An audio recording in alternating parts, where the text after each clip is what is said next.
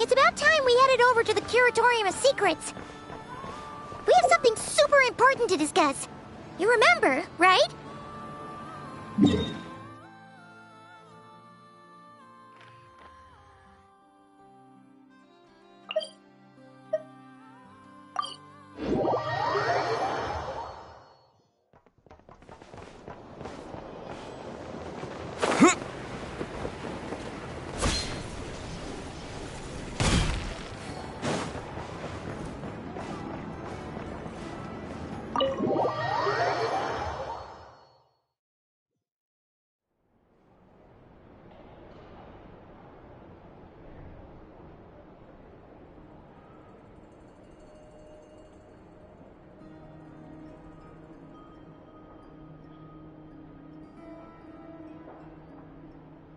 Looks like the gang's all here!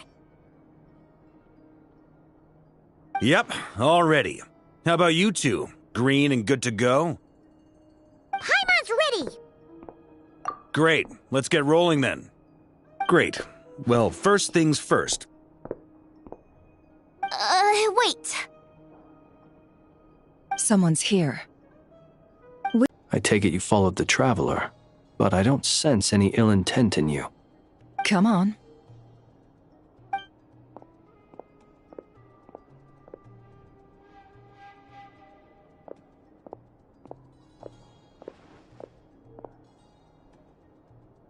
I figured it wouldn't take you long to notice me. I come bearing news from my lady, the Knave. Dottore went through the motions of returning to Snezhnaya, but it was obviously a facade. However, he has not returned to the Kuvaki Experimental Design Bureau, nor has he made an appearance in Nasha Town. Well, in that case, he'll be in his lab way up north. I always wondered why he applied for his own private pad. He was planning this all along. Tell them that Sandrone and I will go on ahead. If they still intend to pursue this matter, they should meet us at the research center in the northern tip of Nodcry. Nice of Columbina's two best friends to think of us. We appreciate the heads up. Our sincere thanks to the Fatui for your aid. Lady Damselette may have left our organization, but at least some of her colleagues remain genuinely concerned for her well-being. Not to mention that the Doctor's increasingly cryptic conduct gives us great cause for alarm. We have crossed swords many times before, but it's not personal. We're just on different sides. And so, as fellow friends of Lady Damselette, it's only right that you should be in the know about this. Arlecchino's situational awareness is... To the research center, please proceed with caution. And remember, at least while you're in Nodcry, Lady Arlecchino's subordinates are your comrades if you want them to be. This is very accommodating of you. We can't thank you enough. Just doing my duty. I shall take my leave now. If you need us, you'll find us at the Experimental Design Bureau.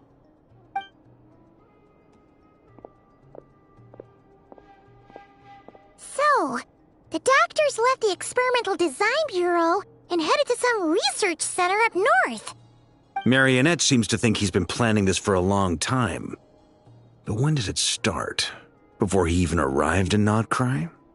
It seems his loyalty to the Tsaritsa is lip service at most. Behind the scenes, he may even be working against her.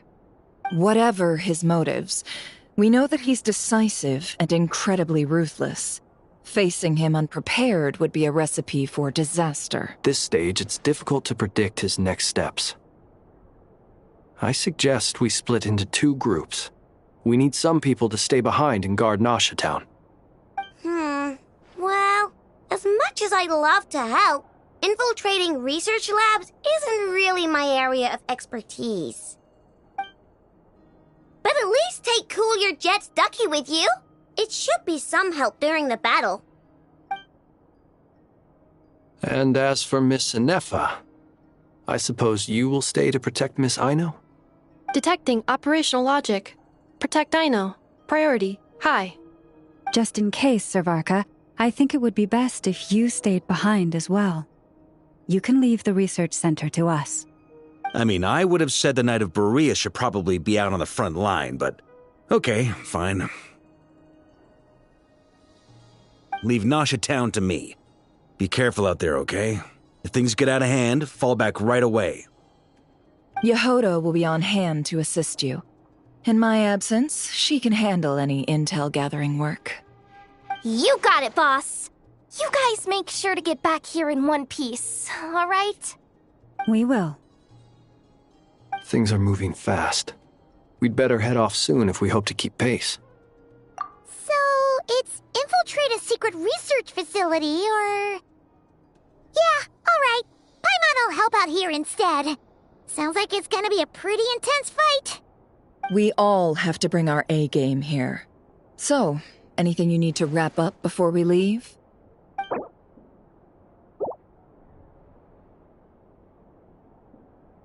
Then you'd better get going. Very well.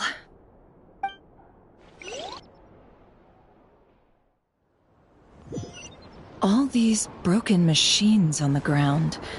Someone got here before us. Could it be Arlecchino and Sandrone?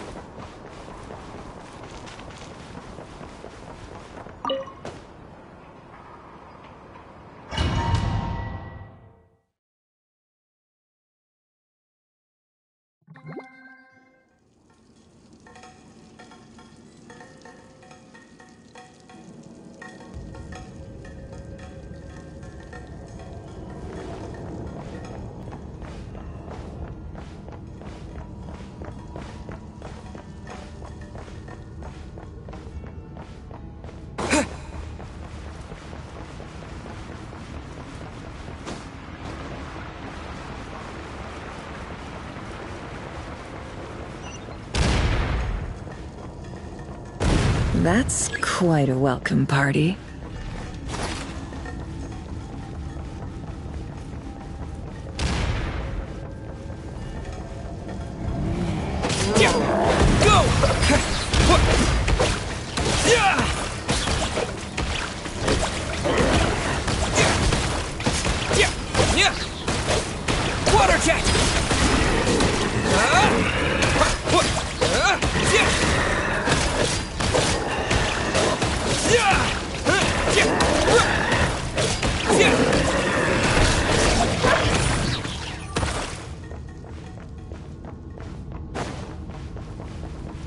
Get back!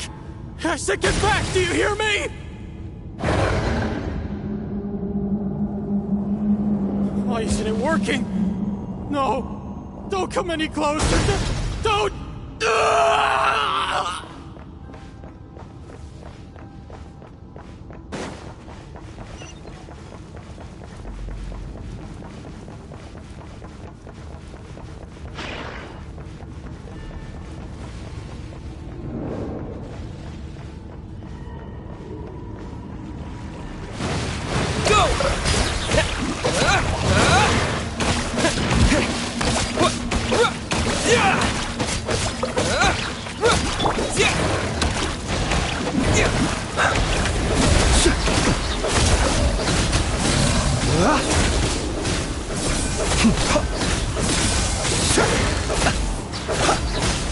You poor souls. May your spirits find peace. Key on the ground. We'll probably need it at some point. There's no way through. Let's go around.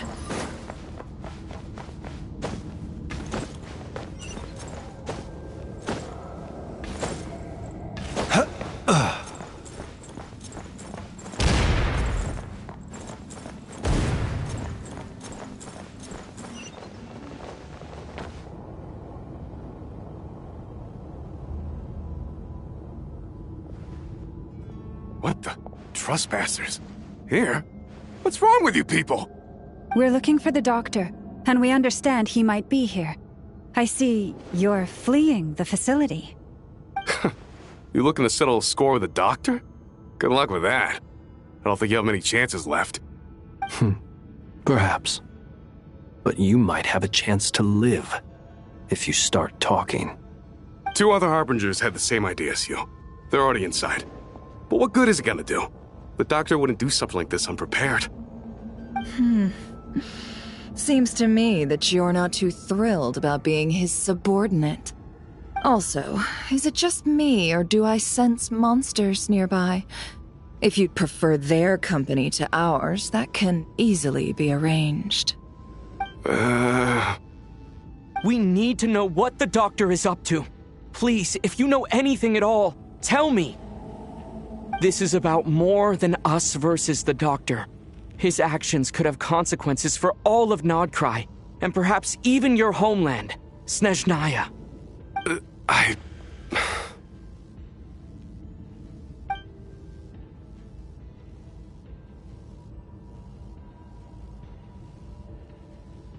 He's building something.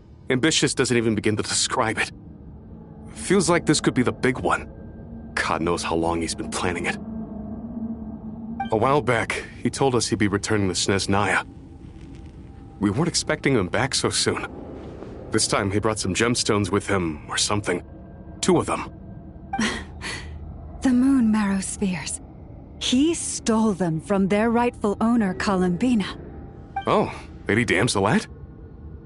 Last I heard, she left the Fatui. Before she went, she told us she'd finished what Her Majesty asked of her, and wished to focus on some personal matters.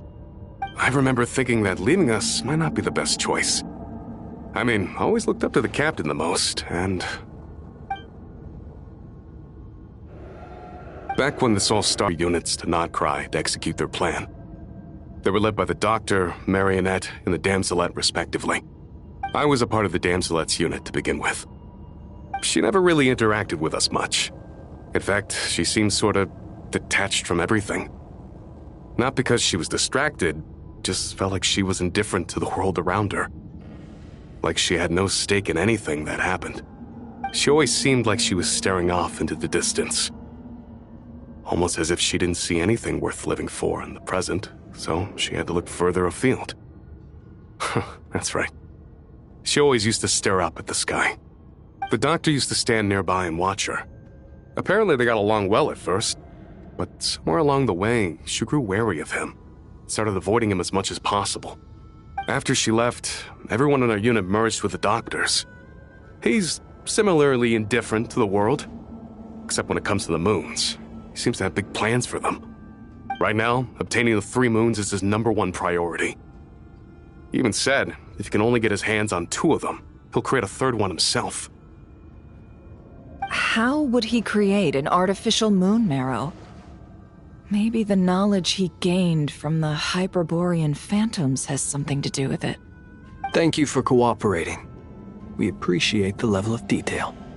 I get the sense that you'd serve under Columbina again if you had the chance. Would that be fair? No, she's no longer a Harbinger. As a member of the Fatui, my loyalty will always belong to the Tsaritsa. I'm only telling you all this because I don't completely trust the Doctor. His actions do not align with the goals that first brought us to Nodcry. I understand. We'll do everything within our power to stop him. The Knaves unit is based at the Kuvaki Experimental Design Bureau. Maybe you can seek refuge with them. Well, now we know what's going on here. Artificial moon marrow. He's likely well on the way to completing it. Dottore's technological capabilities are far more advanced than I thought. I fear this could get ugly. Everyone, prepare yourselves.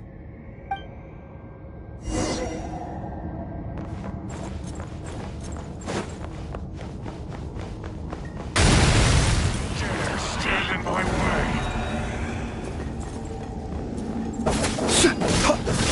Close your eyes.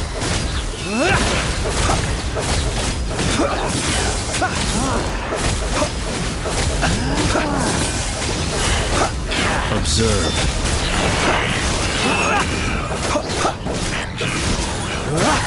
Close your eyes.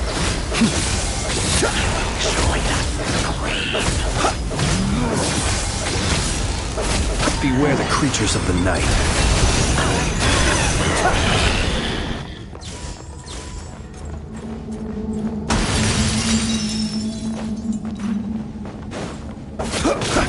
Observe. Water jet!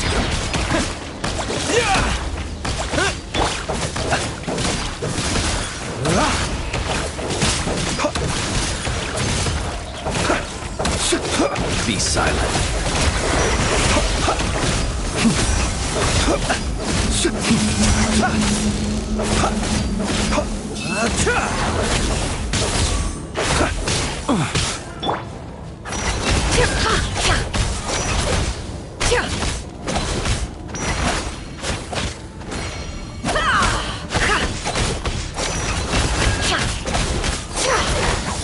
No more lies.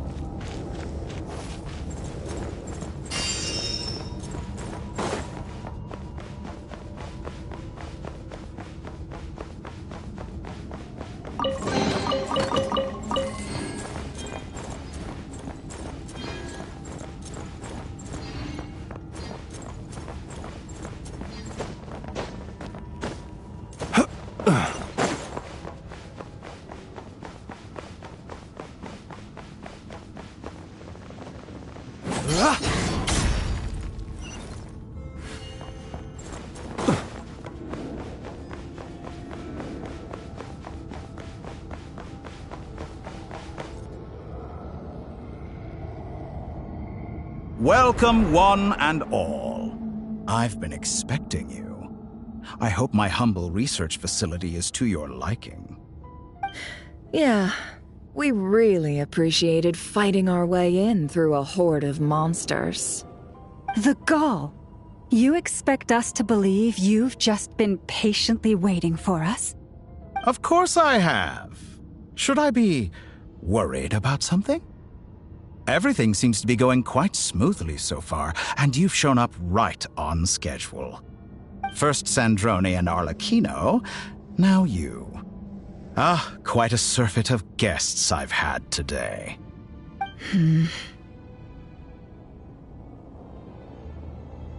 If you were looking for them, I should probably mention that Arlecchino disappeared as soon as she entered the facility. As for Sandrone, why, she stood right here only moments ago demanding answers from me at the top of her voice. Hardly out of character. She never was one for basic courtesy. But I have to admit, I was a little surprised to see her showing concern for someone besides herself. Does everyone you associate with undergo such a change in temperament? Speaking as a researcher, I have to say, it is not a change for the better. It threatens one's ability to remain objective. Well, since you ask... Don't you think that's a bit of a stretch, Dottore? You are insinuating with that phrase, claiming godhood. I am not claiming anything. I am stating a fact. You're a researcher. I'm sure you appreciate the distinction between the two. Huh? Wait, you really think you're all that?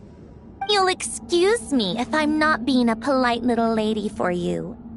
We're colleagues. We both know what kind of person you are. By the same token, I knew you'd respond along those lines. You and I both understand that facts speak louder than words. To that end, I've had my people send you a small gift. It should go some way toward helping you understand my present position. What gift?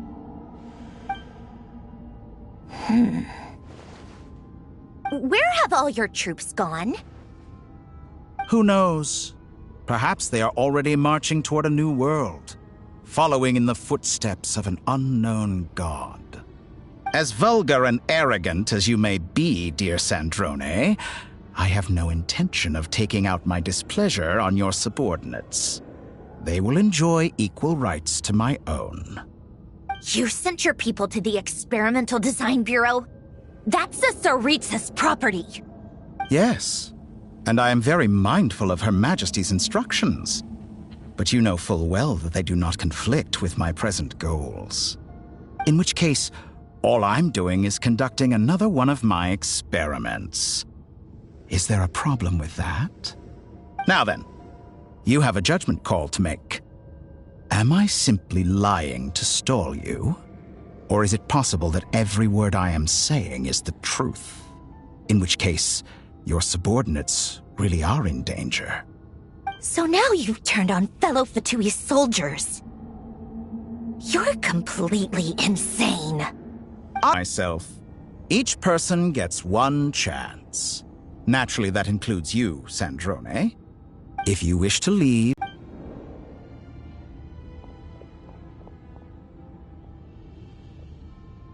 Still, I hadn't counted on Sandrone sparing any thought for the people of this world. Shame. I always found her self-centeredness to be one of her few better qualities. How can she ever hope to achieve greatness when she's so obsessed with protecting her little design bureau? It's more than a little disingenuous to speak of achieving greatness while taking hostages. Or does honor no longer mean anything to you? Honor? I have the marrow of 2 moons in my possession and will soon complete the construction of a 3rd. I will be the god of a new world. And you speak to me of honor? How charmingly naive. Those are sacred relics. You do not deserve them. In my view, many in this world do not deserve to be alive. And yet I mercifully permit them to go on living, do I not? You'll come to regret your actions. Will I now? Let's see if you can make me.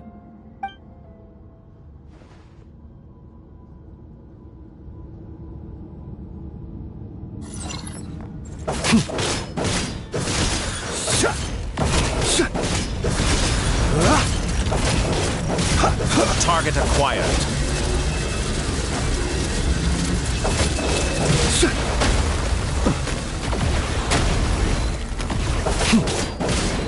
Your actions betray your fear of me.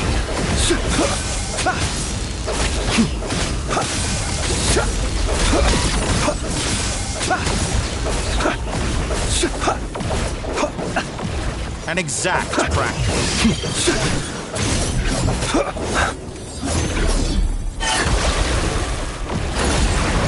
You won't night coming. Is that Keep the your best distance. you can do? Arlecchino! Thanks for the assistance. Arlecchino. They see you as an ally. What a farce. You're clearly here to destroy my research, not me. I'd say your research is more valuable than your life. Am I wrong?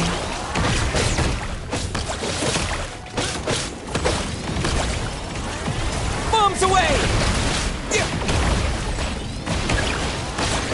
Water jet!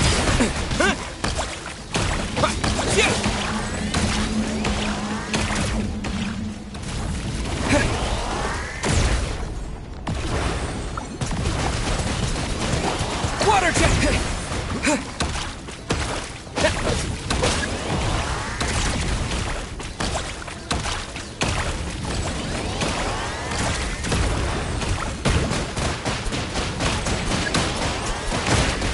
Water jet!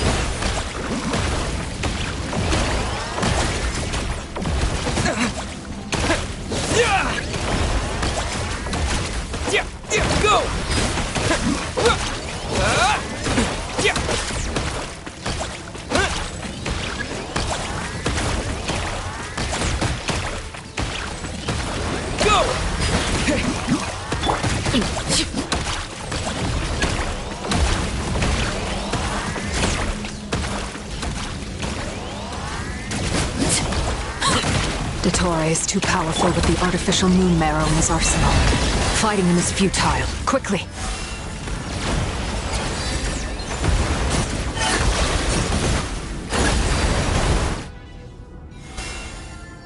Let's go. I've always thought it is wiser to flee than surrender.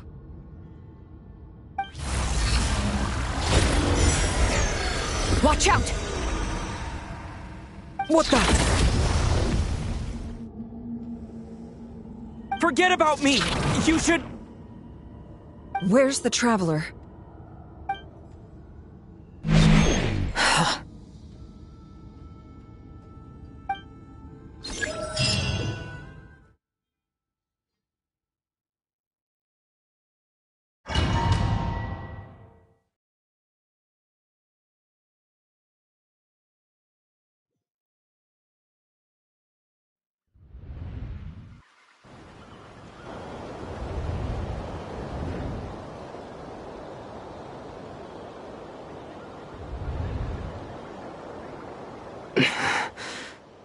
What just happened?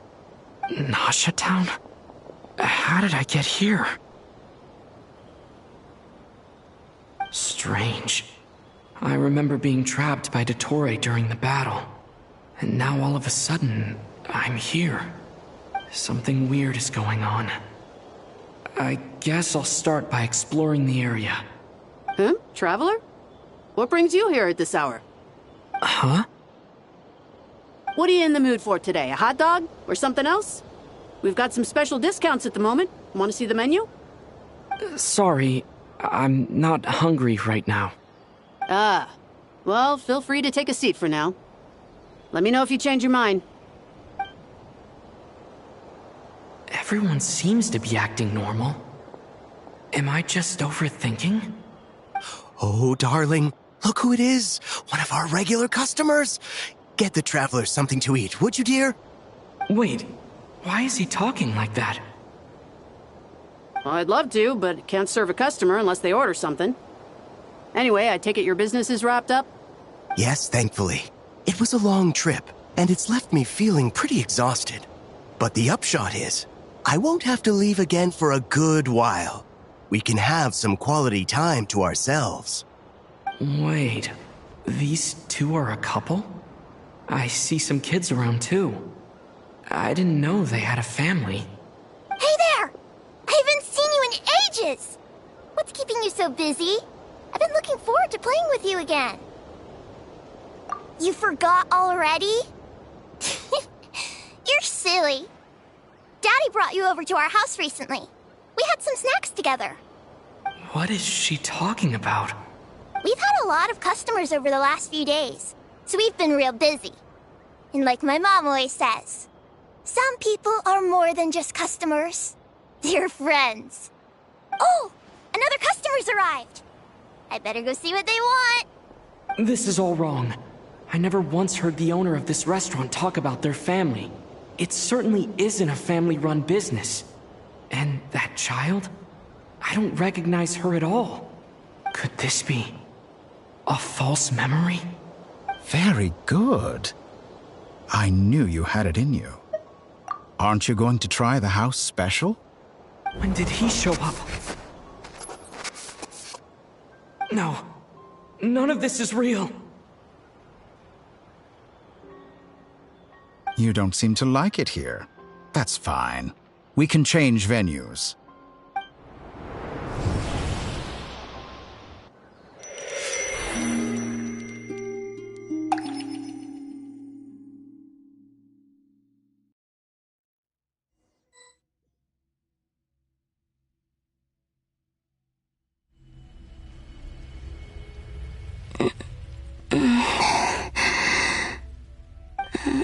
I'm still alive.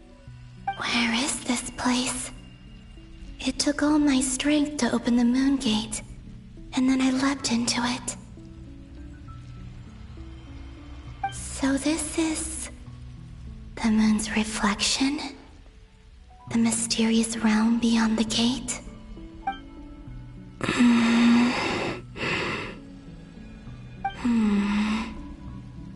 I can't sense anything. I guess I could try opening the gate once more.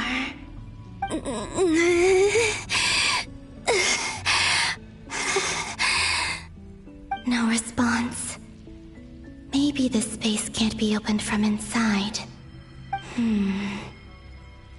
If this was the space that killed both Revier and his lover, then why am I unscathed? Or... no, I'm not unscathed. Even the air here feels... frozen in place. There is nothing here with which I can restore my power. I should conserve my strength and proceed with caution.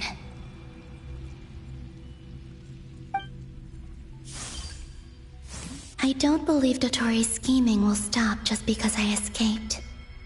If there is any chance that I can get back to the others, any chance at all, I must return.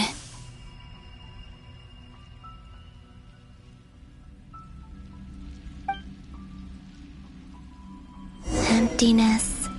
Silence. What is this place? Or maybe the real question is, what is it for?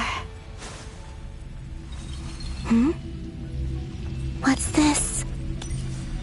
Looks like it responds to my power.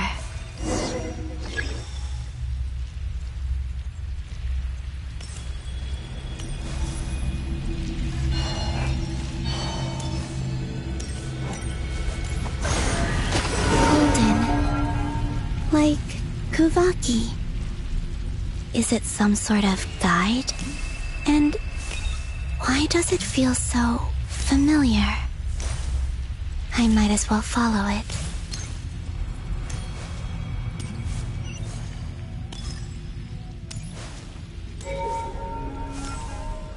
Where does this lead? Could it be the exit?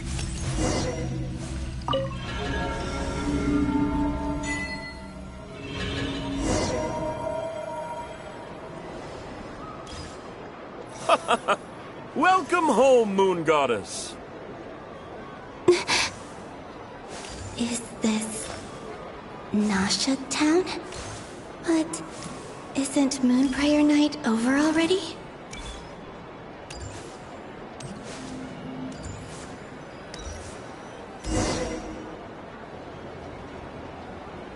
Goodbye for now, Columbina. I hope you have a wonderful night. I will. Lama, everyone else, and... me? Are these... my memories?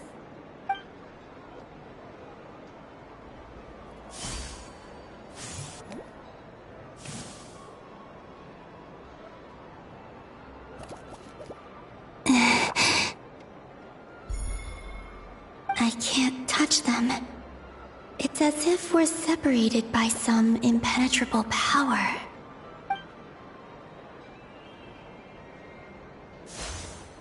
Over here! Over here!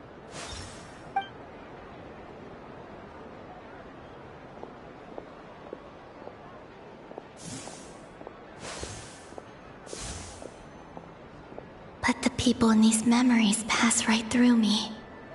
Just like when I disappeared. If only I had known what would come to pass after that. Even so, I should still take a look around. Just being back here. It gives me the strength to keep going.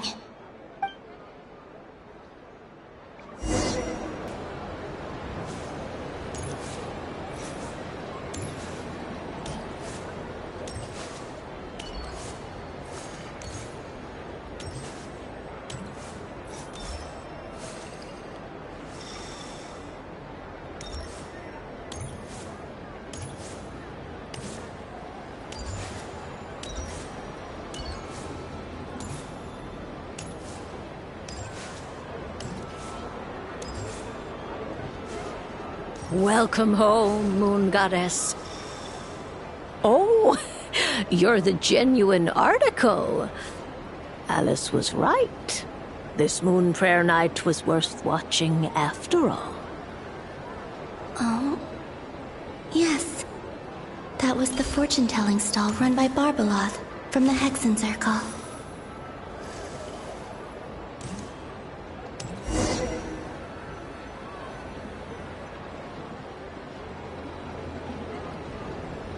Please, draw the first lunar arcana. This represents destiny and is the foundation for the divination as a whole.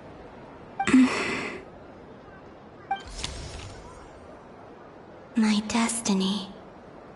I believe the card I drew was the moon. Now that I think about it, Barbeloth's divination was absolutely right.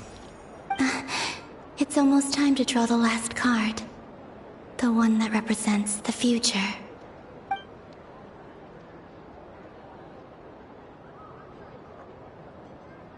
That was the card that popped out on its own. From here, I think.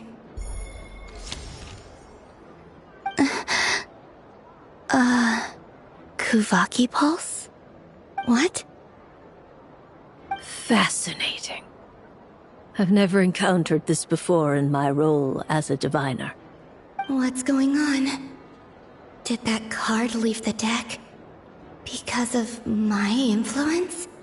All I did was try to touch it, and then...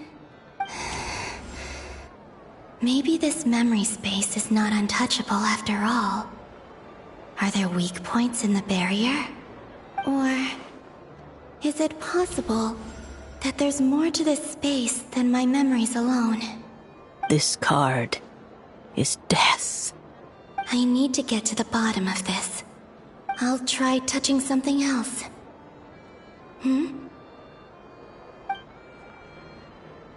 Is this... the wind? No, it's gravity. It's pulling me outwards. No, Traveler!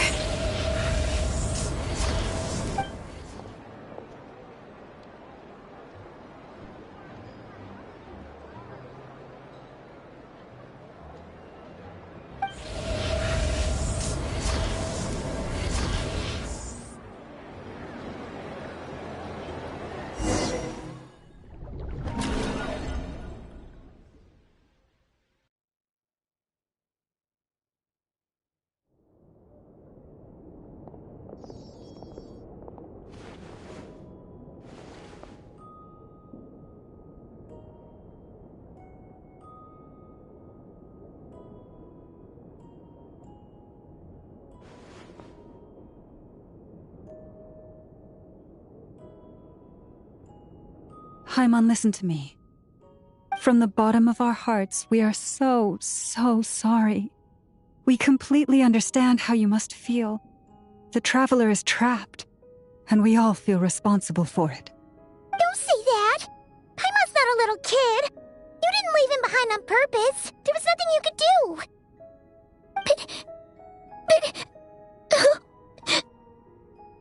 He's all alone in there! What if something happens to him? What are we gonna do then? We've barely spent any time apart since we met. Is he gonna die? We must find a way to rescue him. We were all involved in the operation where he was captured, and we do not abandon our comrades. That being said, it won't be easy. Through conversation with the others on our return, we've arrived at a basic idea of what we're up against. Dottore's lab has clearly been in operation for a lot longer than we realized. We found many monster samples stored there. In all likelihood, they were materials he used to research his latest technology. We also know that through his contact with the phantoms of Hyperborea, he gained knowledge about the moons and certain Hyperborean technologies.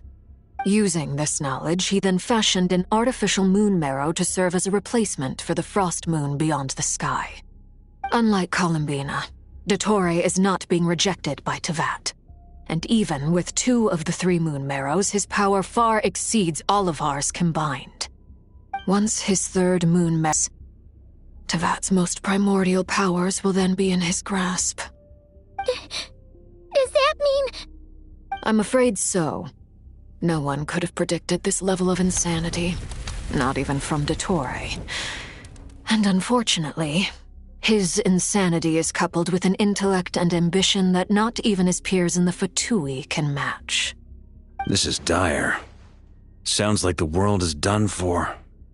The Three Moons' authority can influence the very fabric of time and space. I dare not imagine what a monster like him would do with that kind of power. The trouble's already begun, I'm afraid. On our way back, we discovered that part of Nodcry is being enveloped by an unknown energy. We cannot ascertain what is happening inside. I'm convinced this is Dottoro's doing. Not that there's any way to prove it. The issue is, we have no idea what his intentions are. The only thing more frustrating than facing down evil is knowing that it will surely come, but not knowing when. The Doctor is guilty of numerous crimes in Mondstadt as well. One of our knights, well, former knights, his father was murdered by Dottore. His ideology and methodology are a danger to everything in his path, from individuals to entire nations. He does not feel guilt, even when he acts against his own people. He doesn't see them as his own people, that's why. People like him see everyone else as beneath them. Right. He views other people only in terms of how they can benefit him. That's the basis of all his social connections. Granted, he's hardly the only harbinger to pursue their own interests. We all do. And Her Majesty is gracious enough to permit it. Still, her mercy has its limits. Dottore's actions have gone beyond even what the Fatui could have imagined. Usurping divine authority to become a god.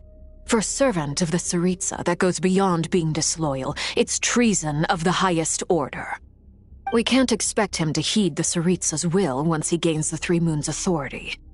Even we harbingers consider him the most self-interested among us. Poor Traveler. Of all the people to get caught by... We have to go save him right now. Please, we gotta find a way. Paimon, I promise you, we are with you all the way. I get how you feel. I do. But it's gonna take more than strong emotions to take down an enemy like Dottore. What we need now is more information. Right. We can't even guarantee he's still at his research center. Before we can think about mounting a rescue operation, we need to confirm the Traveler's location. I'll find a way. Paimon knows, but... She's so scared. If anything happens to the Traveler... He might be the strongest person Paimon knows, but he's still human. He feels pain and bleeds just like anyone else. Then think things through before you stick your neck out. Unless you want to lose your head. Sandrone.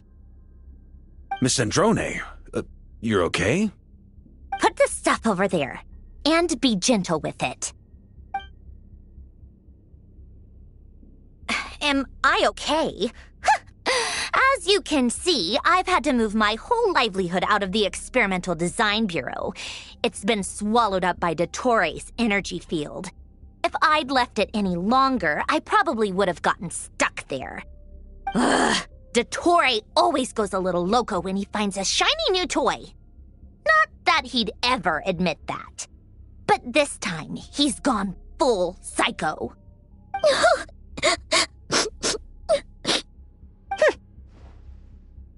Just go ahead and cry already. Sorry. Paimon's not trying to make it seem. It's just... She can't. Oh, Paimon. Let it all out. There's no shame in it.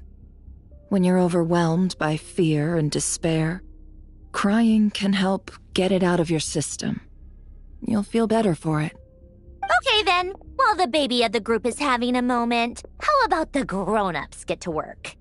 Give me your hand. You've made a discovery? Polonia, scan.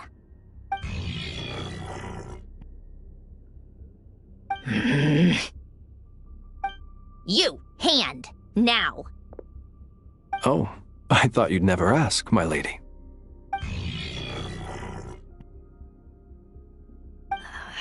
curses! You're next, then you.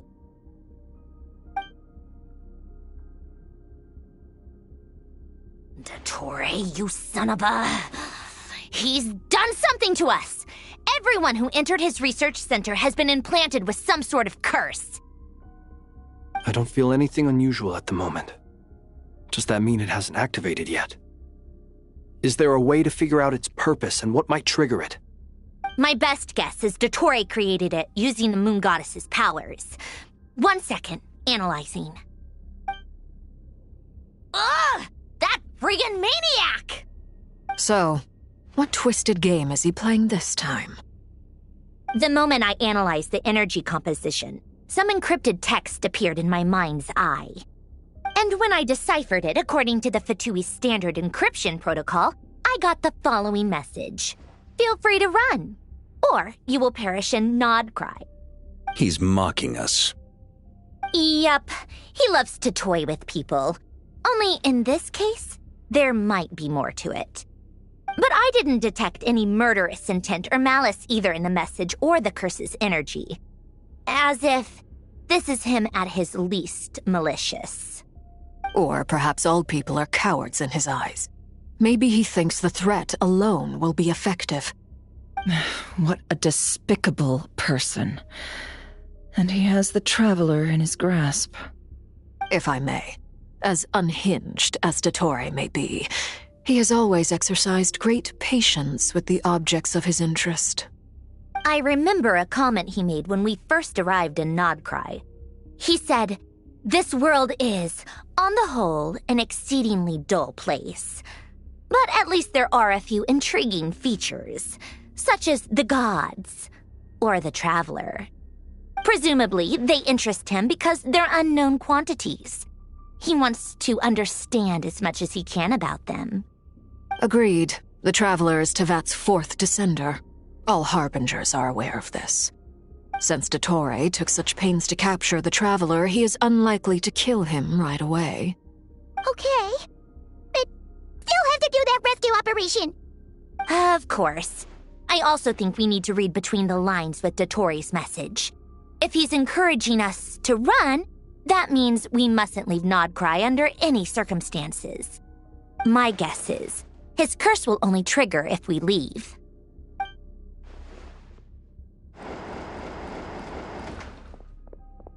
We've discovered multiple energy fields.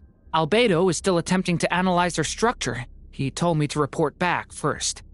Each field is slowly growing, swallowing up more of the surrounding area in the process. And the pace of their expansion has increased since we first examined them. He's probably trying to swallow Nodcry whole. His nefarious ambition knows no bounds. If this continues, the whole of Tevat will be in trouble, not just Nodcry. The loss of Columbina could not have come at a worse time. Do we think she's truly gone for good? She entered the space beyond the Moon Gate, knowing what here the odds aren't good. Don't be ridiculous. If I know her, she's busy finding a way back as we speak just so she can annoy me. She isn't dead. Whatever has become of her, the fact remains that we are two comrades short on the eve of a decisive battle. We need to find out the Traveler's location. But there is also other work to be done. Agreed. Whatever Dottore's planning, we have to get the local populace somewhere safe. So, as well as a rescue mission, we have to organize a mass evacuation at the same time. It would be best if someone could approach leaders of neighboring nations and negotiate emergency asylum for Nodcry's inhabitants. Can anyone handle that? Snezhnaya is one option. I'll see what I can do. Guess it'd be so much easier if the Traveler is here. No! Stop thinking like that, Paimon. Paimon will join you. She's pretty well connected thanks to the Traveler. Maybe it'll come in handy. Either way, that's what the Traveler would do if he was here.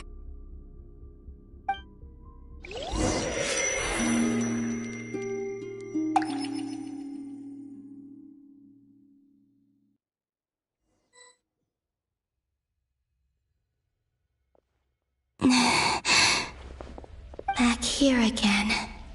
That gravitational force that pulled me back. Is this where it came from?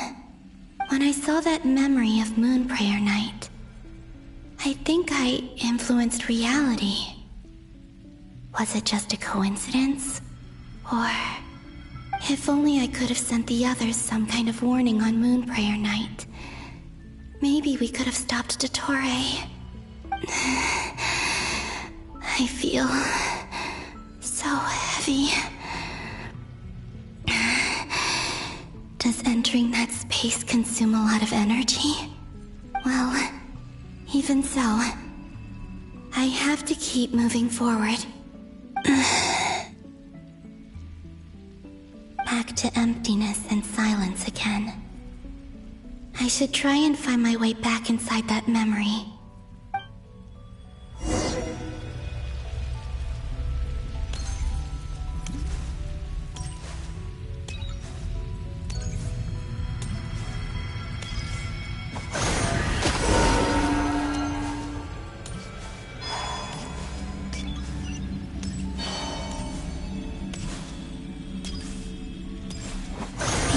From last time isn't showing up.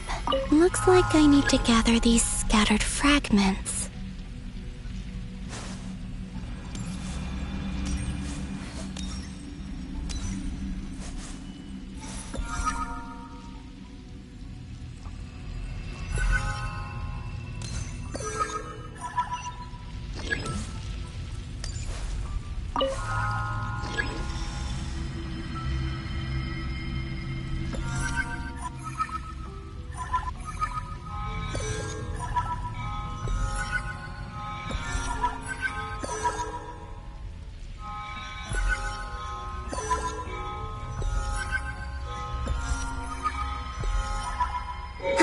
It worked!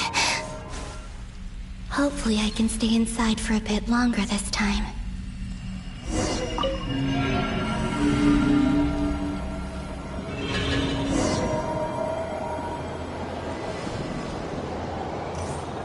Ad Astra Abyssosque. Welcome to the Adventurers Guild.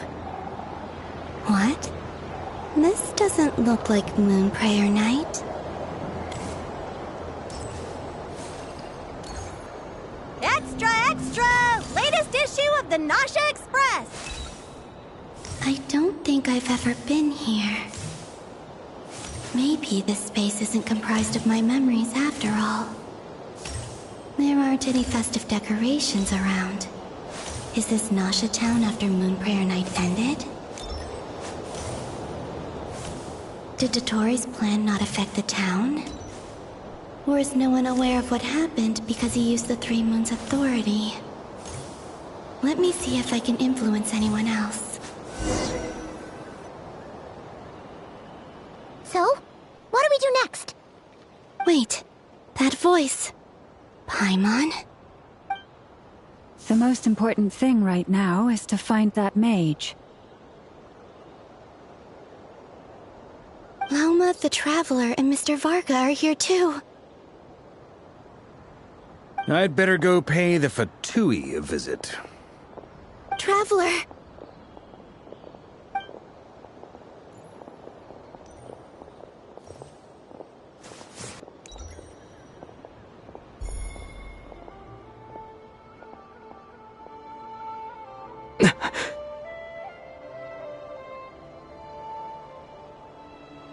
Columbina?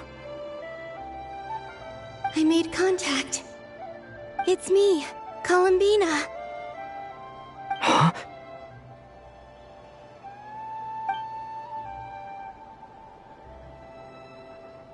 Traveler? Let's go! This is no time to be spacing out!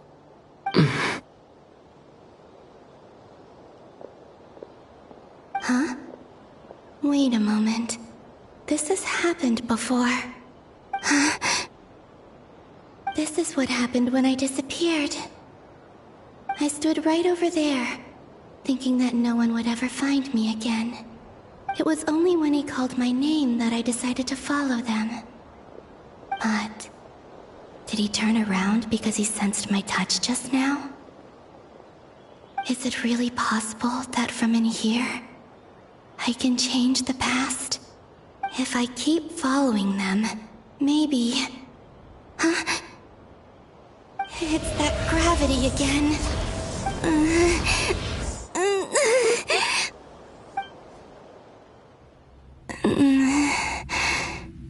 Every time I influence reality within that space, this force intervenes and pulls me back. It's as if it's trying to stop me from leaving.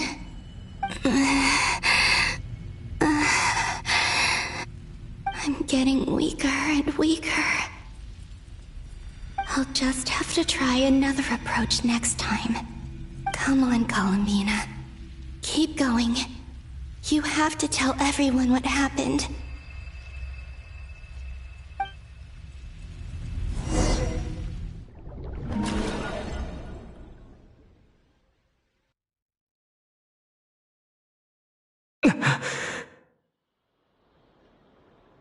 Suddenly, I've been plunged into darkness.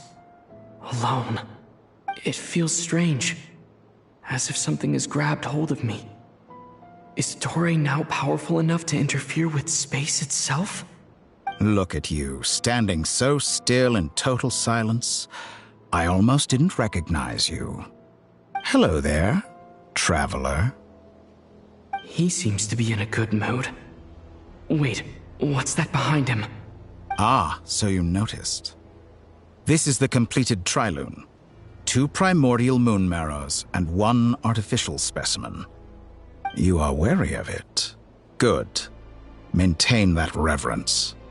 You performed well in that recent battle. Brave and reckless as always. Courage is the sign of a true hero, and impulsiveness is the hallmark of those who strive to advance. I say this not to belittle you.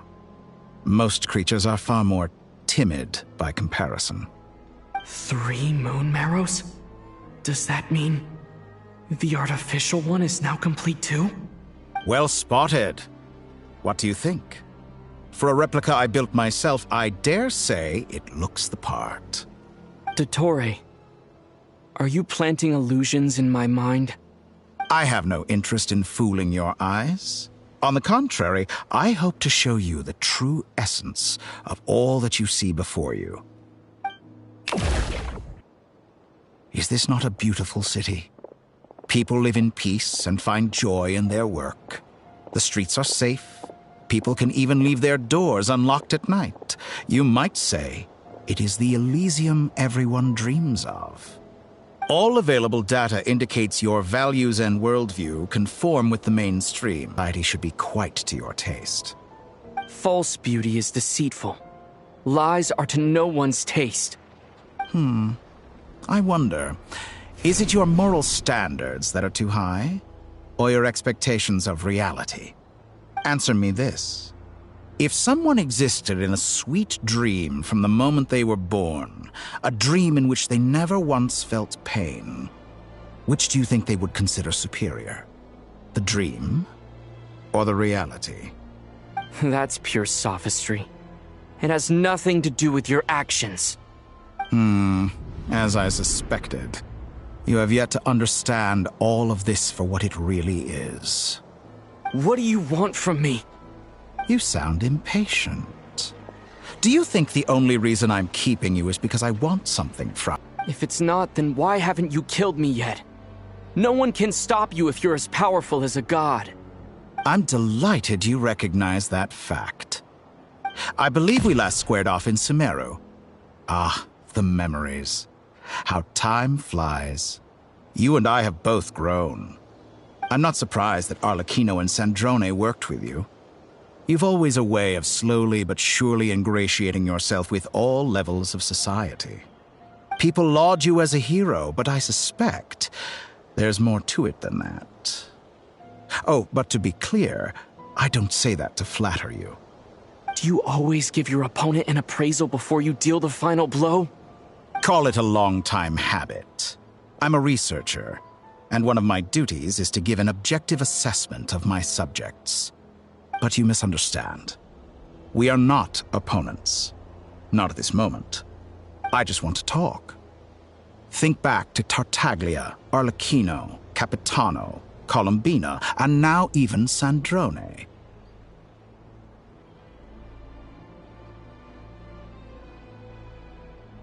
You've worked with each of them in the past. I believe you can work with me as well. What makes you so sure? Well, why not? Should the good associate only with the good and the bad befriend only the bad? I like to think we could have a more mature relationship than that. Surely you don't think all your relationships are grounded in friendship or shared ideals? People come together because it benefits them to do so. If you think of the people you admire, you must surely admit that they have provided some benefit to you. Morality, ambition, dreams. People have plenty of words to embellish the nature of their relationships. But once you break free from those ethical frameworks, you will see that the only thing connecting the two of you is mutual benefit. And that is what I'd like to talk to you about.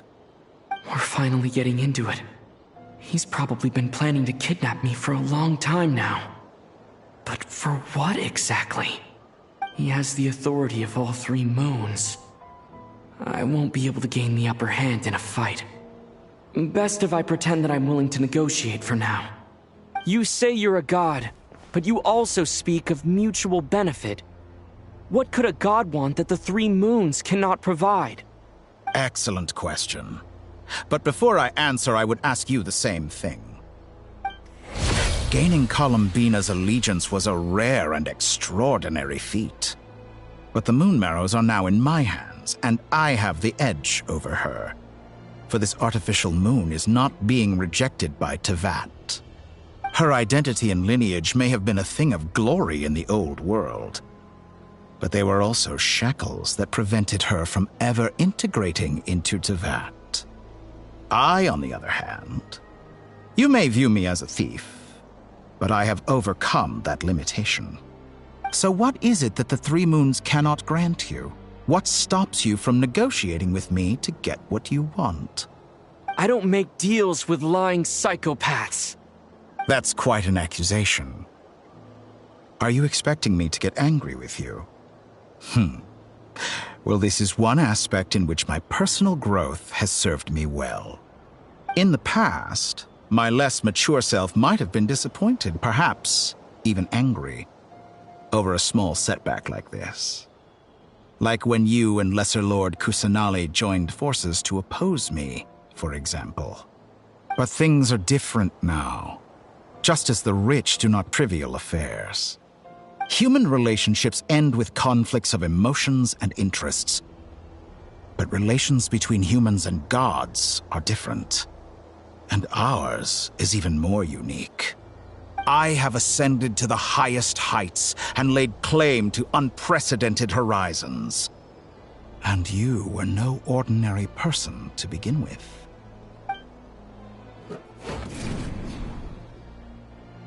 Allow me to show you the world, Descender.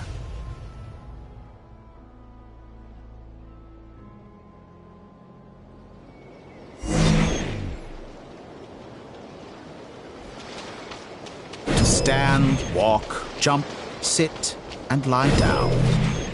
These are the most common of behaviors. Have you ever wondered why we were born following such laws? Who stipulated that we could not fly instead of walk?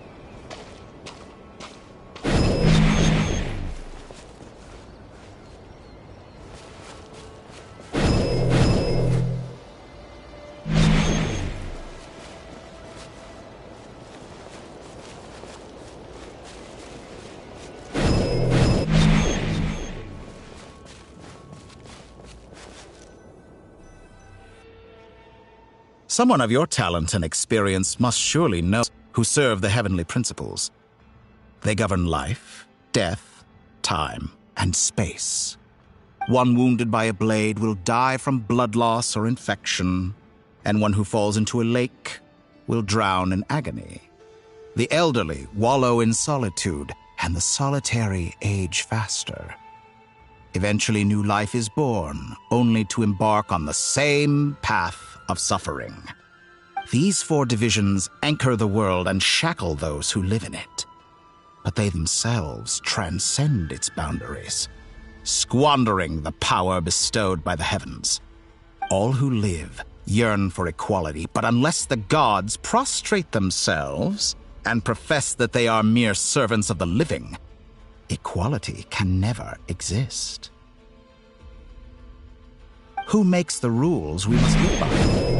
Who has the right to restrict us? The limits of the body can be rejected.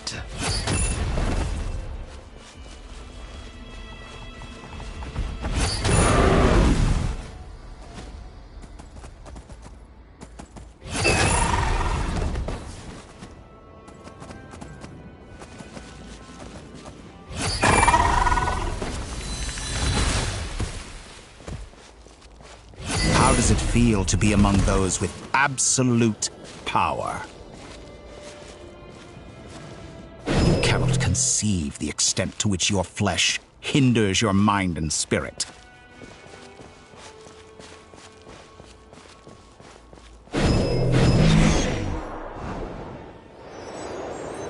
Only by discarding our useless, primitive eyes can we perceive a new world. How narrow-minded we all were in the past. Why should the final answer of the world not be the power that predates those of life, death, time, and space? The power of the Trilune. Through it, I have glimpsed new experimental possibilities. Nature suppressed, authority exiled, souls controlled.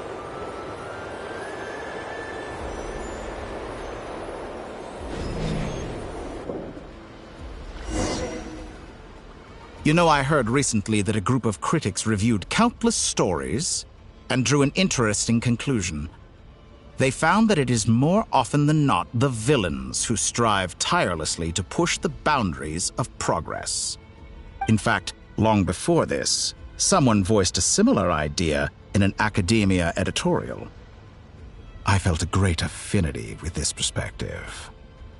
I have never been afraid to step up and play the role of the villain. Fanatics are trampled down for their transgressions, and those who transcend are rebuked for their audacity. And so, the majority of creatures are too timid to follow my lead. But all sacrifices made during my experiments have been worthwhile, as you can now see. I can offer you something new, something unique, precisely because I am a villain. Think about it. We are eternally bound through mutual interest. Can you truly say you would never turn to malice if it could give you the life you dream of? After all, what value do perfection and purity really have? They are fragile and feeble things, utterly tedious. I say, better to be governed by a flawed humanity than a gnosis. The true seeker of knowledge is the villain who undergoes countless tribulations in pursuit of their goal. I'm sure many people have told you that you're different. Because I'm a descender? Exactly. Very clever. But what has that got to do with you? I do not conceal my wicked deeds, my selfish desires, or my greed. A true researcher must act as I do if they are to understand and speak of the truth. And yet, a knowledge seeker like myself will inevitably grow tired of studying Tevat beyond a point. You have traveled to all corners of the world and met many people. Along the way, there have been moments when you were misunderstood or even became a wanted criminal. And all the while, you have spent your days doing some of the most mundane jobs in the world. You fight and toil, claim minuscule rewards from my friend Pantalone, then you fight some more, winning some battles and losing others as your search goes on. And this cycle continues, with no end in sight. Surely you must sometimes grow weary of being stuck in this same loop day after day. We're completely different. I embrace everything that life throws at me. I am engaged in every step of my journey. How does that make us different? I too embrace what life brings, researching everything that interests me. Think of all the novel things I've managed to create. Like the artificial moon marrow. Don't you see? As unique a specimen as she was, even Columbina is not irreplaceable. Take that back! She's gone because of your actions! I didn't say that to anger you. I know what your ultimate goal is. You wish to walk the path your sister walked, and seek answers from her at the end of that journey, don't you? Someone like you could never understand what it feels like to care about another person the way I care about her. Perhaps not. That doesn't mean I can't help. I could find your sister right now, bring her before you, and make her give you the answers you seek. Don't be so presumptuous. You'll never begin to understand the situation between us. Oh, no. This is no presumption. I'm only offering what I know is possible with the power of the Trilune. But it seems like you would sooner continue with your journey through this world. Why? Do you truly desire this journey? Or is it simply a necessary process from which you cannot escape?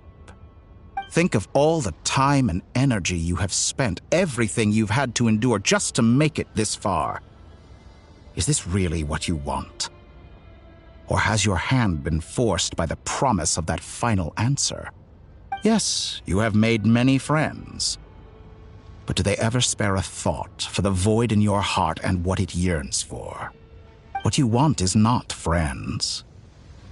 It is family. But do they know this? I, on the other hand, am far more considerate.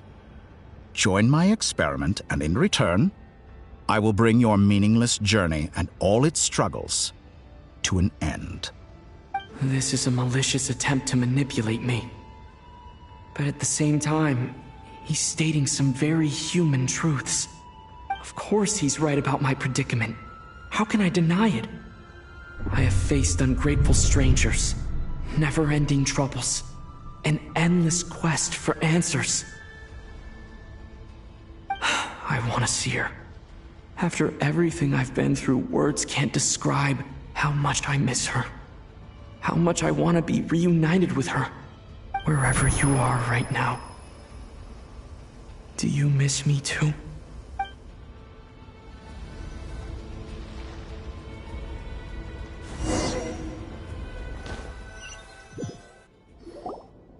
All right, everyone.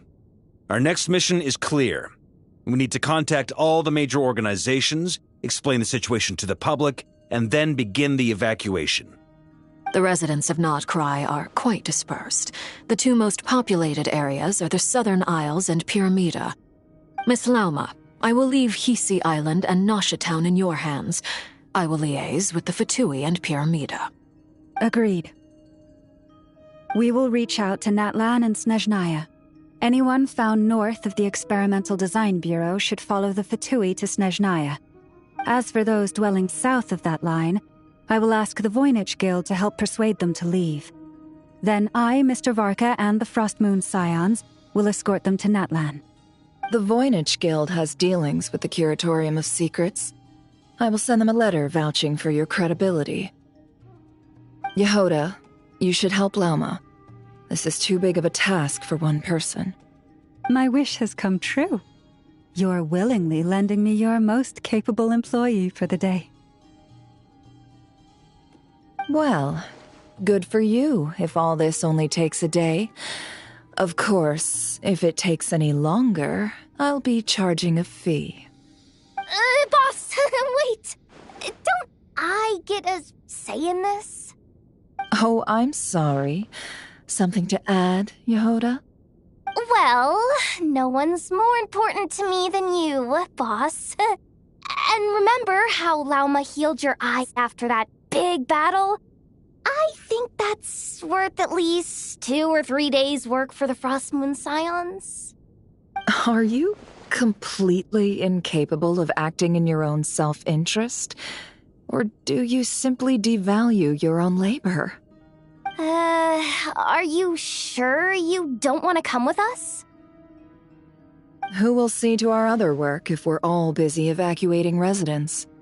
Sandrone insists that Columbina is still alive, and we have a traveler to rescue. There's much to be done. But boss, I'm just worried that... Well, Nefer, I'll link up with you once my tasks are complete. What makes you think I'd need you to do that? I'll need it. And considering the way you approach certain matters, I think you'll be better off with me present. That's quite a... Just focus on your work first. I bet we're in for an uphill battle here. But we can help out too. Inefa and I are gonna help Nasha Town's residents carry their stuff. Loading schedule. Store essential local research data and technology samples, then escort the people to Natlan. Under best of my abilities. Great stuff. Thank you, ladies. I've contacted the Lightkeepers.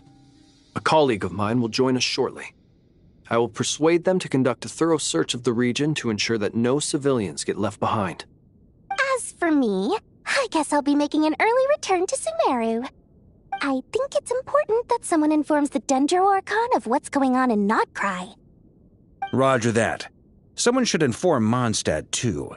Mr. Duran, can I trust you to handle that? I think you fly faster than any of us can run. As an added incentive, get there fast enough and I'll see about getting your gliding exam waived. Really? Ha! Mission accepted, sir. I intend to stay behind and help Miss Sandrone with her research. She has some alchemy-related questions that she'd like me to explore. She recognizes your expertise, then. I wish you a fruitful collaboration. Thank you. In truth, I was surprised to hear her express an interest in subject matter outside of machines. I believe she has been investigating some Fontanian technology recently. She made a point of bringing the relevant materials with her when she left the Experimental Design Bureau. She's sorting through everything in her room as we speak. I should mention that we have one other friend who isn't present. He hasn't made his position in all of this clear. But if we know anything about him, he's likely investigating on his own. Paimon's been very quiet today. But I know how close she and the Traveler are with the Natlanese. She should come with us to the border. Okay. Paimon will do her best. Make sure to heed Sandrone's warning. Many of us have been cursed by Dottore. As such, under no circumstances should anyone cross national borders. Remain within Nodcry. That aside, personally I have faith in Columbina. Things look grim, sure, but who knows how it'll play out. Same goes for rescuing the Traveler. Both of them are important allies and friends. We'll be counting on you to gather intel on them, Miss Nefer. Oh, wonderful. You're all here.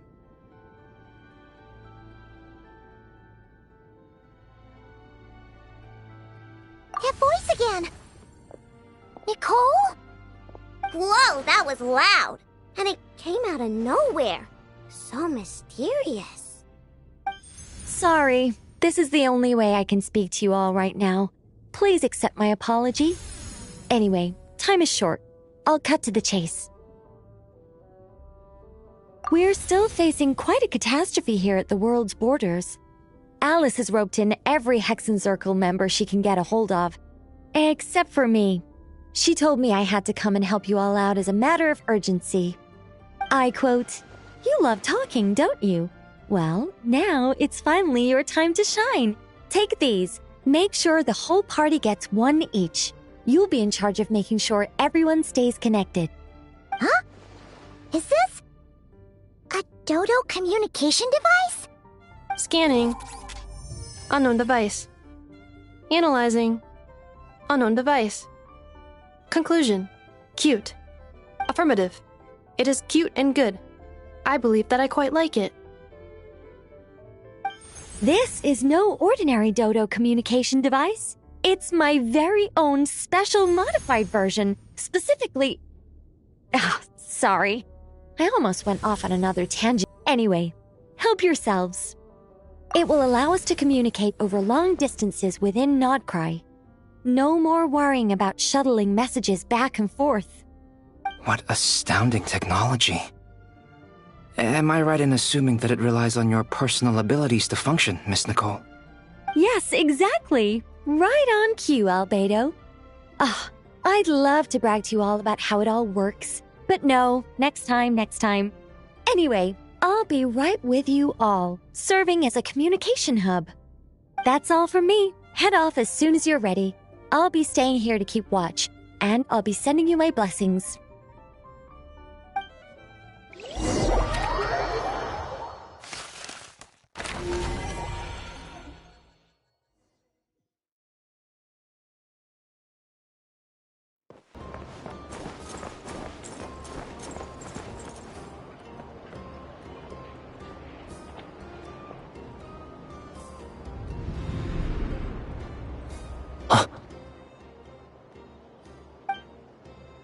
Sir Flint. Perfect timing. I just arrived myself. You are most considerate, Master Ilua. But in fact, I know you have been sitting here for quite some time. If you saw me, why didn't you say something? I was curious to see how long you could sit still for. Also, shouldn't you have managed to sense me approaching? That would be a first. You always seem to appear out of thin air without making a peep. Also, how many times do I have to tell you not to address me as master? I don't qualify. I beg to differ. Why should a young man so well versed in social graces as yourself not be worthy of that title? Please, Lord Flint's... Sir Flint's. I'm begging you, don't flatter me into complacency like you do with everyone else. You understand me better than most. My newest acquaintances tell me I love complimenting others. What do you think? I think they don't understand why you do it. Hot air that floats away into the sky. In all sincerity, I can only hope that they bring good tidings when they come back down to Earth. Is the situation that bad? We just held a strategy meeting. Let me fill you in.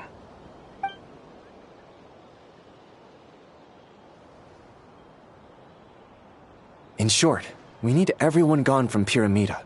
We also need a team of Lightkeepers to scour the more remote regions of Nodcry for civilians to evacuate. I only hope we have enough personnel. We do. Old Man Nikita will definitely help, and we can recall anyone out on patrol to focus on this instead. Good. I'm sure you and the others will make short work of this. Now, don't forget, once you've completed this task, make sure you and the rest of the team evacuate to either Snezhnaya or Natlan as well. Flint? If you've got something to say, Master Ilua, why not guess what I'm thinking right now? You mentioned that you have something else to deal with later. How difficult is it going to be? I doubt it will be easy. I know you're a Lightkeeper, and it's your duty to protect others in times of crisis. But I have a feeling that you'll be walking into grave danger. However bad things have gotten in the past, Nodcry has never faced a mass evacuation before. But from the sounds of it, you don't intend to come with us. I don't mean to pry, and it's probably none of my business. But whatever it is you're intending, you don't have to go through with it, you know. I've been afflicted with some sort of curse, and I'm told it may well trigger if I set foot outside of Nodcry. As such, I cannot leave. I have to act, if for no other reason than to fight this curse. What? No. Why? Why would anyone want to curse you? There are plenty of people out there willing to trample over others in pursuit of their own goals. Frankly, Sir Flint, I am furious. You're making light of what is an incredibly serious situation. Indeed I am. And? And what? I told you I'm furious about this. Nothing I can do about it, I'm afraid. Things happen, and we just have to deal with them. If you find yourself feeling angry, perhaps start by drinking a big glass of water. Hey, you mean you're completely unmoved by my anger? I'm devastated.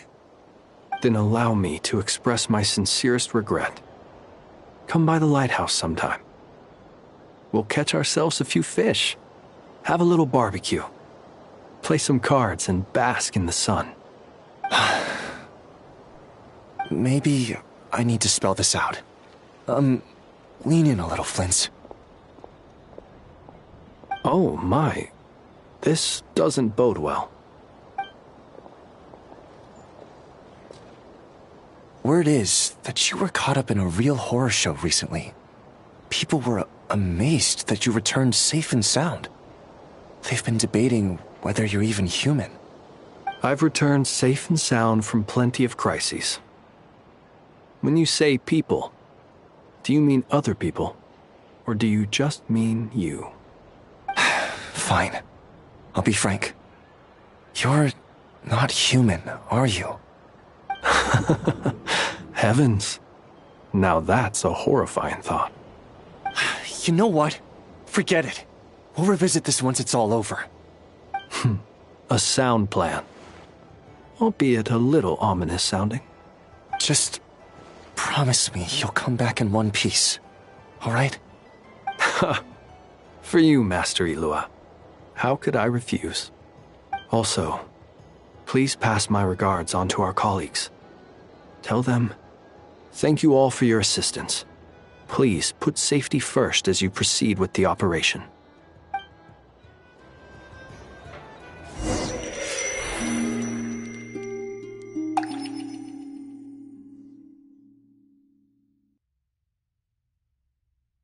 I have to keep searching for a path toward reality.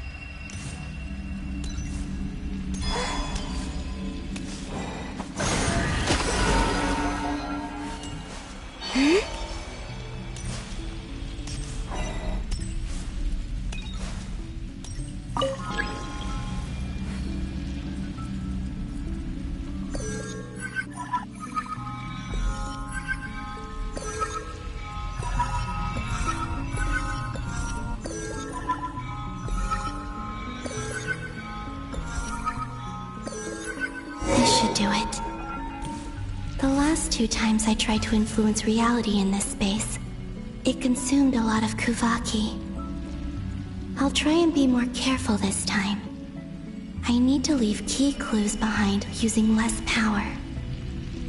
I hope everyone still remembers what I said on Moon Prayer Night.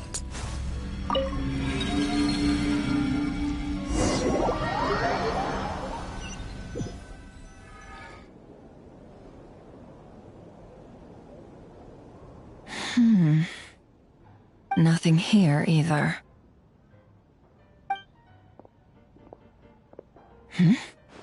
Flint's? Ah, Miss Nefer. What are you doing here? Unless... I just spoke with Ilua about arrangements for the search and came for a walk nearby. As for you, why would... It appears we think along similar lines. And neither of us likes to accept things at face value. As well as figuring out how to gather intel on the Traveler, I wanted to confirm some of my own suspicions. Also, we'll need to bring a lot of force to bear against Ettore, even if we're only looking to rescue the Traveler. We can't leave anything to chance. You don't think Columbina perished either, do you?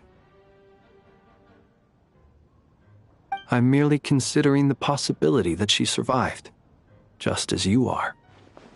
How much can we really know about a deity like her anyway?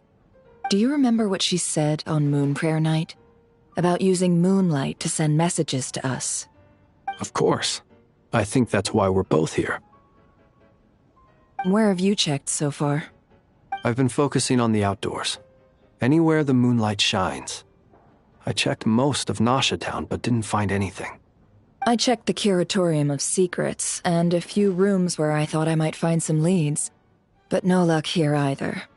The only places I haven't looked yet are the rooms in the flagship. But process of elimination isn't the only thing that brought me here. Oh, really? What's your other reason? After all that build-up, our mystery ally never showed up even once!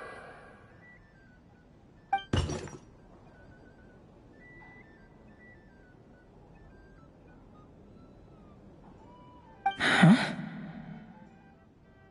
Am I imagining things?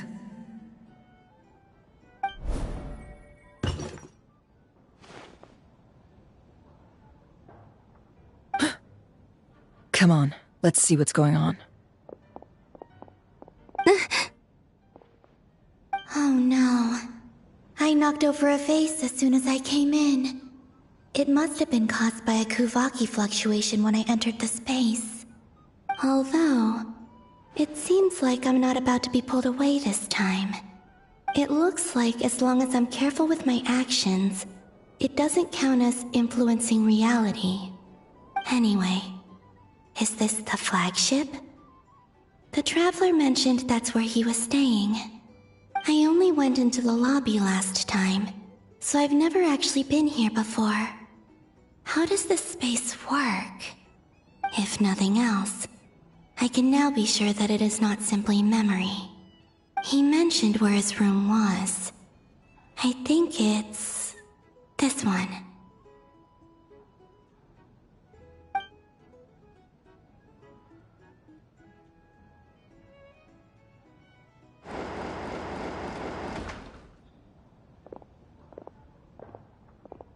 The door is closed. But if this is anything like when I disappeared, then maybe...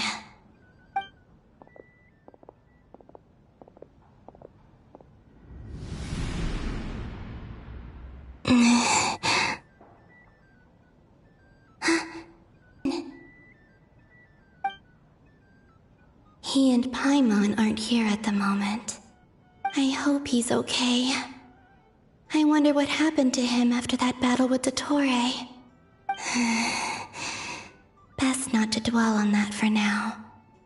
I need to try and leave them some clues.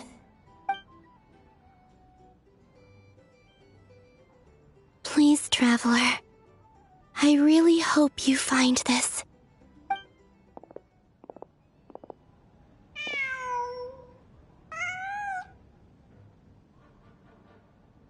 Huh. Just a cat. Nothing else here strikes me as noteworthy. Didn't you stay here for a couple of nights once?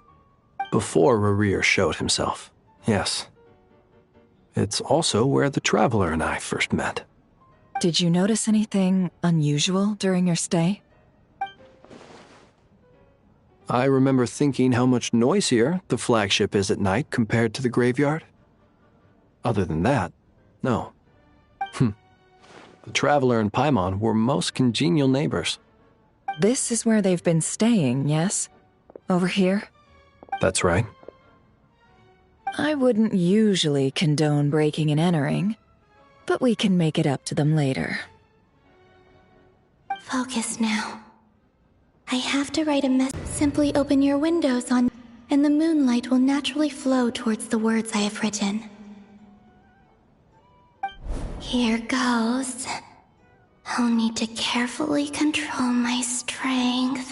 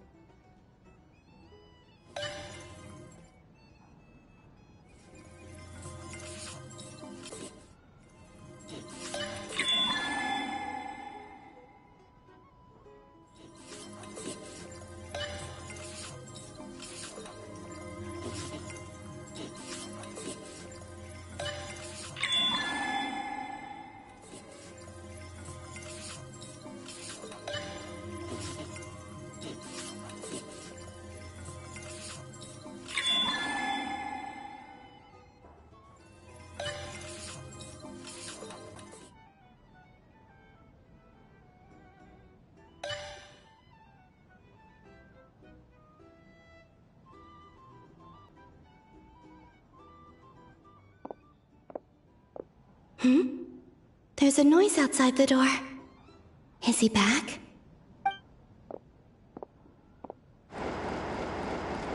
Please, you have to see these words.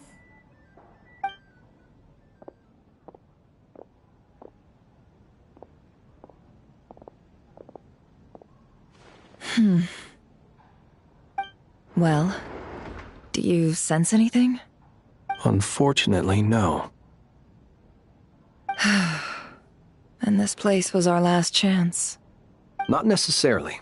We've only looked in Nasha Town so far. Miss Columbina said she would leave messages at her friends' dwellings. It's still worth checking where Miss Lauma lives and where I live. Let's try and make some time to look into those then. Wait. What are you waiting for? Oh, Paimon might have overeaten slightly. What's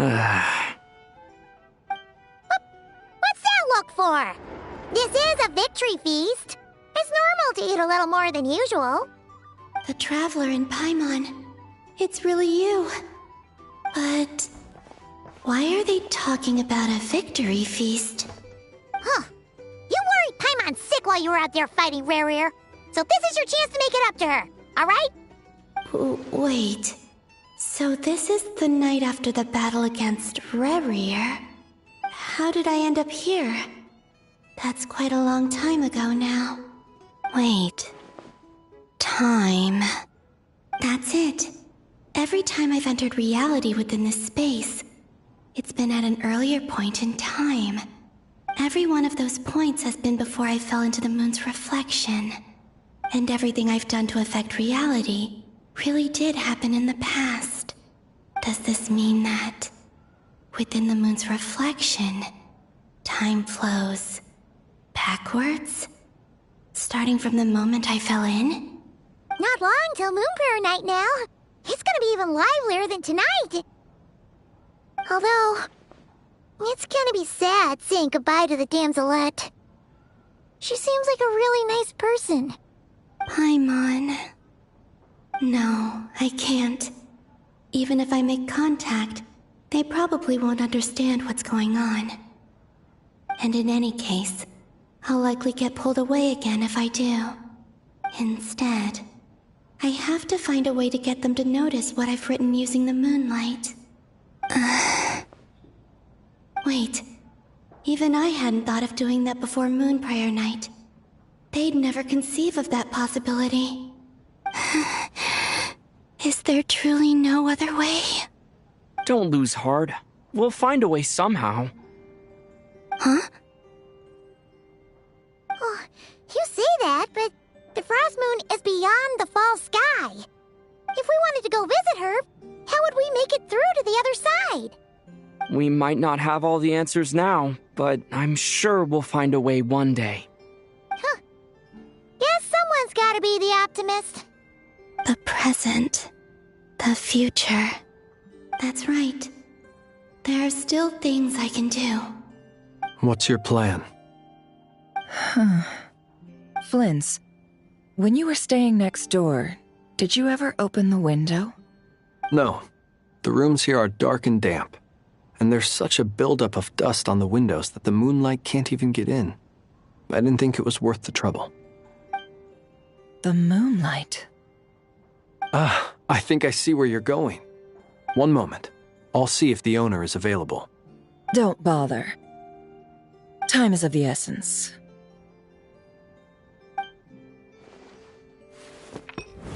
Time.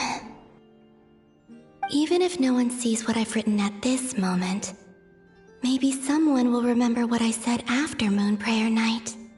I need to write down as much information as I can. And maybe one day...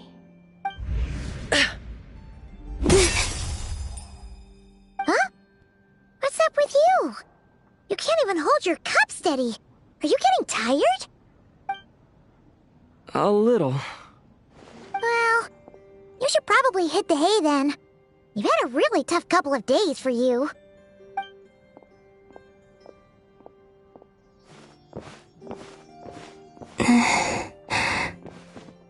You truly have. You helped defeat Rerir, helped me reclaim my name, and you helped the others organize Moon Prayer Night. Wherever you are right now, I'm sure you're still fighting against the injustices of fate. This is all I can leave for them. How I wish I could stay here. But it's time for me to go. I hope to see you again in the next time, and if the opportunity presents itself. I will surely return to your side. Huh. Columbina. She's alive. Not only that, but she's left us an entire wall's worth of clues. She even wrote down what would happen on Moon Prayer Night. It's just a shame we found it too late. I am here. Time in this place flows backwards. I am constantly moving forward. It sounds like she's found a way to influence the past using Kuvaki. But her future is our past. So, these words have been here ever since we defeated the Reihir of Solnari. We just never discovered them. Which came first, the chicken or the egg? Do you ever mull over questions like that? Only when I'm in a good mood, and at leisure. Well, I never do. Everything that has happened already belongs to the realm of fact. As a business person, and especially an intel broker, what I do is extrapolate from those facts to try and read the future. An admirable philosophy. It's a means of survival. Let's go. We have a wall's worth of clues to share with the others.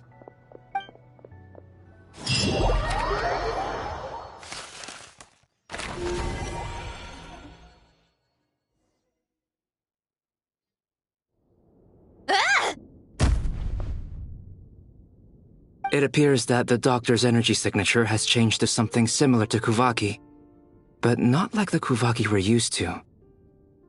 Nodcry's Kuvaki devices will only have a limited effect on it. I can see why you've chosen to place your hopes in alchemy instead. Also, I must say these books are rather profound. My subordinates just shipped them in from Fontaine. Some of them are from the Narcissenkreuz Ordo. Some are incident reports from Petrichor, and then there's a few test reports for these junk machines. Additionally, after some further scanning, I've discovered something extremely annoying. What's that? Tevat's skies contain multiple moons. A long time ago, when I did my first scan, I detected 3, just as the legends say. But when I checked again just now, I detected 4 moons. So there's one extra? Yeah. Originally, I thought that if I could still find 3 moons, that would at least mean Columbina's still alive. But then it occurred to me that apart from the frost moon, Tevat's moons are just husks. And husks surely shouldn't show up in the scan, since they're not alive. It's weird, isn't it? If we can't even distinguish between a dead and a living moon, how are we supposed to know whether a moon goddess is still alive? Or does this mean that the moon marrows are equivalent to the moons themselves? It's certainly possible. In which case, the 4th moon you detected may be Dotori's artificial creation. So he wasn't bluffing. He really built his own moon marrow. Ugh! I'm so mad right now! It's easy to get overwhelmed when you have too much on your plate. Maybe you need to relax. Perhaps try going for a walk. Or simply take a few deep breaths. Nothing can calm me down at a time like this. I need more time, and I need progress.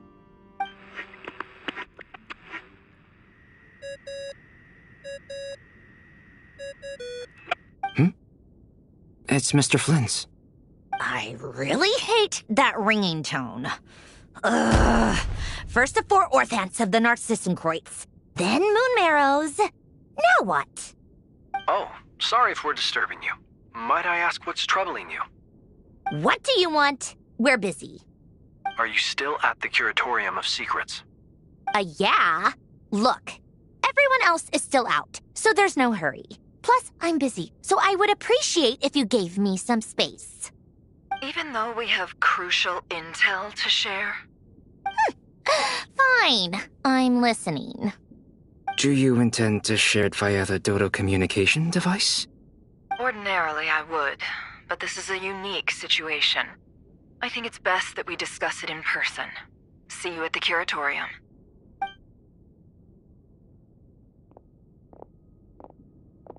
All right, then. So, what's the situation? The rest of the team is still out working on their missions and evacuations, but we've decided to fill you in on the most crucial information first. Sandrone, you were right. Columbina is most likely still alive.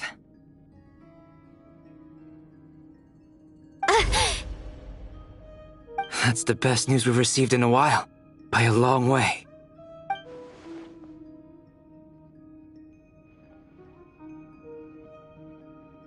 Random locations. Appearing in reverse order? Are you serious? So not dying isn't enough for the moon goddess, huh? She has to show off too. Anyway, does this mean we can deduce her condition from the moon marrows? Miss Androne, there's nothing wrong with simply admitting that you're happy to hear the good news. I'm not. And she's the least of our problems. We're facing a huge crisis. If she can't control the flow of time in there, she's just gonna keep moving backwards. Different points in time won't intersect, and she'll never find a way out. Let's say life begins with a drop of water. When did time begin? The moment this planet came into being? No, that's not right.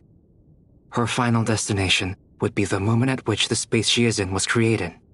But it doesn't seem like we can influence that space from the outside world. So how can we help her? Also, if she's alive, Rerir and Thalindus might be too.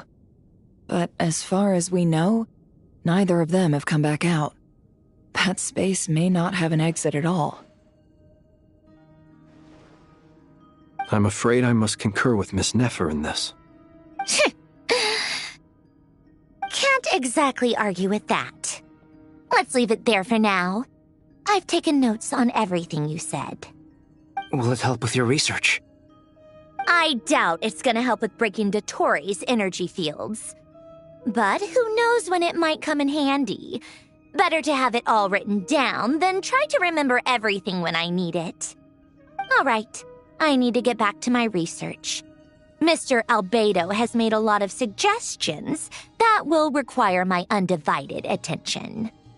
Sure, I'll stay here. I have things to work on.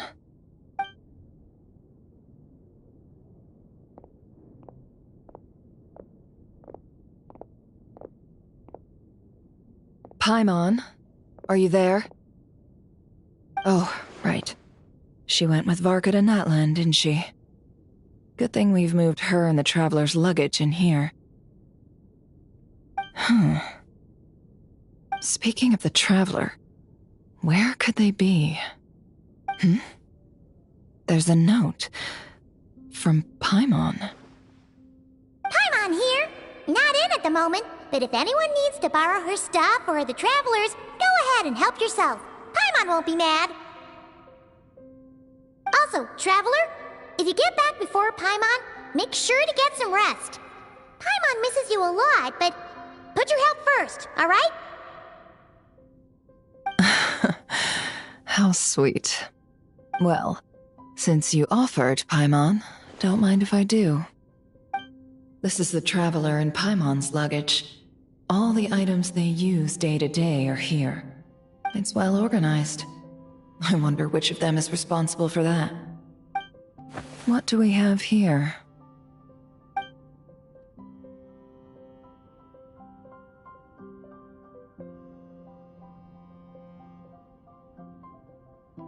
The camera captured a special moment that can only occur between people who are close to one another.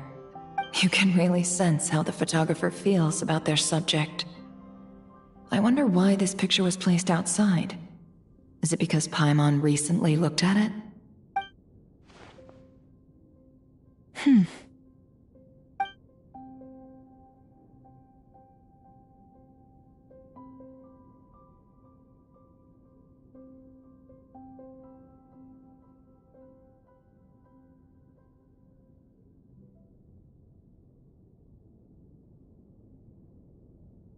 This must belong to the Traveler.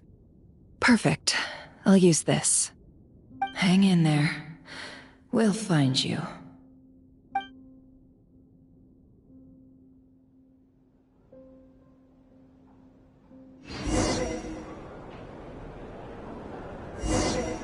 Polonia. Search keyword world formula and bring me all relevant books.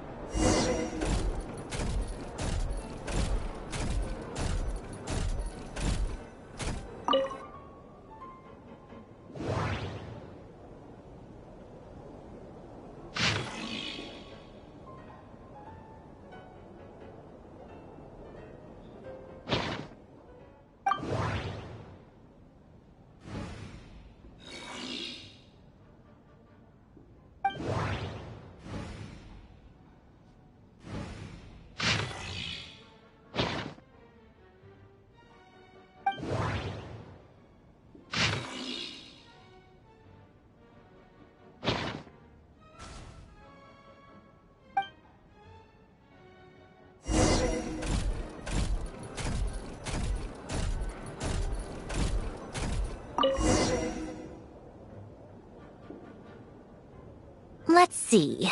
This one is on Tonki's sermon dictation concerning the apocalypse.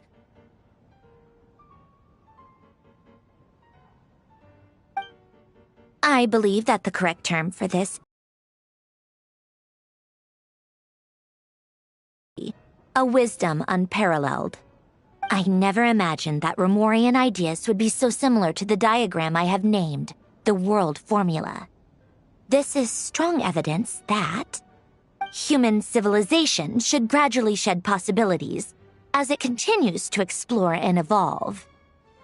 The end of humankind may well be upon us right now. The sparks of civilization shall run out, unless we consider introducing variables from outside the system. Variables. Surely that can only mean one thing. Descenders? Dottore likely captured the Traveler because of his descender status. But the Three Moons' authority comes from the world itself. Why would Dottore need anything beyond that? Where does this variable factor in? The world formula calculates the fate of an entire world. Introducing a variable would therefore give us...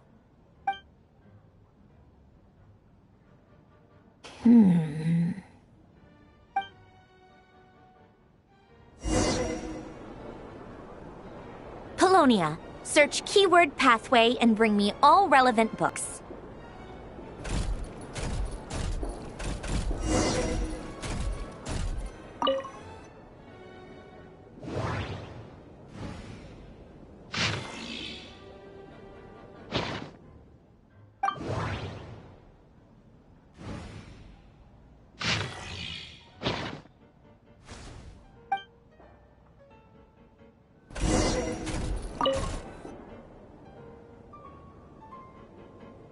Otonki sermon dictation.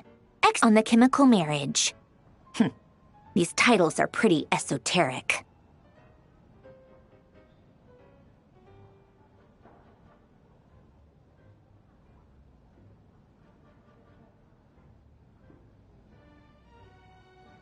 Observe and compute the pathway displayed in the guidance diagram.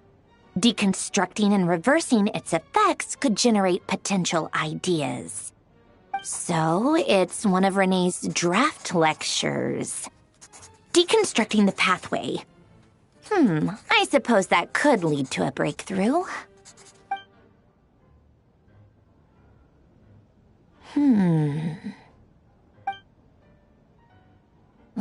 This is so long. This guy sure loves showing off his knowledge.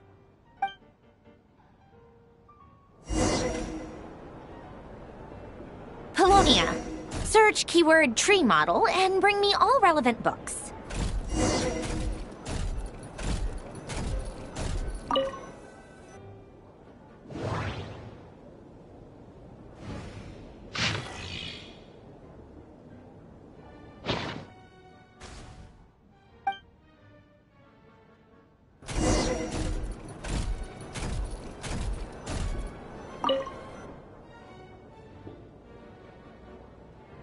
Most of the experimental devices proposed by the Lilia Crucis Ordo are built based on the simple and basic logical structure of tree model.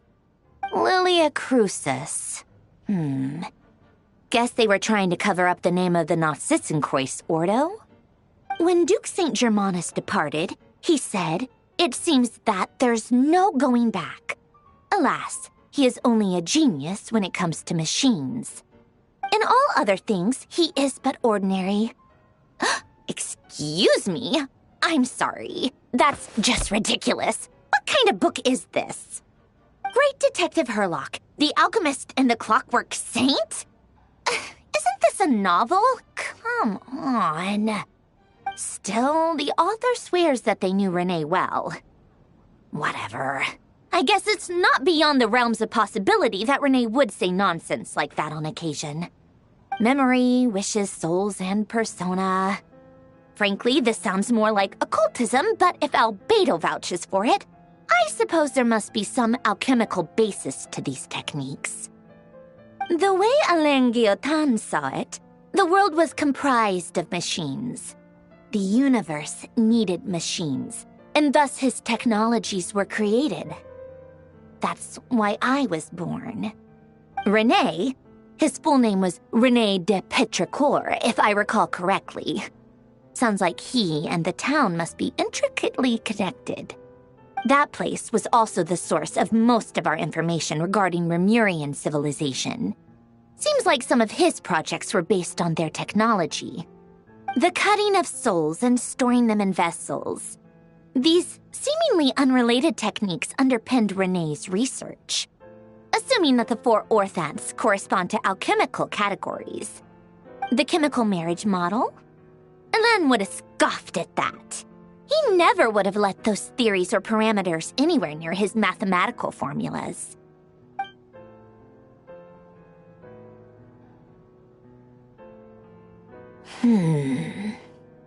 What was Alain's view on Renee? I know he mentioned the name, albeit very rarely. Oh, now I remember. Alain's old notes are here too. They mentioned Renee once. Renee seemed most out of sorts when he spoke to me. A lack of sweet foods has dulled his mind, I should think. Either way, his words are not to be believed. Yep, that sounds like Alain. My subordinates actually did a half-decent job digging out all these materials. Makes a change. Good for them. Some of Alain's old files are completely consistent with these records. He must have gotten them from the Tower of Gestalt. I never knew he got his hands on Renee's records that early. He may have kept them, but he never even attempted to use them. Didn't believe a word they said. Come to think of it, Renee's world formula was filled with calculations of constants. That shows he believed that the fate of the world to be predetermined. As for Alain... it's been too long. I forget what he said. What head strong enough? It is worth persevering. Yes, that's how he used to think at least. He created that procedure to save this world, yet the scale of the world's fate proved too enormous. The result was beyond his ability to calculate. He died having never seen the outcome. And there I was, left behind in the ashes of his dreams. Did you really never take a close look at Renee's research? Or did you read it but deem his philosophy incompatible with your model? The very thought of trying to incorporate his ideas probably made you feel sick to the stomach. Well, don't worry, because there's a whole new category of lunatic in town. Next to Dottore, every other madman looks sane. You once asked me what I wished for. Should have asked him instead. He's the one pining for things you'd sooner die than witness.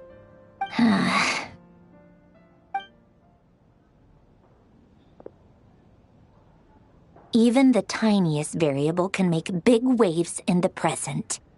Now then, put these incompatible fragments together in your stead. First, establish and verify the existence of the Great Circle. Absolute nihil on one end, absolute reality on the other. Now, search between these two extremes. Then, the construction criteria.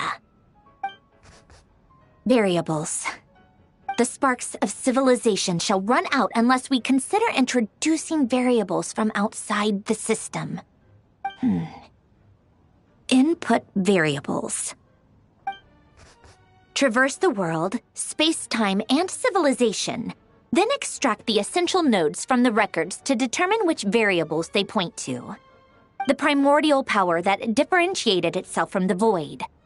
The power of light. Yes, light. Records. Hyperborea. This is so horrendously complicated. After all that, I'm still missing a few variables. I need to think this through again. How do you think it looks, Polonia? Like the frenzied scrawlings of a madwoman? Fine, keep it to yourself. It's not like you can talk anyway. I'll assume you gave it a passing grade. I jest. But true madness does often start with trying to save the world. What would Arlecchino and Columbina think if they saw this incomprehensible hen scratch? They'd probably have me institutionalized. So would Rosaline. She's been dead for a while now. When I close my eyes and think back, I can still see her face. And that enormous dress she used to wear. Such a bizarre choice. What possessed her? Oh, and the clack-clack of those heels used to drive me insane. No one's asking me, obviously, but I hope you all know that I never wanted to save the world. I'm not crazy. I don't have delusional ambitions, and that's a clinical fact. The world needs a solution, but I don't need the world's validation. It's the world begging me for answers, not the other way around.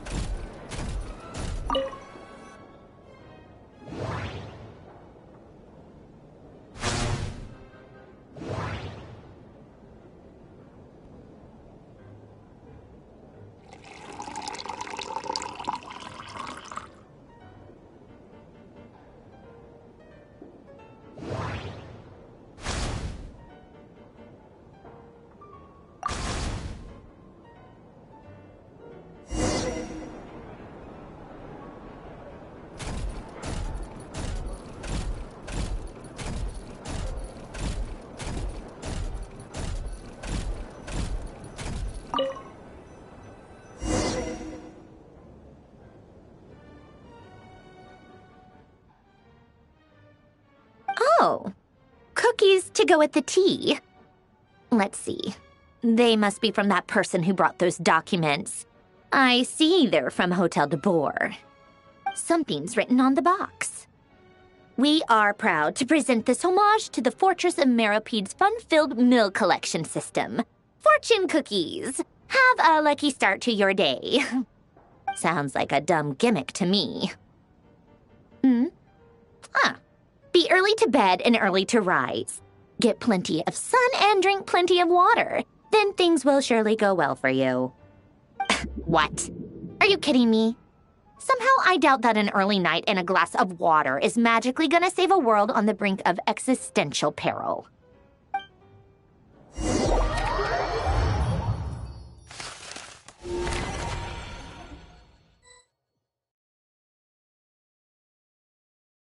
Lady Arlecchino, Word has reached us that Lady Marionette's troops are all in position. They are ready to act as soon as the order is given. Excellent. The only thing is, they are fewer in number than we expected. It looks like many of them must have lost their lives at the hand of the monsters released by the Doctor. Can't be helped. Allow them to join our ranks, and keep in contact. As you wish.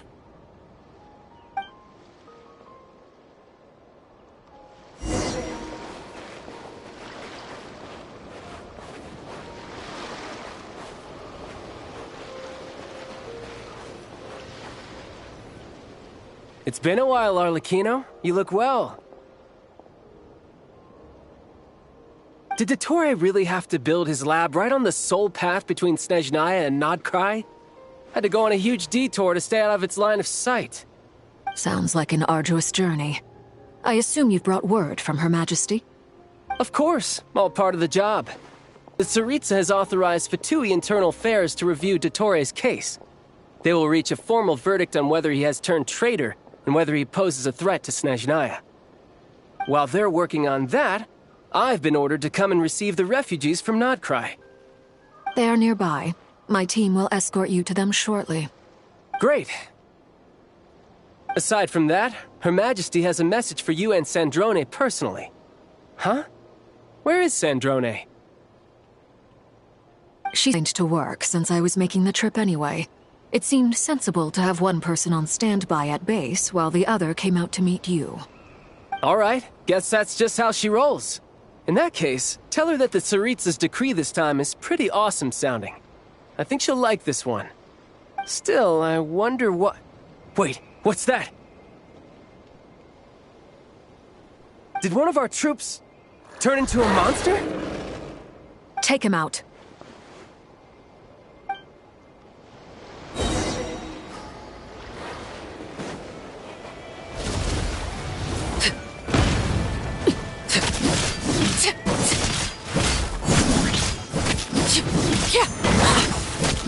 Laid bare.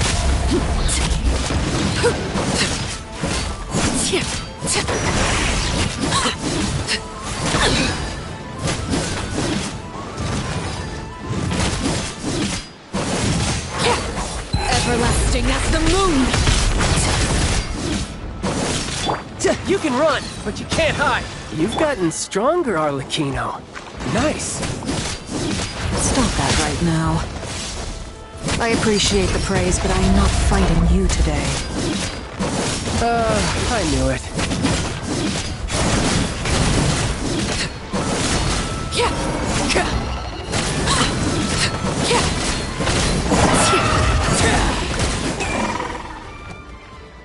I can't believe it. And the next? Another fine piece of work by our dear colleague, I'm afraid. What in the world has been going on in Nodcry? A lot.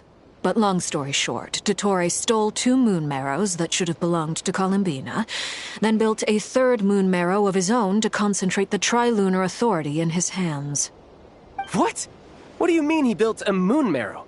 People build roads and houses, not moon marrows. What's his next DIY project? He's gonna build a god? You could stand to be less surprised. We are harbingers. The work we are engaged in makes the creation of gods seem mundane by comparison. I tell everyone who asks that you once crossed swords with Rex Lapis while serving as a key supporter for Rosaline's plan.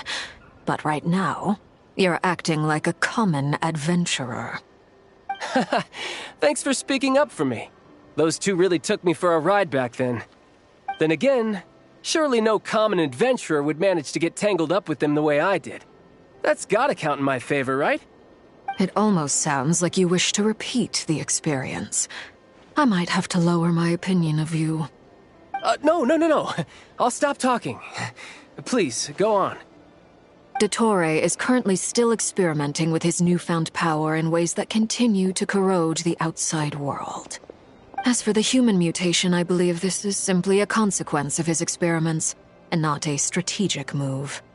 That radiant beast was once a subordinate of Sandrone's. I suspect he was only allowed to live so that he could become an experimental subject. Also, those of us who fought Dottore have been afflicted with a curse. As such, I cannot leave Nodcry, This is so much worse than I thought. No wonder Her Majesty's decree is so extreme. While these exceptional circumstances persist, the Harbingers are hereby authorized to use unilateral executive powers.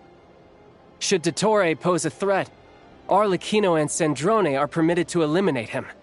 My thanks to Her Majesty. I will pass these good tidings on to Sandrone. Her Majesty has also declared that she will refrain from launching an attack on the now evacuated Nodcry due to the presence of unretrieved research material. A wise decision. By the way, how's my old partner doing? I'm assuming they're with you? Partner? You mean the Traveler? I'm afraid I have bad news. He was captured after our failed assault in Dottore's lab. His whereabouts are currently unknown. What? Why? Since when does Dottore have a bone to pick with him? That is indeed the question. I'm not sure he does. He must have some other goal in mind. This won't do. I have to rescue him. You can't. We have no idea where the Traveler is. What am I supposed to do then? Stand here twiddling my thumbs? Sandrone is working on it. The best thing you can do right now is complete your mission.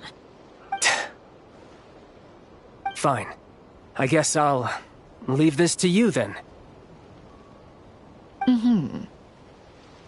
One last thing. Tell the Rooster to get the message out nation into Vat. Beware. An uncontrollable pollution is spreading forth from Nodcry. The source of that pollution is a madman drunk on the success of his experiments. The Fatui and our ally Nodcry falls, things are likely to escalate. Considering Dottore is one of our own, all Fatui stationed in Nodcry consider it our duty to stay and fight him to the bitter end. Whatever the cost. Hey, don't be too pessimistic. If it comes to it, I'm sure Her Majesty won't stand by and do nothing. I hope you're right.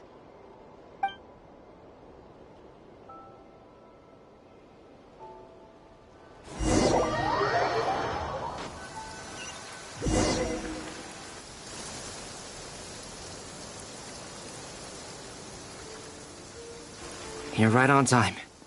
Thanks. Hey, do you think I'll get that gliding exam exemption? I made sure I was on my best behavior in Mondstadt. I landed well outside the city and walked in through the gates. I'll help you apply, don't worry. For now, let's see what we have here. What are the Doctor's energy fields even made from? The usual attract and repel principles that govern Kuvaki don't seem to apply to them. They are very mysterious. But ultimately, they appear to be comprised of energies from the three realms. Thanks to research by Master in the Hexen Circle, we know that Tevat's 7 elements are derived from the more primordial power of the Light Realm, which is antagonistic with the power of the Void Realm. Since you have the power of the Dragon Durin within you, I'm sure you can already tell that this energy field contains no abyssal energy. That's true. It's not abyssal energy, it's something pure, wild, and untamed. I've been thinking about something. Do you still remember the device that Dory supplied from the Academia when you and Miss Columbina fought Rarier? That was one of the most marvelous feats of ingenuity I've ever seen. The design, the craftsmanship, the material selection. I couldn't fault any of it. Not to mention the operating principles. Surely the most ingenious feature of all. Dory didn't go into detail on how it functions, but I have a working theory. The clue was that Miss Columbina was somehow able to use the pyro energy that you provided, despite the fact that, as a moon goddess, she should only be able to use light realm energy in principle. Now, all elemental energy is, of course, derived from light realm energy to begin with. Hence, I suspect that the device works by restoring elemental energy to its original state. This presumes a theoretical model of the 7 elements akin to that of light refracted through a prism. Perhaps it is no mere analogy. Maybe there is indeed a prism in this model. I almost wonder if the idea for the device was conceived based on direct observations of said prism. It would explain how such an ironclad design concept was achieved. It is at once a masterwork of engineering and a groundbreaking application of the Academia's latest elemental theories. I suspect only Lesser Lord Kusanali herself could have devised such an ambitious technology. But back to the energy field before us. If this is pure light realm energy, its relation to elemental energy is one of integration versus division. Or you could say that the former contains the latter. Could this mean that elemental energy can dilute the power of the light realm? Should we give it a try? We should.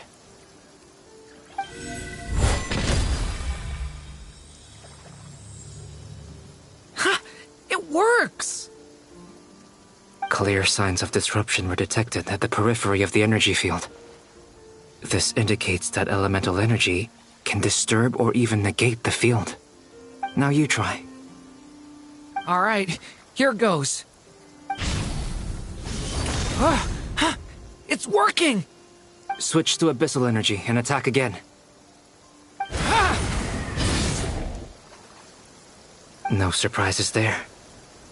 Abyssal power drains the energy field to a significantly greater extent. I now feel confident in asserting that the energy field is indeed pure light realm energy, and that elemental energy can dilute it. But the energy field is huge. How much elemental energy will it take to neutralize it? We don't have to neutralize it completely. We can try other approaches. That's all for theory. Would you like to continue watching? So you knew I was here. Huh? When did you get here? A while ago. But Albedo sounded like he was working on his thesis defense back there. Back in Sumeru. You can end a person's whole career by interrupting them mid-speech. Very thoughtful of you. I'm truly touched. Could I ask you to lend me a hand? With what? A little test. Try using Anima to unleash a concentrated assault with circular blades, with the goal of breaking through at a singular point. Nice! This time it tore through the field. Tremendous. This is a major breakthrough. Should we go through? We probably shouldn't risk having mutually antagonistic energies in such close proximity. Durin, you stay here and watch the entrance. Hat Guy and I will go in to investigate. Sounds sensible to me. Keep your eyes peeled, Durin. Don't worry, I got this. You two be careful in there.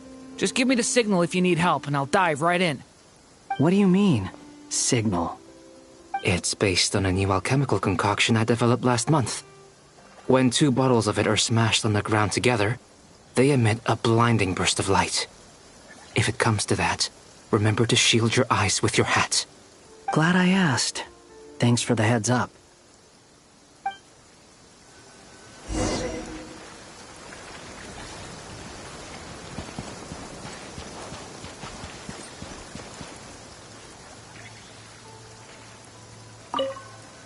Like I thought.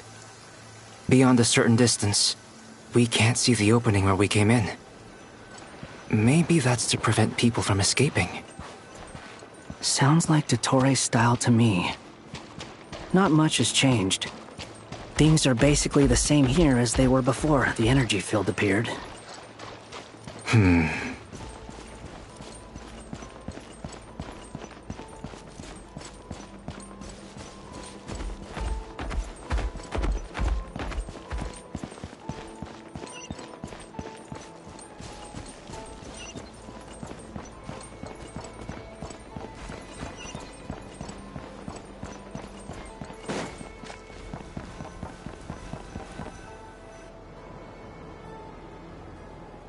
They have no heartbeat and they're not breathing. We can only assume they're dead. But there are no visible wounds. Also, there's an animal squatting next to each body. It's watching us. That's not an animal's gaze. What are you trying to tell us? Doesn't seem eager to talk. I guess maybe it's just an animal after all. Let's keep looking around.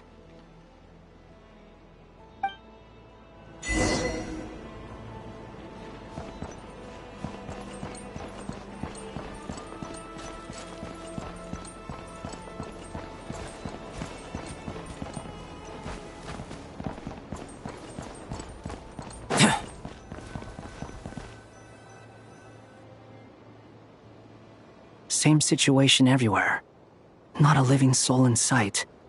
Just countless bodies with animals standing watch over them. Well, I think we can safely rule out the possibility that they're all pets.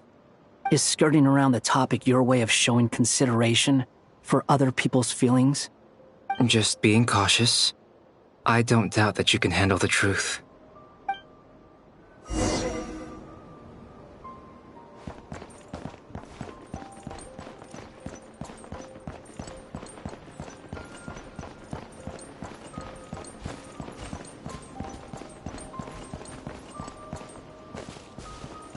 Careful.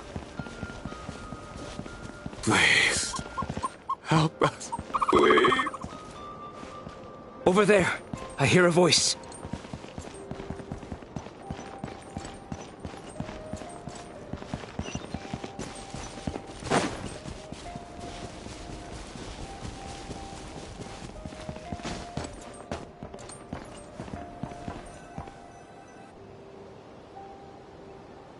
Please. Help us. Please. What happened here? I don't know. Suddenly, everyone collapsed. Then my line of sight got lower. I still have some of my senses left. I gotta get out of the fear.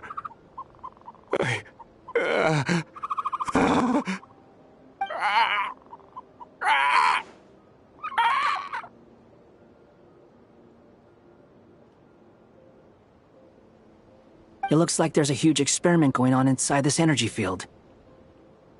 Maybe each energy field is its own giant experiment. Vile. He's swapping human minds with those of animals. Even without the other circumstances, this would be an extremely radical experiment. Those people may have lost their sense of selves, but they are not fully animals either. If they were, they would have left. But instead, their instincts are driving them to remain by their dead bodies. We should go. No sense in sticking around here longer than we need to. Agreed.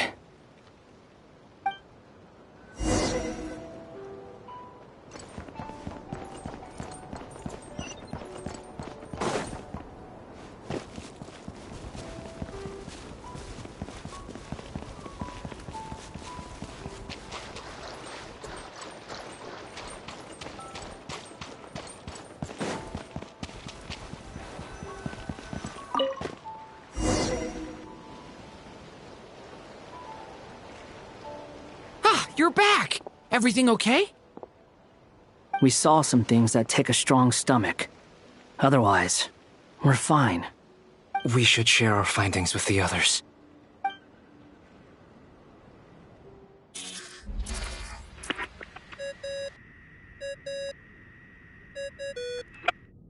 Yes? Who is it? Miss Nefer, it's me, Albedo. We found a way to break through the energy fields. With enough control, it's possible to tear them open using elemental energy. Also, we managed to take a look inside. Dottore is carrying out his cruel experiments on an immense scale. Any residents who have failed to evacuate in time will likely meet a grisly end. Sounds like he's living down to our expectations. Might I ask how things are proceeding on your end? I'm just about to get started. I'll be in touch once I have a result. Understood. Stay safe. I will.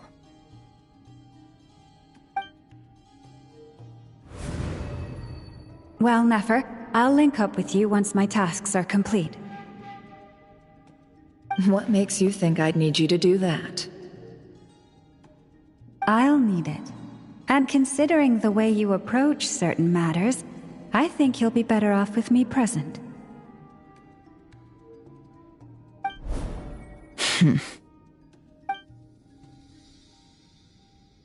Let's begin. Entering simulation mode. A vast wasteland. Is this the Traveler's inner world? I was expecting something more vibrant. to be honest. Wait, someone's there. What are you looking at? In that case, I'll look at it with you. I want to know all about everything you've seen and experienced. Is there somewhere I should return to? Or should I stay here and be the hero everyone says I am? I don't dislike my current life. Roaming the land, fighting battles, accomplishing missions, earning a living, looking after Paimon. It's not so bad. I guess the only thing that's missing is that you're not here with me. This is the conscious layer, which contains a person's true feelings. It is filled with both longing and kindness. I suppose anyone who lives long enough ends up wishing for someone who can't be there. Maybe it's the only way we can feel truly alive. Time to delve a little deeper.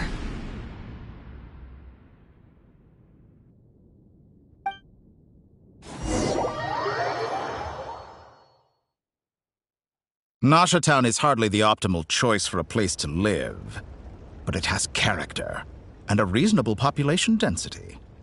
What are you trying to say? Oh, don't be nervous. I was just thinking where might make a good starting point for your journey. Perhaps I should send you further afield. Conria, perhaps. Conria ceased to exist long ago. Once again, you fail to understand the possibilities that the Tri-Lune creates. Anything that has existed in the past, I can now recreate. You simply do not wish to see that happen. That might be because you miss your sibling and fear getting answers that you are not ready to learn. But this is not for me to judge. If we are to collaborate, we need to maintain an amicable relationship. In a moment, you will be able to... Oh no. What are you...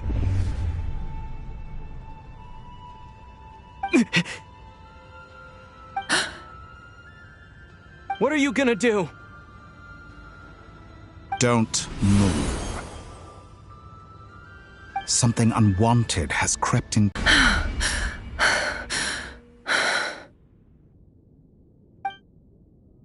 Did you save me? If I hadn't cut the connection, Dottore might have caught you from the other side and destroyed you. This was a good idea, but once is plenty. You were exceptionally brave. Excellent work. Thanks, but now's not the time for that.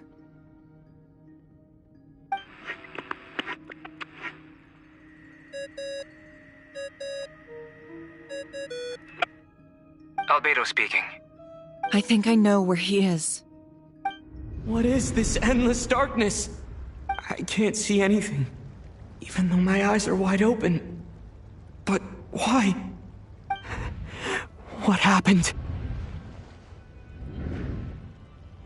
Ah, sorry about that. I take it you didn't notice. Just now, a friend of yours took a little peek into your mind. Could it be Nefer? How did she do it? Did she use something as a medium to connect to me? Do you think she's aware of your current circumstances?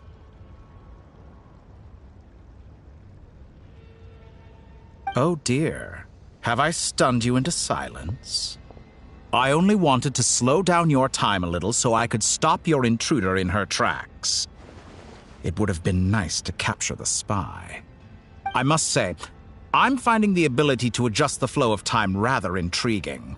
The moment you closed your eyes, time seemed to grow impossibly viscous, didn't it? A whole month passed before you opened your eyes again, but only for you. No one else was affected. I dare say this is something only a god can achieve. Point taken. You've proven once again that you have god-tier powers. Oh, you misunderstand. This wasn't about proving a point. I was testing things out. I find I learn best by doing, and I have to admit, time is not the easiest dimension to control. I only wanted to make you sleep for a short while, but it ended up lasting a whole month. Clearly some finesse is required to wield the authority over time as I wish. I hope you're not angry with me. It was only a month's discrepancy, nothing too serious. Had I been off by a year, a decade, or even a century, that would have been quite a different story. You could have frozen me for millions of years. So much for collaboration. Sincerity. Millions of years? To what end? I wonder if you don't understand humans all that well. They are very pragmatic creatures who understand only that which they can perceive with their senses. If I had you sit here for a week, I imagine people might sympathize. 100, 1,000, or 10,000 years? The sheer size of that number would cause it to lose all meaning to them. They would not have the capacity to comprehend your suffering, and thus they could not empathize. Unfortunately, while gods do exist in Tevat, it is ordinary humans that account for most of the population.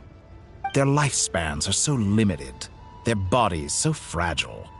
Did you ever really hope that they could begin to understand someone like you? Your long life and unique origins make you fundamentally different from them. How long will it be before they start to treat you like the alien you are? Before you are ostracized, outcast? Alien? Even I feel bad for you sometimes. This world has made you into a slave. So many times you have served its will, and not once have the powers that be ever thought to grant you the one simple thing you wish for. You have been treated most unfairly. I can change that. I will grant you special privileges, and give you back the status you rightly deserve as a descender.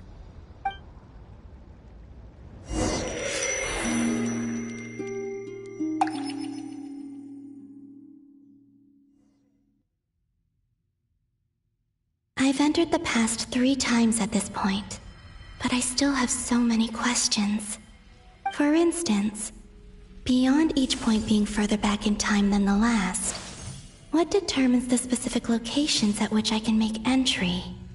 So far, the common thread linking all 3 scenarios is that the Traveler has been present. But it's more than that. I know I sensed something familiar around him. What was it? I'll keep this question in mind as I carry on.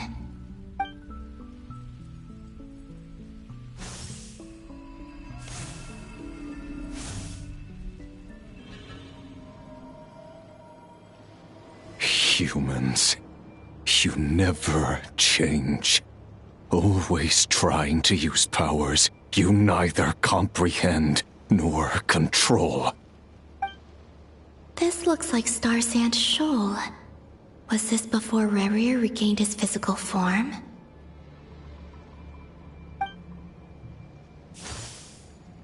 You've messed with the cannon again, huh? Sorry, but this round's not gonna go your way. The cannon. That's right. I was at Silvermoon Hall and I sensed an abnormal Kuvaki fluctuation coming from Nasha Town. And right after that, came an ominous power emanating from Star Sand Shoal. My body was once torn into countless pieces and hurled into the swirling chaos of time itself. But even so, my life and will were not extinguished. I wonder if I could try to prevent his resurrection. But how would I do it? What can I do, here and now? Traveler!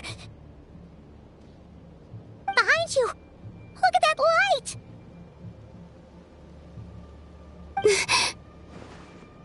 No, I won't make it in time.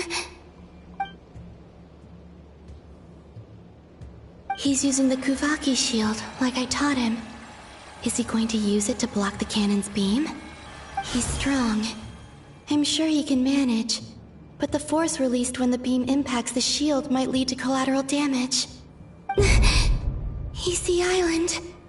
The Frost Moon Scions will be exposed to lethal levels of Kuvaki. A question, if I may. kind, Miss Columbina. When the cannon's Kuvaki beam was deflected earlier, I saw several bolts of energy streak toward Hisi Island, only to be blocked. Did you also have a hand in that? Maybe that really was me after all. Well, future me. But I don't know if I have enough power left. Sigi sato pasa sais, niti ipotuftos. There's no time. Osestikos paratin tiran to risuiku, topir to aithion feraton. I have to make it. Oh, Frost Moon. Oh, great land. Oh, slumbering moonlight of Nodcry. If you can hear me, if you can sense my call, then please, heed me once more!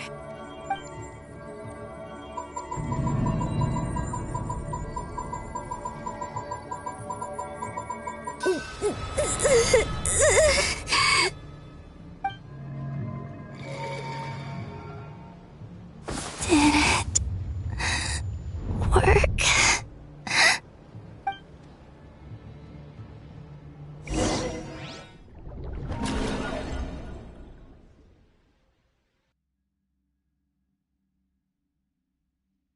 Hey, wake up. Hey, did you hear me? Columbina, I said wake up now! Oh, good morning, Sandrone. It's 3 in the afternoon, actually. And could you kindly not use my quarters as your personal nap room next time? But I feel so safe here. And your coffee, right? It's so bitter, but it smells lovely. It's like you were raised by wolves in a forest or something. What did you drink growing up? Grass tea? The Frost Moon Scions certainly led a more frugal existence than the Fatui. Then I'll bet you've never eaten one of these before. It smells delicious. That's because it's a Fontanian recipe. I had a little free time today, so I made a batch. Rosaline will be here shortly, but if you really can't wait, I guess you can go ahead and... Hey, at least let me finish before you start eating! Did the Frost Moon Scions not teach you basic table manners? Or did the rules not apply to you because you're the high and mighty moon goddess? These are so tasty. Of course they are. I made them. I was worried they might contain traces of machine oil. What?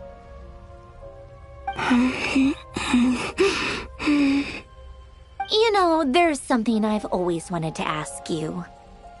Why did you leave your old home and join the Fatui? I mean, I'm sure their food was awful. But there's gotta be more to it than that. Well, life there didn't go quite how I imagined. What were you expecting? You're a god. Your followers are gonna make some demands of you, right? Surely you can just answer a few prayers here and there in return for the free food and drink. How bad can it be? Well, would you help out and drink?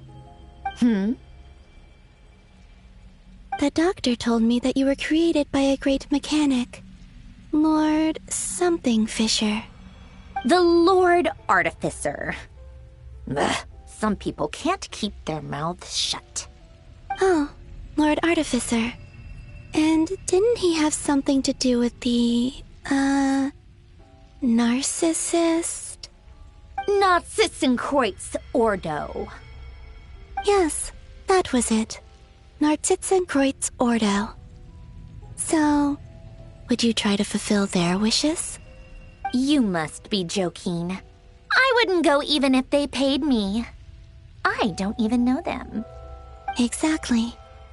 Well, I felt the same way. I did not know the people who made demands of me. What do you know? We're on the same page for once. In his later years, Alain did ask me if there was anything I wanted to do. If I had any wishes of my own. Well, I don't. And I'm not in any mood to fulfill someone else's either. Who's Alain? He was the... You know what? Never mind. You're not gonna remember. Anyway, the point I'm trying to make is, neither of us is the self-sacrificing type. Let me ask you this. What sort of place would you like to live in, if you could choose? A place where people don't ask me for things I cannot give them. Where they don't worship me, or fear me, but just want to chat with me like a normal person. I'd also like the freedom to come and go as I please. And ideally, it would be somewhere with the smell of coffee and snacks. Not to burst your bubble, but no such place exists in the world. Now, take your snacks and scram.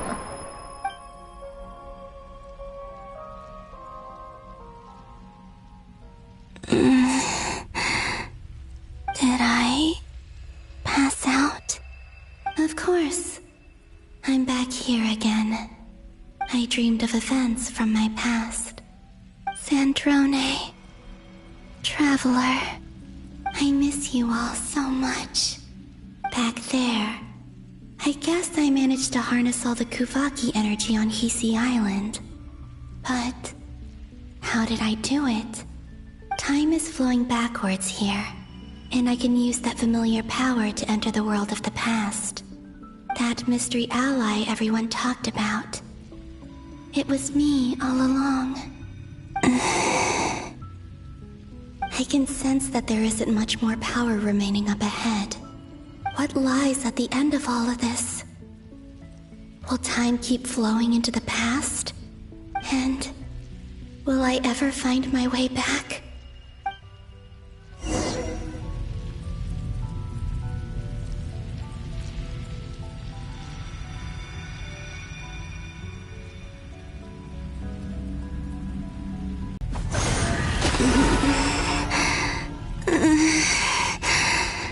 It's getting harder and harder to use my power.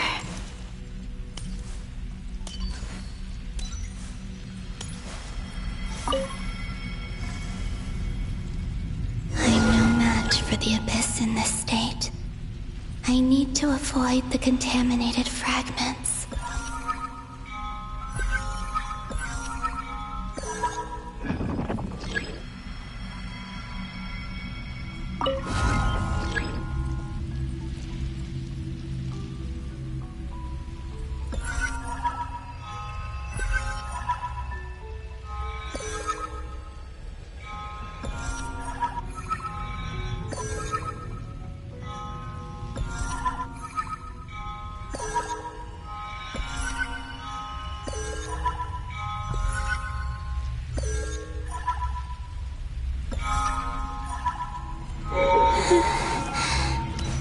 Time to go.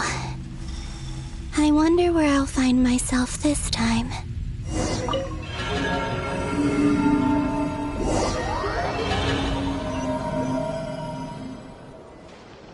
The Final Night Cemetery.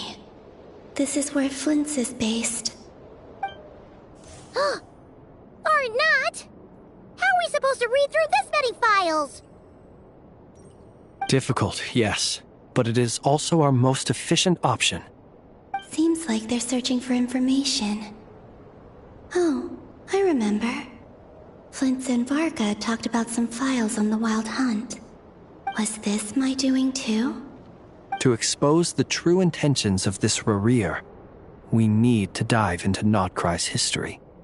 Are my actions changing the past? Or are they simply completing a process?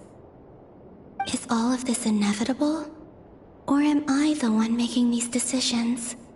If I choose not to help them now, will it change how things turn out? Hope we don't land on our heads then. They're my friends. I can't not help them.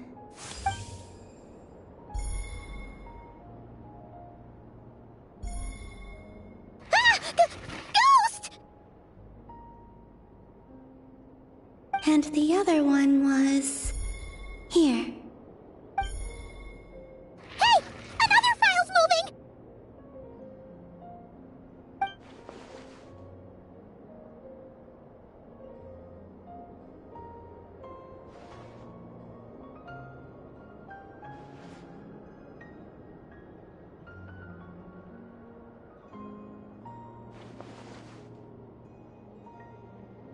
That should do it.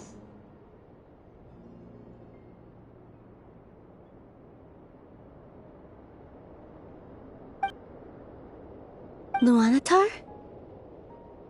You can sense my presence? Wait!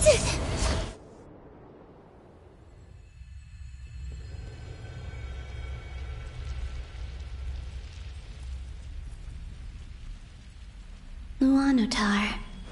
So she's that familiar presence I've been sensing all along. She's always been by the Traveler's side. That explains why the Traveler has been there each time I've entered the past. But why Luanatar? Is it because she has a connection to me as the Moon Goddess's familiar? If so, why not any other Kuhenki? That's...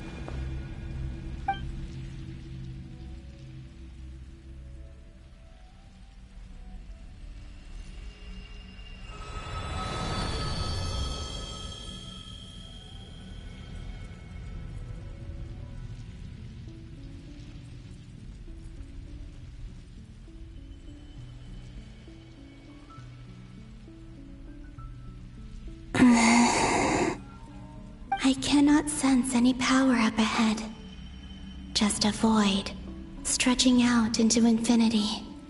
This is likely my final chance to enter the past. It's now or never. I have to find a way back.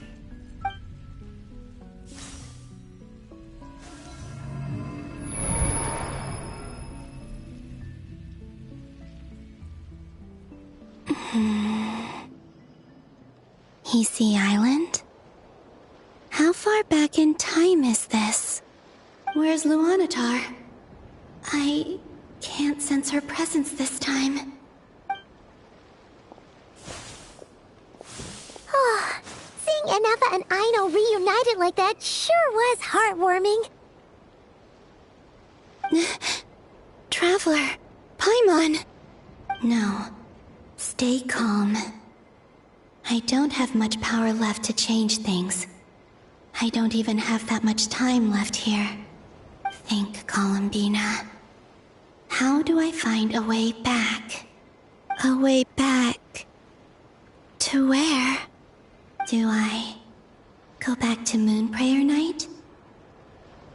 Or to the future that followed? And if I return in my current state, what will become of me then?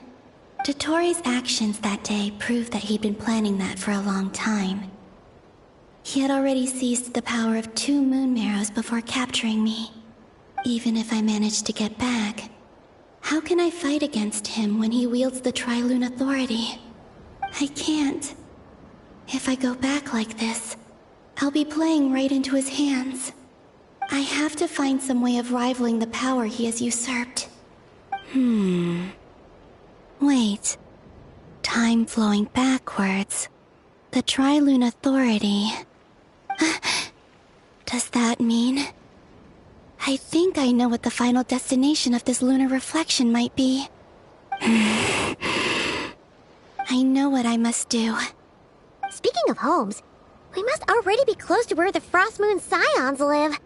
The vibe here feels different, just like the scenery. But how do I communicate my plan to my friends? Should I write it down here? No. Someone else will see it. I need something with a close connection to me. Something I can use as a medium to tell them what's happened to me in here. Now it makes sense.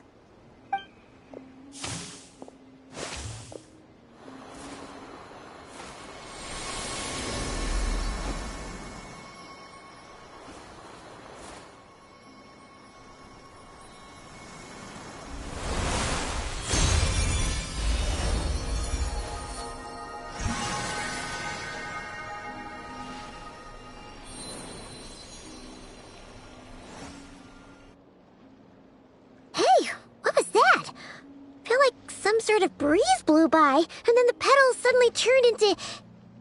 Huh? It was I who brought Luanatar into being. I gave up a piece of my own soul to create her. That's why I could sense a familiar power from the moment I entered this space. It also explains why she's been present in every past location that I've entered. Because we have a deep connection. Hey there! What's your name? And the reason why there are no more gates to the past after this point is that Luanatar hadn't been born then. No wonder I sensed the trace of a blessing when we first met. But I still didn't recognize the soul hidden within you. Back then, I was just a little lost dove. I had yet to become Columbina Hyposelenia. Go on now. We've got stuff to do. Best you find someone else to hang out with. Hey, you scared it off. I'll be counting on you. Remember to stay by the traveler's side, guide him, and help him in my stead.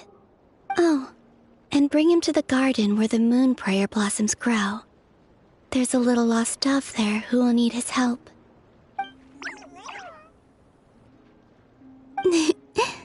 Go on.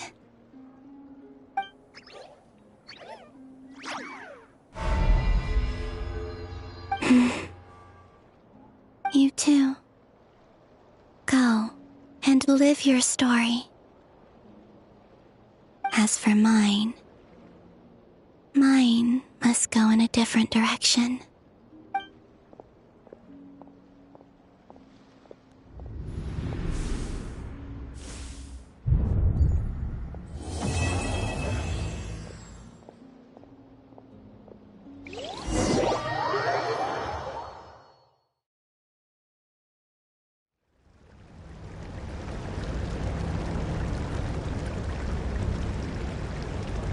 How would you like to experience the thrill of never being held accountable for your actions? You could crush people like ants without consequence, or tear off their heads or limbs as you please. Believe me, such a life is but one small step away. What point is he trying to make? Freedom? But the freedom to kill? To do evil and get away with it? Why would you offer me that? The creation of a world is the ultimate scientific experiment. I have taken my research to the highest level, where I shall be not just a god, but also a servant to many sacred spirits. I shall heed the truth and perform holy deeds. A god's laboratory is the perfect playground, but it needs the right occupant to explore its full potential. Mortals are found everywhere one looks. Not so with Descenders. I'd prefer my first guest to be a distinguished individual such as yourself. And I know you could make the most of the opportunities it offers. So the condition for entering the new world is to take innocent lives.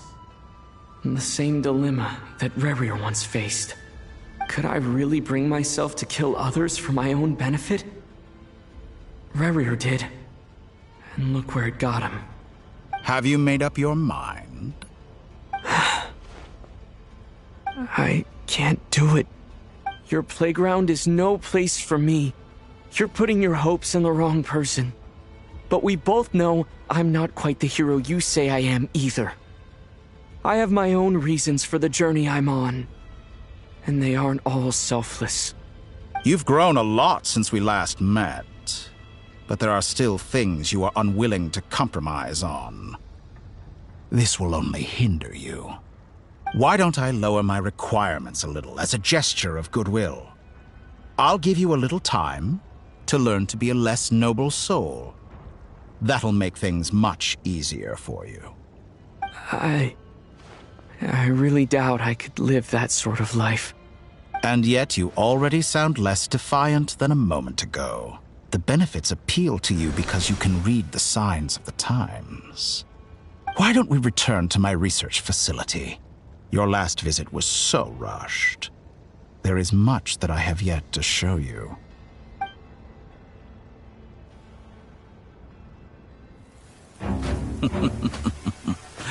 Now to that question, Heroes don't attack from behind. Guess I'm no hero. This is most disappointing.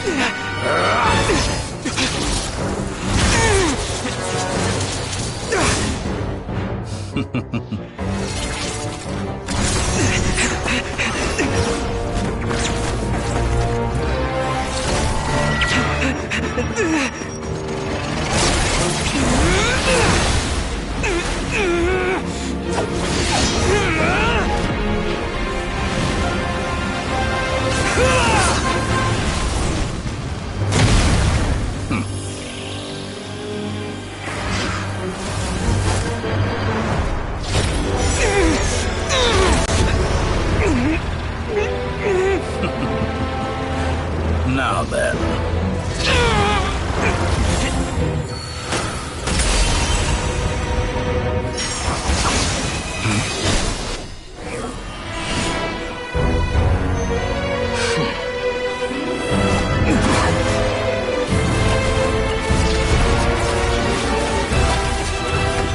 A new face.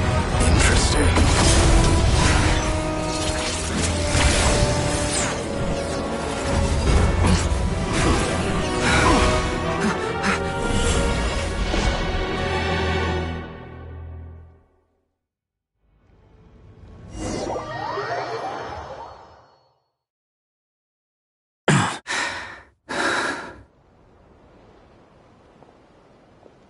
You're still gonna call me Hat Guy after that, huh? I didn't see anyone else in there who needed saving.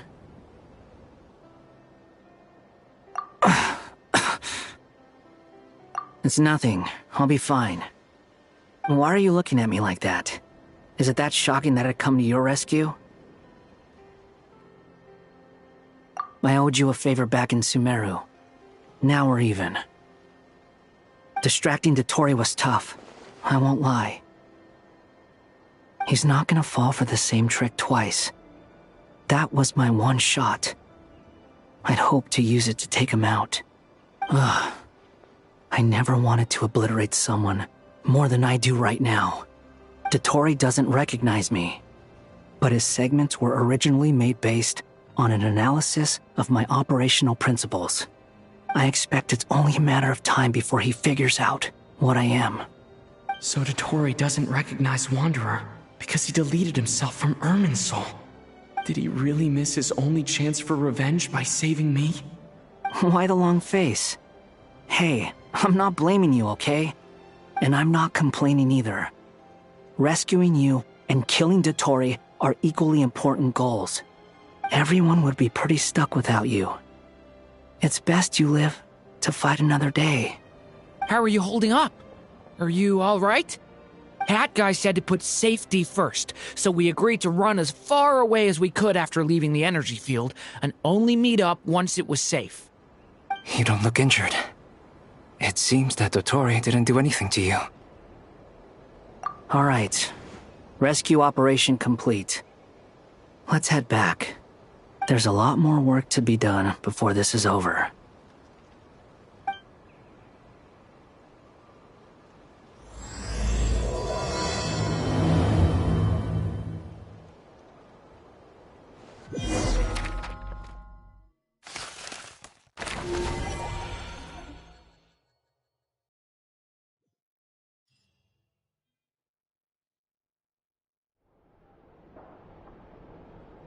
Understood. I will bear the Tsaritsa's decree in mind. I don't see what's so awesome about it, though. Does he really think everyone else is as immature as him? I'm not stooping to Tartaglia's level. I thought you might say that. How's your progress? Quite promising, actually. That alchemist Albedo gave me a few ideas. Remember how I asked you to look up some files for me? That stuff on the Nazissenkreuz Institute. Renee de Petrichor and Jakob Ingold. Elangiotan despised Renee's theories and methods, but he never managed to come up with better alternatives either. So I adopted some of Renee's ideas. I thought Alain was like a father to you. He and Renee were mortal enemies, were they not? And what would you say if Linny and his friends one day learned something useful from someone you utterly detested? I would applaud them for it. That would mean that they have surpassed me. For all we know, Elangiotan might have thought the same thing. Not that it matters, though. He's dead, and I'm alive. So it's my call to make. Once you die, it doesn't matter how great you were in life. Only the living get to decide what happens next. Hey, come on out. They're back. Huh?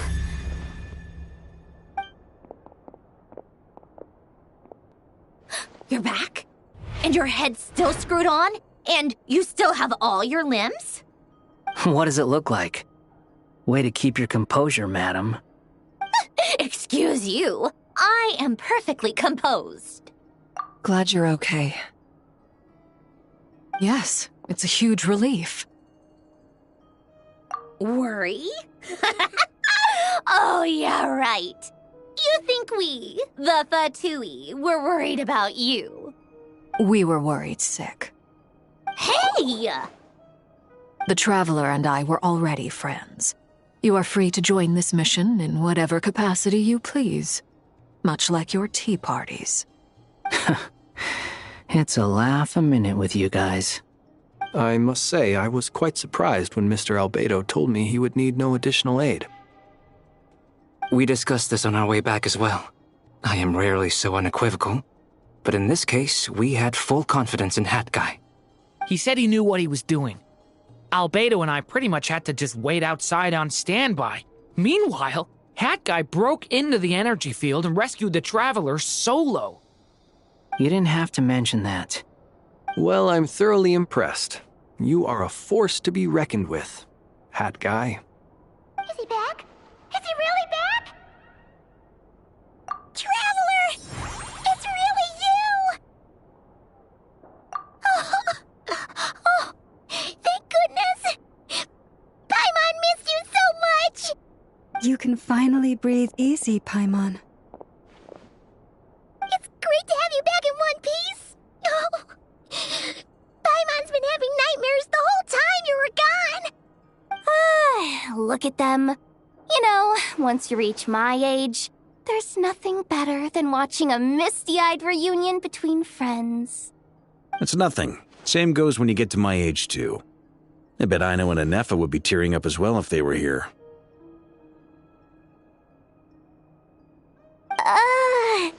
Varka, I'm not sure Anefa can cry. Oh, yeah, good point. Hey, your eyes are looking a little red and puffy. Come here, let's hug it out. What? Ew, no. No, thank you. You're not my dad, okay? Knock it off! Everyone, I'm sorry for all the trouble I caused you. But the silver lining is, I didn't come away from this ordeal empty-handed. While I was being held captive, I learned a lot about Dottoro's current capabilities, and what he plans to do with them. Allow me to explain.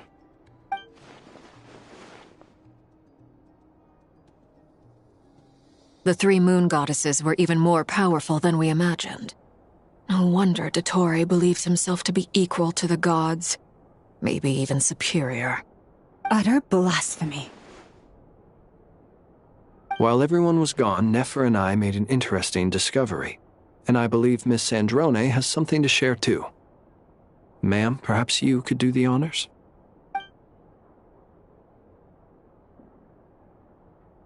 Called it. Getting rid of a pesky troublemaker like her is like trying to clean up after a crumbly cake. It always comes back to haunt you. Our next step is to find a way to bring her back. A place where time flows backwards, with no destination in sight. Surely it must have been created for a specific purpose. But I fear the answers are buried deep in Tevat's history, held by great powers beyond our reach. It sounds like she's on a specific path through time, just traveling in the opposite direction to us. The question is, where does that path lead? Or will it keep going to infinity? We considered that question as well. Strictly speaking, time is not infinite. Indeed not. Every road has an end. Nicole! You sure loved quietly sneaking in mid-conversation. I do, in fact. It's something I've always done at our mages' tea parties. Quiet, mysterious, and persuasive. You wonder what lies at the end of her road. Well, just as the world has a beginning and an end, so too does time. And so, the end of the road is the moment that Tevat was born. But where Miss Columbina will end up along this road, that depends on where this particular river of reverse time began. What about the original moons and the moon goddesses? Do they have a beginning too? All things do. In the beginning, no moons adorned the sky. It was the Dragon King Nibelung who raised the 3 moons into the heavens, and thus were the moon goddesses born. They were shadows of the planet, born to wield Nibelung's authority and oversee the world on his behalf. They were extensions of his will, manifestations of his majesty. But then one day, they disappeared just as suddenly as they had once been brought into being. Nobody knew where they had gone.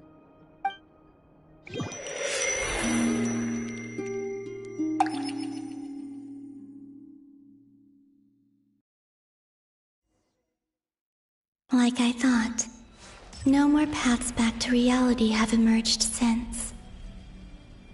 But how can I be sure that I'm going the right way without scenes from reality to keep me on track?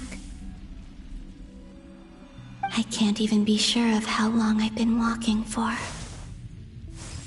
The further I travel, the less stable this space becomes. There are even moments where I can sense something that feels like abyssal energy. They can just materialize out of thin air. I have to keep my wits about me.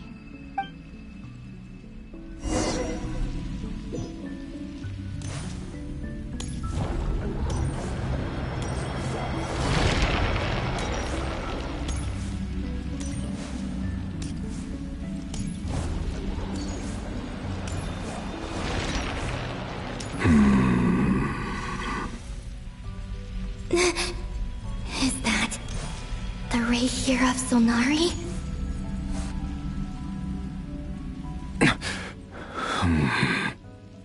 You are the moon goddess. But how? Please, there's no need. I'm not interested in fighting anymore. I find that a little difficult to believe. Yeah. Honestly, so do I. The way you used my own power against me was... It was a brilliant strategy. And then, in the final moment before I was thrown into this space, I got to see an old friend. Mr. Dainsleif. Right. It was so long ago now. But we were friends once. When I first got here, I was filled with hatred, remorse, and rage. How I cursed and devoured. I tore everything here apart. I was consumed by the desire to leave this place and have my vengeance. But to no avail. This is a place with no exit. This is the second time I've entered this space. Though I have no memory of the first. I was torn to shreds the moment I entered. But this time I survived. It must be partly because of this new body, and partly because of all the Kuvaki I absorbed in Nodcry. Are you the source of the abyssal power in here? Not all of it. Some is from when I first arrived here and tried to destroy everything. But there was already a degree of abyssal power here before I entered. And like a venomous snake baking in the merciless sun, it tried to slither into my shadow. Tried to? So, you rejected it? Yes. Because after that, the world suddenly became silent for a moment. What do you mean? The voices in my head, they were gone. And then I saw her. Her? Thelindis. My former lover. Never mentioned that she saw a memory of Thelindis leaping into the moon's reflection. More precisely, I saw her afterimage. I'm sure the real her is long gone. She was just an ordinary Conrian. She couldn't have survived here for very long. Anyway, why have you come here? Didn't you know it was a dead end? If I hadn't escaped through the moon gate, my friends would have been in far greater danger. Oh, I see. Because of your power. The power of a moon goddess. What? You'd like to know how I know, wouldn't you? The one who resurrected me said so. I could hear a deep lust for power in his voice. Do you mean... Dottore? Dottore. So that's what he's called. He'd been collecting fragments of my body for a long time. All so that he could resurrect me at the moment of his choosing. I had no interest in his research. But being as corroded by the abyss as I was, we were aligned as far as hunting the moons and recovering my strength were concerned. So that's why the Wild Hunt suddenly became so active in Nodcry. When I left the Fatui in my weakened state, Dottore must have felt that his time had come. Moon Goddess, could I ask a favor of you? What? I know this is a lot to ask, especially from someone who tried to kill you. If you refuse, I won't fight it. But this is the only thing I desire now. Nothing else matters. What do you want? I'd like you to take a message to Thelindis for me. Thelindis? But... Yes, she's dead. But like I said, I saw her afterimage. I can sense that some part of her soul remains here. Far, far ahead. Why don't you go and speak to her yourself? I can't. I don't know why, but I can't move freely in this space as you can. All I can see is a glimpse of her, walking away. Just like the moment when I last saw her in life. In return, I will clear these abyssal obstacles for you. No, not in return. I'll clear them for you, whether you want to help me or not. It feels like something I ought to do. Why? Yeah. Why, indeed. I've been asking myself that question a lot recently. Why did I do the things I did? I'm tired of it all. Tired of the person I became. People used me. And then I turned around and started using others. I hurt a lot of people. I think I grew tired of it long ago. But I wouldn't admit it to myself. And ultimately, that's how I ended up here. What do you wish to tell her? All of it. My past. My mistakes. Everything that happened after we were separated. Is it okay if I give her the abridged version? Yeah, I'm sure there's plenty you can skip over.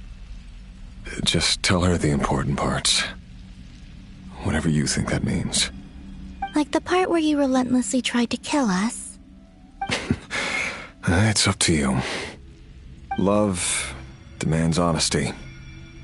But my relationship with Thelindis was built on lies. We hid too much from each other.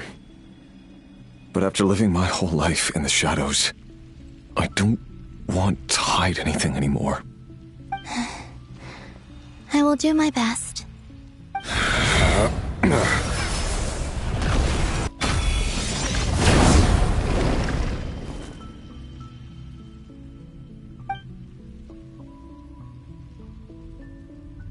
There.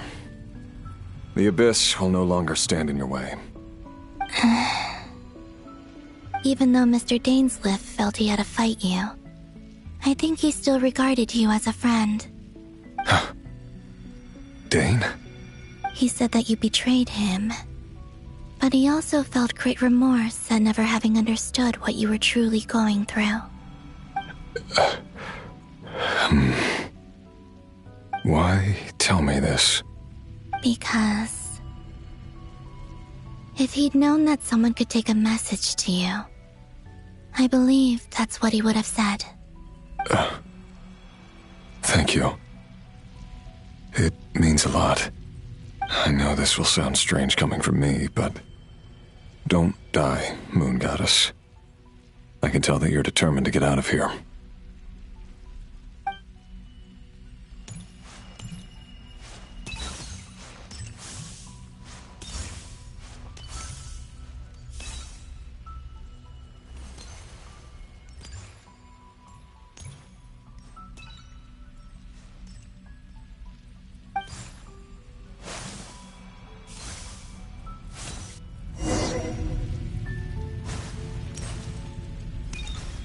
He kept his word. The Abyss is no longer obstructing my path.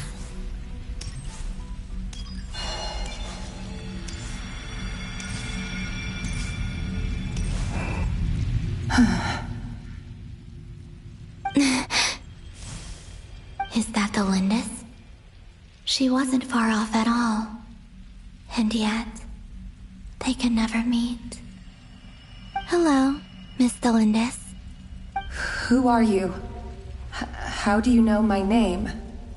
I've never seen anyone else here before. You can call me Columbina. I promised Rerir that I'd bring a message to you. Rerir? My Rerir? Is he well? He's doing better than he was. Better than he was, huh? Sounds like he's had a pretty rough time. Others have had a rough time on his account too. In many cases, their time ran out because of him. And I'm not just talking about the children of the Crimson Moon. So, things got worse before they got better. Could you tell me what happened, Miss Columbina? Are you sure you wish to know? Yes. This is my opportunity to learn the truth. No matter how hard it is to hear, I have to know. I admire your courage. However, time is short. I cannot stay here for long.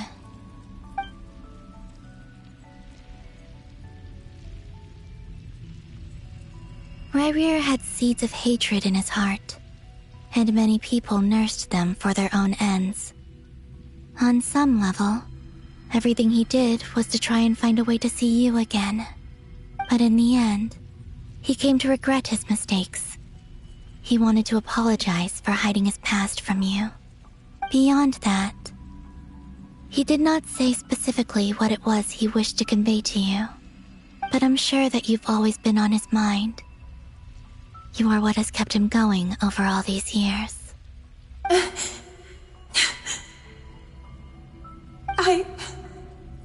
I'm sorry, Miss Columbina. This is so upsetting. I'm not sure how to put my feelings into words. It's all right. I understand. Well, that's everything from me. So, I guess I'll be... Wait. One moment. Time flows backwards here. The road ahead only leads further and further into the past. I know. I intend to reach the end of that road. Without a moon marrow, without the 3 moons' power, you won't make it far. Wait, unless... Are you one of the moon goddesses? You could say that. I see. I often think to myself, if life is like a train ride, why haven't I reached the terminus? Where am I even going? And it's not just me, it's this whole place. Wherever it is, it seems like it's existed forever. It's such a mystery. Where is it going? I must seem so ridiculous. I can't answer these basic questions, and yet I jumped right in here without hesitating, only to be torn apart the moment I entered by powerful energy currents. Only my soul remains now. Thinking back, I was suddenly overcome with fear and terror in that moment. Perhaps I too became bewitched by the abyss. I may have been the leverage it needed to control Rayrir. I used to be a researcher at the Universitas Magistrorum in Conria, researching the iridescent moon's marrow. Eventually, I came to the conclusion that time in here flows in reverse.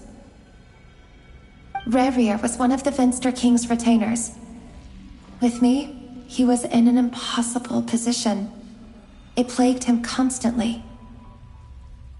I wanted to help him escape his lot in life. I wanted him to be happy, so I thought I'd use this place to return to the past. At the time, I thought I could just go back to the day that the Vinster King first found the princess. It was only after meeting the princess that the Vinster King started going too far with his research into the abyss. That was the day all of our woes began. I thought I could stop the king from ever meeting her and solve everything. I couldn't kill the Vinster King himself, so I had to find another way to save Rayrir. That's why I wanted to go back, to kill the person who had brought new possibilities to our realm. I'm sure it was a futile endeavor, but the abyss probably enhances the basest human desires. So I naively hoped I could change everything. But I was simply too weak. Like a speck of dust against the whole universe. Look at me. I didn't even survive the journey here. Not physically, at least. I know I'm never getting out of here. But you're different. You can make it, and I want to help you. I owe you that much. How do you plan to help me? Have you noticed the golden energy that exists here? Based on my past research and my observations since coming here, I believe they carry you forward faster. I can share what I've learned, and help you understand the pattern in which this energy appears.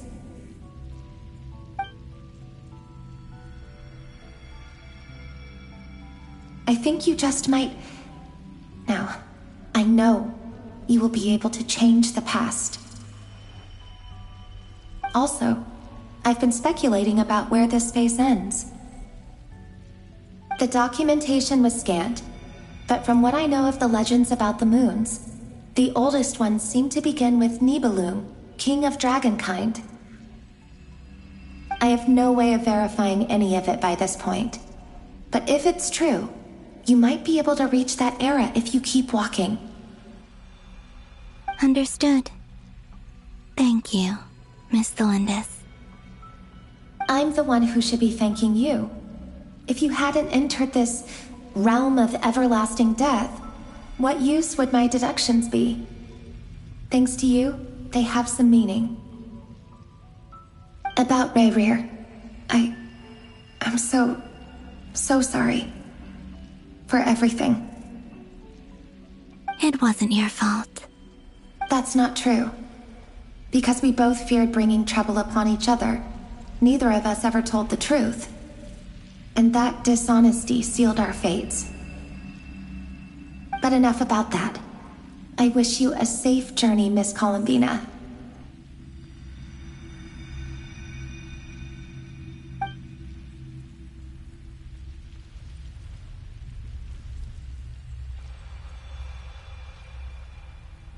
And may the outside world never have to experience pain like this again. Rayrir, you're there, aren't you? I cannot see you, because you exist in the future. I expect we'll be trapped in this prison of space-time for all eternity. But please, gaze upon the past, and then sit for a while. Let's find a place to sit down together, just like we did when we first met.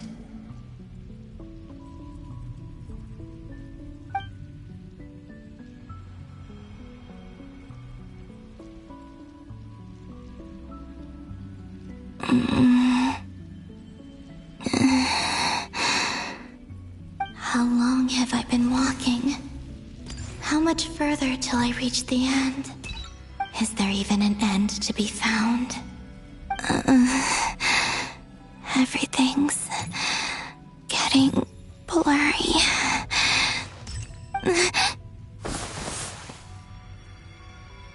Huh? Are you all right, little sister? Have you come from the distant future?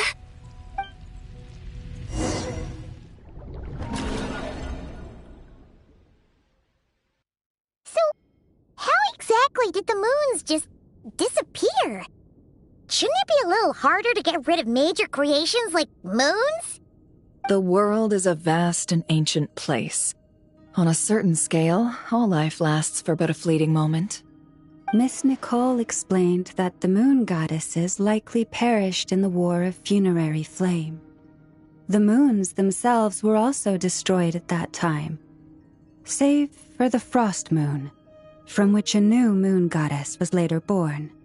Am I missing something then? 'Cause the stories say that the moon goddesses were born on the moon, but doesn't Columbina say she was born in Nodcry? Huh, you're right! Why do their birthplaces differ? What's the difference between the two generations of moon goddesses? Also, remember what Sandrone said? Her scans detected 4 moons.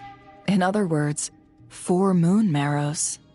Technically, the result of the scan means that 4 moon marrows were detected and positively identified as moons in that moment. In other words, this piece of information alone isn't enough for us to know how Miss Columbina is doing right now. Yep, we have no way of staying up to date on whether she's dead or alive. She's on her own for now. But at least she's trying her best to get back to us. Yeah. She's a tough cookie. And a sore loser, too. We have to trust that she'll find a way. Because we really need her power. As much as it pains me to say it, we've got no chance of beating Dottore in a straight-up fight. He's much too powerful. It wouldn't even be close. That maniac is going to devour everything in his path until he reaches us. We need to find someone or something that can stop him before he does anything worse. I'll be frank. Our only hope of defeating this false god is with a ride. I as a friend, and I want her back safe and sound. It's just the truth. And I know that even she was no match for him when he attacked, but I don't have a better solution. We're not giving up on saving her. whether she can defeat Dottore or not. Right. Don't worry, Miss Sandrone. We're all aligned on saving Columbina. No one's trying to argue that we can only justify saving our friend because it will help save the world. This is about multitasking. We want to save both. So, she's more than just a moon goddess to you guys? Absolutely. Duh! She's part of the gang! And you are too, you know. Yes, I know. You don't need to labor the point. I knew that the moment I came running over with my documents that I was part of the in-group. I mean, if Arlecchino can fit in, I certainly can. Anyway, as for how we get Columbina back, I've been working on it constantly. But I think I'm still lacking certain information about the moon. I'd probably get there if I could continue my calculations, but the problem is, I've run out of computing power. Computing power? You mean you need more energy? No, the issue isn't energy, it's processing power. There's so much data to get through that the whole process has just ground to a halt. That's a tricky problem. René de Petrichor of the Nazissenkreuz Ordo once foretold the fate of the world. But I don't know how he did it. My guess is that he used the primordial sea's power. However, that won't work for me. His methodology was vastly different from my own. What's worse, they're incompatible. And, to top it all off, we can't even leave Nodcry. Ugh, this is so annoying. If I'd known we'd run into a bottleneck like this... Well, no, the design bureau's a bust as well. Curse that Dottore! Couldn't have made this harder for me if he tried. Oh, what do we do then? How about we grab a bite to eat and take a break? Maybe something will come to mind after you've cleared your head. You don't get it, do you? I'm trying to calculate the fate of an entire world here.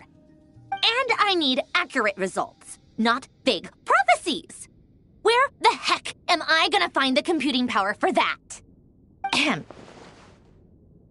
Anyway, time to shelve the discussion on technical difficulties. Being a killjoy isn't very ladylike, after all. Either way, we've done what we can. Rest well, everyone. Remember to let us know if anything new comes up. Hat guy? Is he hinting that we should talk outside? Let's go somewhere a little more private.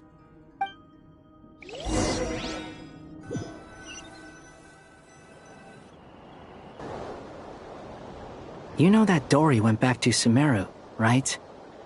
Yeah, she mentioned she was planning to head back. Things aren't looking good for Nodcry.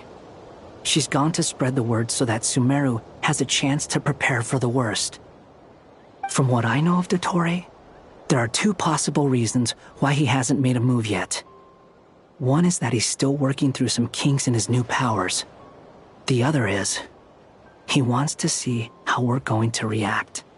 He'll easily devour everything eventually, so I guess he's in no rush to make it happen. The first false god he made was me. Now it's his turn. Even though my records were erased from Irminsul, Dottore's ideas haven't changed one bit.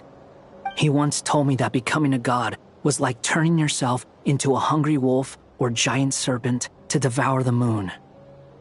Clearly, he began studying the moon goddess's powers long before he even tried making a god.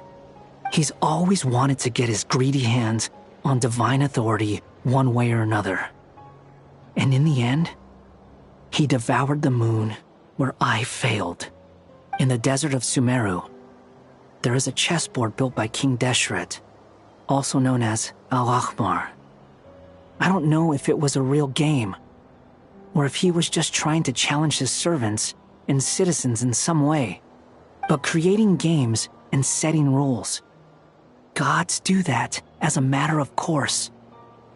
That's the kind of power Dottore craves. Now he has the Trilunar Authority. His power is leagues beyond the common people. I don't think there's any point in other nations rushing to the front line.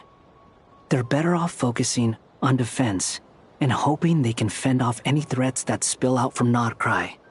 Either way, Dori will inform Lesser Lord Kusanali, and she will contact the other gods in turn.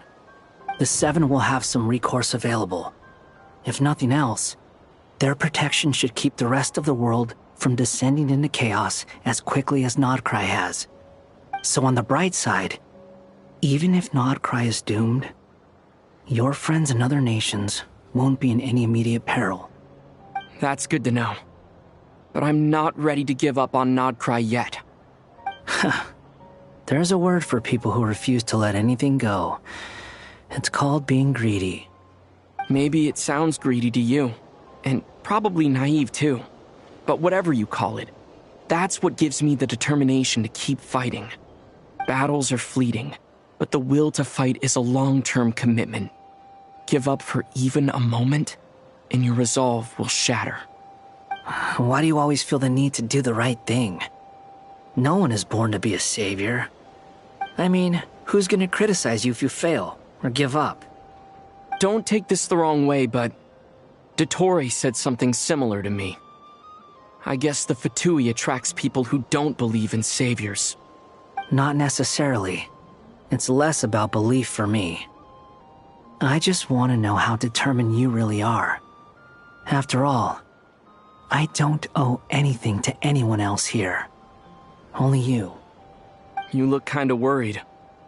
If your arch-nemesis was about to achieve their ultimate goal, I think you might feel a little worried too. That's true. Dottore is about to become an omniscient, omnipotent deity. That's gotta be a bitter pill to swallow. Still, you're calmer than I expected. Obviously. I have to admit that my past self was a reckless fool who misunderstood not only the point of revenge, but how to achieve it. And as much as I want my vengeance, I know I'm not gonna get it by acting alone. If the world's taught me anything, it's to think before I act. Too bad it never taught me any other virtues, though. So, I am going to destroy Dottore, no matter what it takes. So, what's your plan? I'll get to that. First, tell me, what do you think of Sandrone? Just like Paimon said, she's a friend, part of the gang. How much do you trust her? This is a serious question. Think carefully before you answer. Although she's with the Fatui, she has her own values, and she's helped us a lot. If nothing else, she's clearly going the extra mile for Columbina. I see no reason not to trust her. If you say so. In that case, the three of us need to talk. I have some thoughts about her computing problem. It can be solved, but it will come with a cost. How much? If I can afford it, I'll cover it. Sometimes your heroism really backs me into a corner. You know that? Come on, let's go talk to her.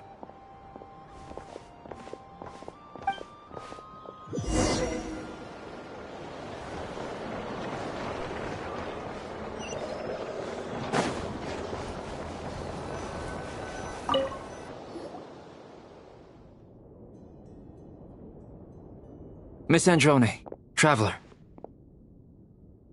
Hey there. Paimon's here too! She was just helping them sort through their things. How did your chat go? That was fast. The call only just ended. Well, you said it was urgent, so we got here as quickly as we could. Albedo, I have some alchemy questions for you. I see. Looks like my knowledge proved useful after all.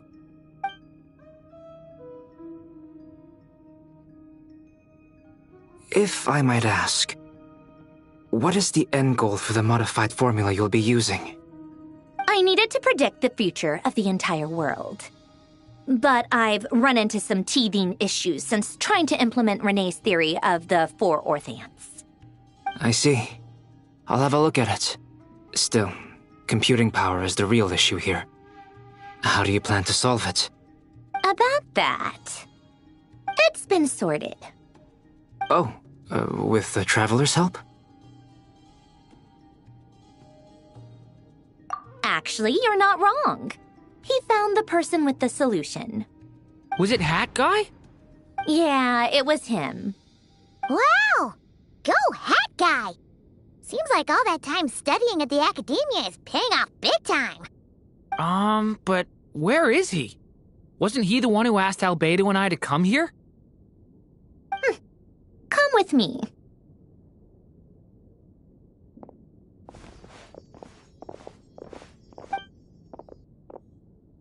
Hat Guy?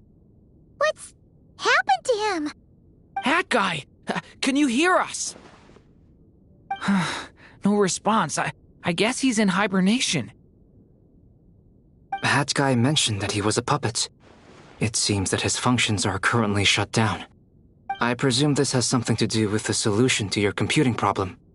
That's right. He and the Traveler came to see me. Wait, what? You have a solution? Would you calm down? Why do you always react so hysterically to everything? Excuse me? How would you know? You shouldn't be so quick to judge complete strangers. It's very bad manners. Oh, please. It doesn't take that long to figure out that you have a temper. Where does a mere student get that kind of confidence? I've actually published more papers than you. Not that status counts for much. Even Paimon's applied for academia admission. Huh? Are you serious? See? This is why I can't be bothered to explain myself. She recognizes no one's skills but her own. Okay, fine. I'll hear you out. So, tell me, how do you propose to solve my computing power problem? This world itself is constantly processing all kinds of information. If it's the world's future you're trying to calculate, you need a processing device that's designed to cope with that volume. Easier said than done. Only Irminsul can handle that kind of... Wait, is that what you're suggesting? But surely we can't just plug my formula directly into the ley lines. You should be able to tell that I'm not human, right? Yeah, I noticed. The technology, though, seems pretty ancient. Very different from Fontaine's. It's a completely different system. Conrian, to be precise. I'm what they would have called a puppet. Puppets need an energy source and processing power. The artisans who built them sought out the materials most suited for that purpose. You? Do you mean... The Traveler and I have talked it over. He's willing to vouch for you. So, I'll allow you to borrow my core for your calculations. It was built using wood from a silver white tree, which makes it a small part of Irminsul. Conrian technology and Irminsul wood. Who in the world could have built you? Are you sure about this? A puppet without its core will cease functioning completely. And if it's left in that state for too long, it might not recover. You could die if you do this. You do realize that, don't you? I can put two and two together, yes. No need to rub it in. I won't lie to you. This has never been done before. I cannot guarantee your safety. Doesn't matter. I'm prepared for the worst. Did you two actually talk this through? Is he... Are we really considering this? Yes, we discussed it. The bottom line is, he trusts me, and I trust you. Let's give it a shot, shall we? Honestly, I have no clue where this kid even came from. But for whatever reason, he lent me his core to use in my formula. I'm very close to finishing my calculations now, and the core is currently in use. So I'm sorry, but I can only show you a sketch right now. This is what the core looks like. A silver white branch. It certainly matches the legends told about Irminsul. Is Hat Guy gonna be okay? He's not gonna die, right? Right? In theory, he should be fine. As long as we put his core back in time. Beyond that, all I can say is that I'll try my best to avoid risks and make sure the core doesn't sustain any damage. I think I know why you called us here now. Someone needs to watch over his body and make sure it's protected until the process completes. Correct. He said that the only ones he trusts here are you two, and the Traveler. And the Traveler will have other work to do. He will have our undivided attention. Aw, Hat Guy. On a more positive note, things are progressing steadily on my end. I'll call everyone in for a meeting once the results are out.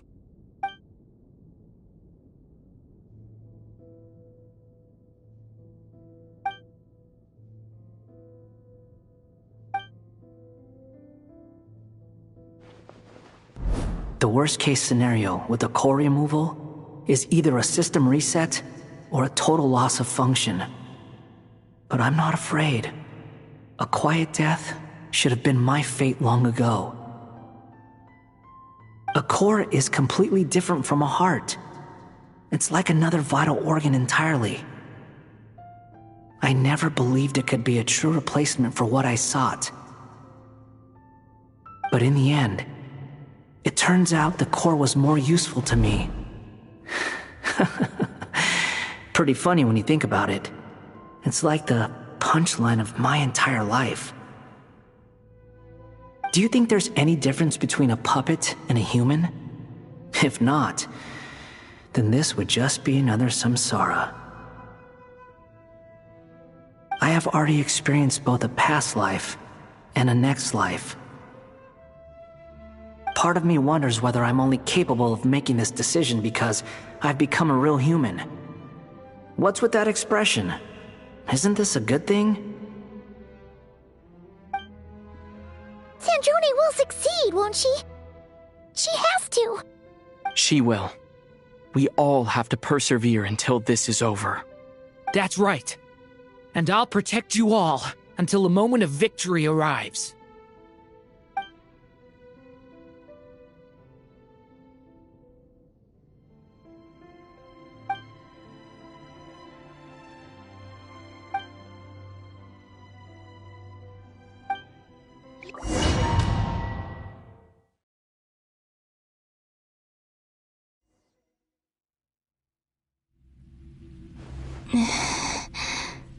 Who are you? Call me Sonnet. You have the same power as Canon. Sonnet. So, you're the goddess of the iridescent moon? Oh, goodness. You recognize me? Well then, what's your name? Columbina. Columbina Hyposelenia. Hyposelenia? What a lovely name. Did you choose it yourself? It was a joint effort between me and my friends. Friends? You mean your friends in the heavens? Huh? Oh, sorry. You must be exhausted. I apologize. Hang in there. Let me introduce you to my older sisters. Do you mean the other two moon goddesses? Arya and Canon? Wow, you sure know a lot. Hey, does that mean that our story goes on into the future? Oh, I guess that wasn't the best question to ask. It's alright. We were prepared for that possibility. You could say we were too prepared. I can't even remember how long my sisters and I have been here by this point. When did you get here? How long has it been? I can't say for sure, but it feels like it's been forever. I see. Are you feeling alright? You look a little unwell. I can hold out a while longer.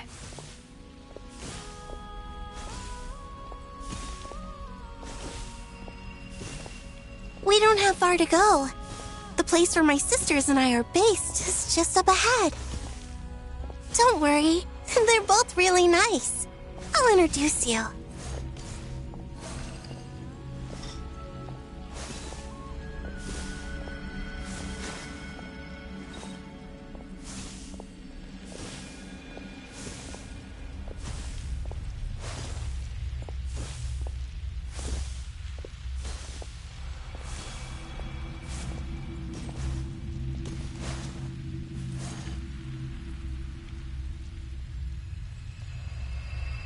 Sisters! I'm back!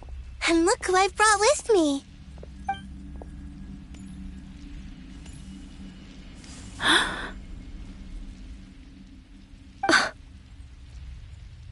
It's our lovely little sister, born in the far future. The pleasure is all mine.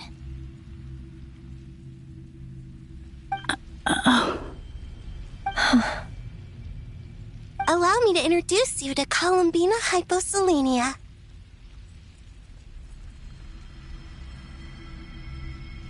This is Arya, the goddess of the eternal moon. And this is Canon, goddess of the frost moon. Canon, don't you think Hyposelenia's power is similar to yours? Hello, Columbina. I apologize for our startled reaction just now. And please, forgive our little sister if she's been annoying you. She tends to talk a lot. It's fine. You seem shy. Don't worry, Columbina Hyposelenia. No one can hurt you here. Could you tell me where here is? Please. I must know.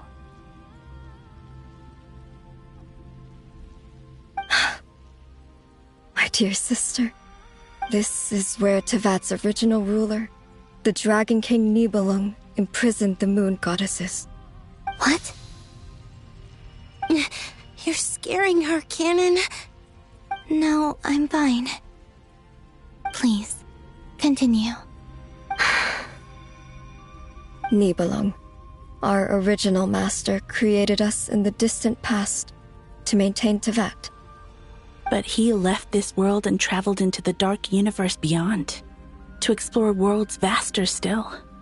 Day and night, we fulfilled our duty in the heavens, until the day that the first Descender arrived. The great ruler of the firmament. The heavenly principles. Is that what later generations call them? I see. But we did not reject them at first, nor did they seem to harbor ill intent towards this world. We coexisted in peace. They were like a guest in our home. Slowly, however, we came to realize that our guest had a growing desire to change and dominate the world. And you didn't stop it? No. There was an order to the rules they set up that Nibelung never taught us. We wanted to know if this order would bode good or ill for Tevat.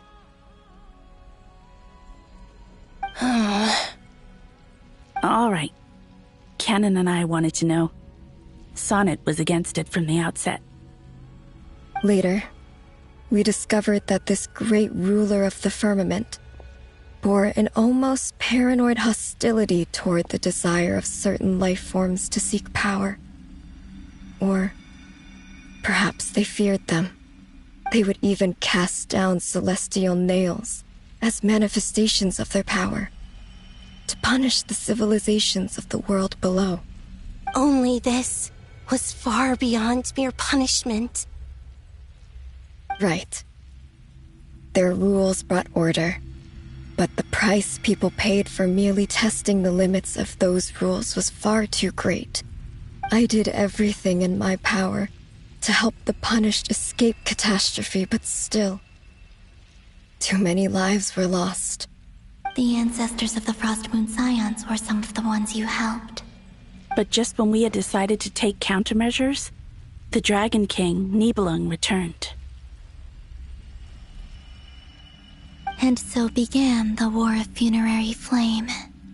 So, that's the name the world gave that war in the future. Well, who won in the end? As far as I know, the Heavenly Principles won, although it came at a great cost. They remained in Teyvat, where they continue to rule to this day. And the world's original master, the Dragon King Nibelung, was destroyed. And what of the moons? Are there still 3 moons in Teyvat's skies? You can tell us the truth, Columbina. We know we are but remnants of a bygone age. We are prepared for the answer. Only the Frost Moon remains. But it has been cast beyond the false firmament by the Heavenly Principles. The eternal and iridescent moons were both shattered during the war. So death finally came for us in the end. Sonnet. But you're still here, aren't you? A moon goddess cannot live without her moon, Columbina. She's right. That's why I began to disappear. Because the Frost Moon is cut off by the false sky. How much worse it would have been if it were outright destroyed. Our souls may endure within this lunar palace, but if our moons are destroyed, then we shall disappear the moment we depart from it. I'm sorry. There's no need to apologize to us, dear sister. If anything, we owe the world an apology. If only we'd decided to act sooner, rather than arguing amongst ourselves. All the more reason not to spend this time in regret and repentance. Instead, we should focus our efforts on how we might help our future sister. Sorry? Don't you see, Columbina, your story is not yet over. Is that not why you are here?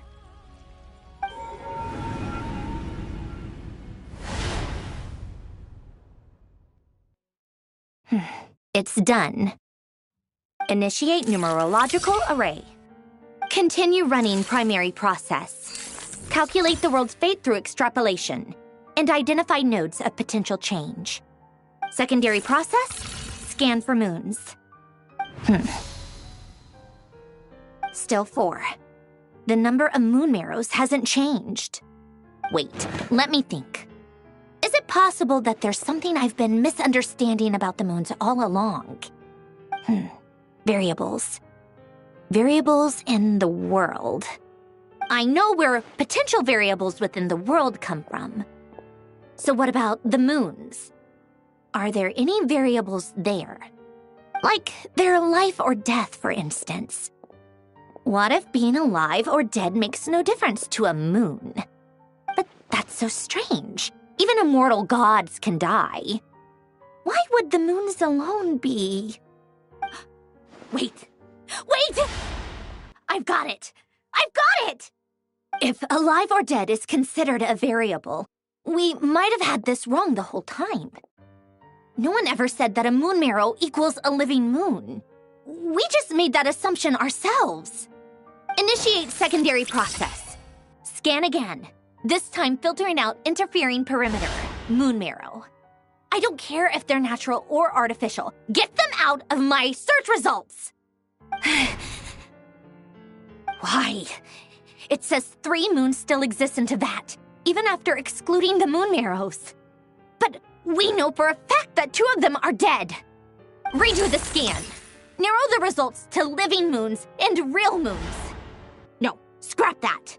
Narrow it down to moons that have lunar authority and remain alive.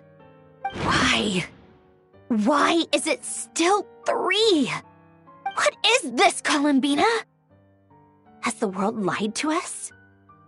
Or are you the one pulling the wool over our eyes?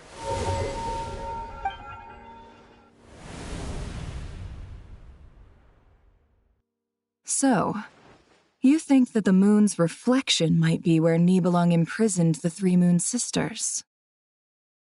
Yes, it would explain a lot, such as why that space would respond to a moon goddess's power, opening the moon gate at her command. It would also explain why Miss Columbina has been unable to leave, and why time flows in reverse there. In the messages she sent, Columbina promised us she'd find a way to return, but we have no way of knowing how, when, or where this might happen. The fact that she still has yet to reappear in this world indicates that returning from that place is no easy feat. We cannot afford to simply wait for her. So you're saying, if she could return by her own power alone, she would have done so long ago? Yes, she certainly wouldn't leave it to this late stage when it's so touch and go. I've been giving this some thought, and I've come to believe that Luana's Har might be an anchor that she left behind, as a sort of future waypoint. This could also explain why Luana's Har is always by the traveler's side. Sounds like a plausible theory. If that's the case, there must be some criteria we need to fulfill to allow Columbina to return to the present. The question is, what could they be?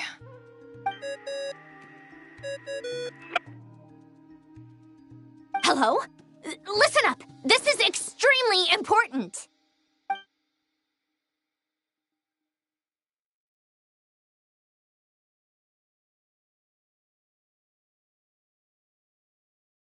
Not only is Columbina alive, but she may well exist in a form unimaginable to us. I'm still unclear on the details, but she's done something truly inconceivable in the past. And the clue to what she's done lies in the moon and Tevat sky.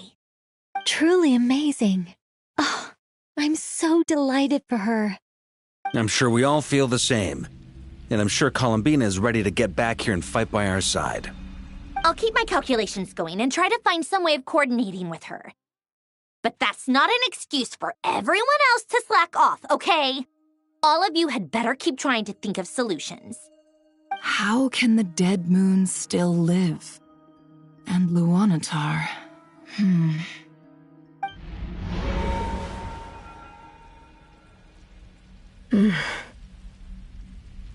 It's hard to believe that's what will happen in the distant future.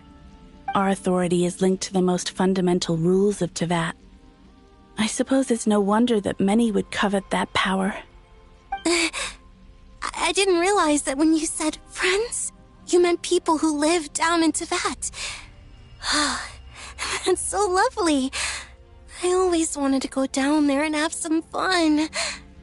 Have you ever tried leaving this prison? Of course. Between us, we've tried everything. But no matter where we go, this space will eventually bring us back here. It's like the center of a whirlpool. Everything ultimately converges here, at the moment when Nibelung imprisoned us. In that case, have you tried using any of those pathways that connect this space to the real world? Sorry? What are those? They're passages through which you can make small-scale changes to reality by using Kuvaki. Or am I the only one who can use those passages? Because part of my soul remains in reality. Kuvaki. What is that? You don't know? It's a unique kind of elemental energy found only in Nodcry, the land from which the moons arose. Oh. Well, it's true that the moons first rose up from the part of Tevat you say is called Nodcry. But there is no difference in the elemental energy between there and anywhere else. What? Could you show us some of this Kuvaki hyposelenia? Maybe if we see it, it'll make more sense. Okay. Isn't that just your power? What? But it's everywhere in Nodcry. In the air, in the land. Even the creatures who live there have adapted to its influence. How curious. This Kuvaki certainly did not exist anywhere in the world before we were imprisoned.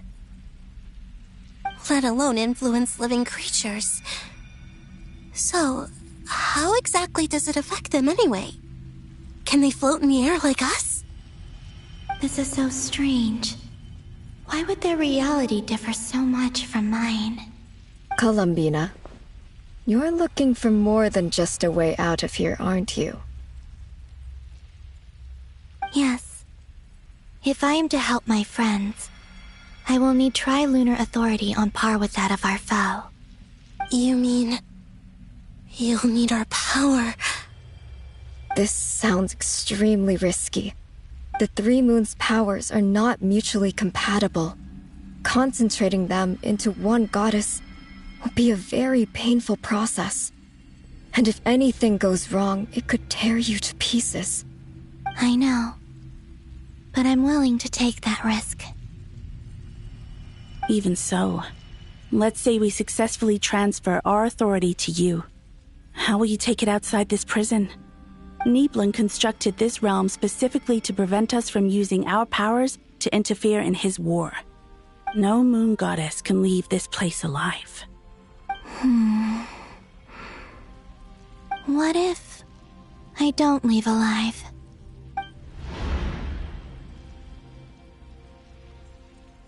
Where do we even start? How are we supposed to figure out what we're meant to do to help Columbina?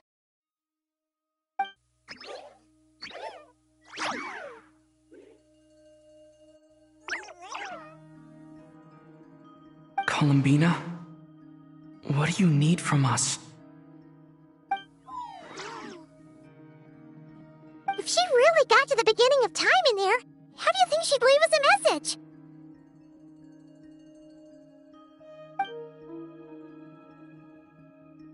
You don't think she'd write it down on a stone tablet somewhere in the hopes that we'd find it, do you?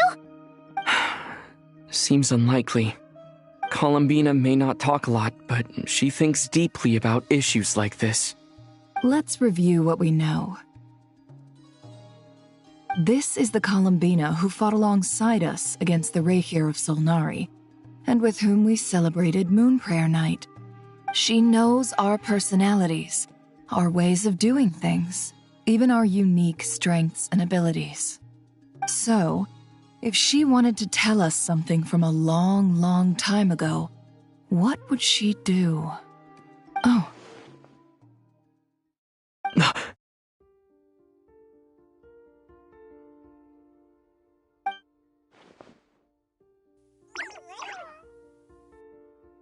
Traveler, you once said that those golden ripples also appeared when Luanatar was born. What if Columbina left Luanatar here, not just as an anchor to the real world, but for some other purpose? If she is part of Columbina, and Columbina knows that I can see past events through her... Oh yeah! Like when you peeked into Rarer's past through his heart! Nefer, wait! If you're right about this, and you can really see past events through Luanatar, your eyes, they'll... Oh, I know. Looking at Rarir's past in Conria was already enough of a strain on my eyes. Looking this far back into the past, it'll surely blind me. But it's our only chance. This is the only way. Boss. We spoke about this once, a long time ago. Do you remember what I said, Yehoda? The day I lose my sight, The Curatorium of Secrets will be yours to run. But... What's wrong? I'd be overjoyed if I were you.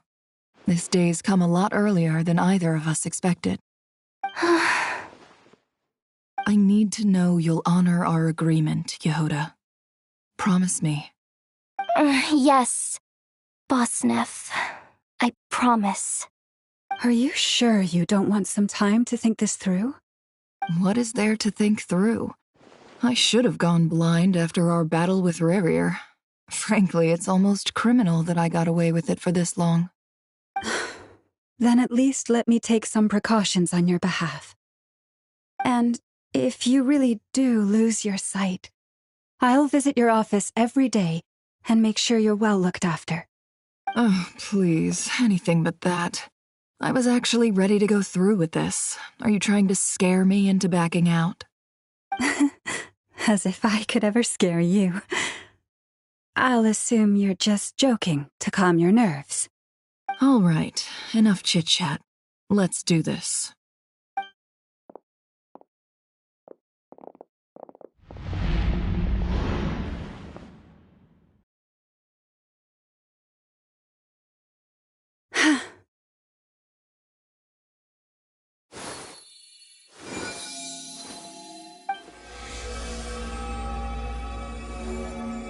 All done.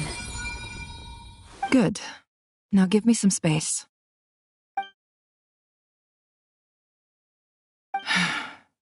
Come on then, little one. Show me what happened in the past.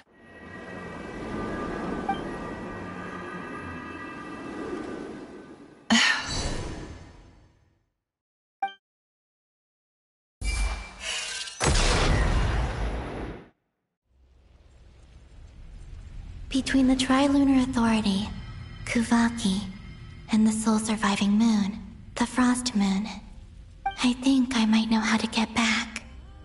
But I will need my sister's help. Time to go talk it over with them.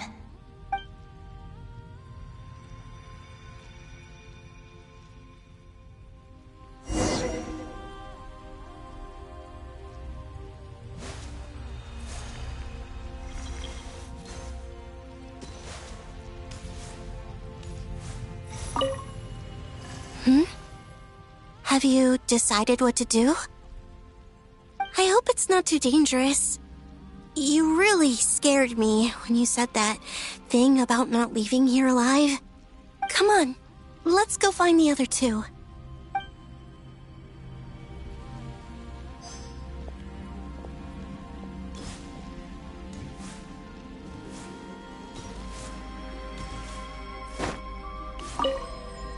It seems you have reached a decision. I'm all ears. What do you propose?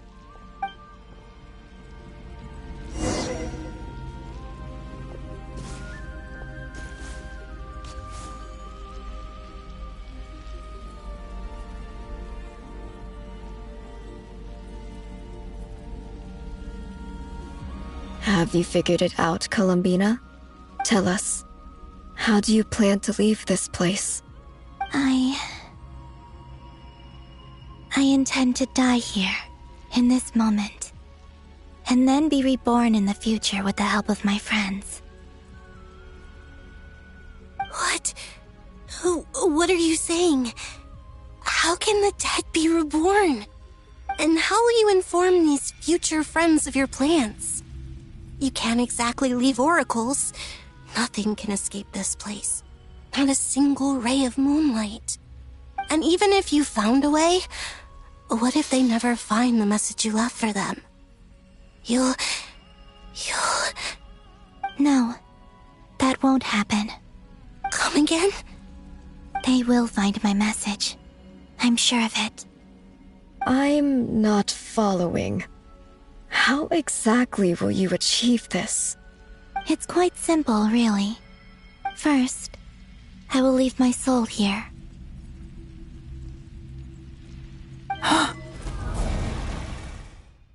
I see it. Your soul? You mean, you're a divinity? Yes. I once left a portion of my soul in the future, one so small that this prison barely noticed anything. In this very moment, she can resonate with my soul across time.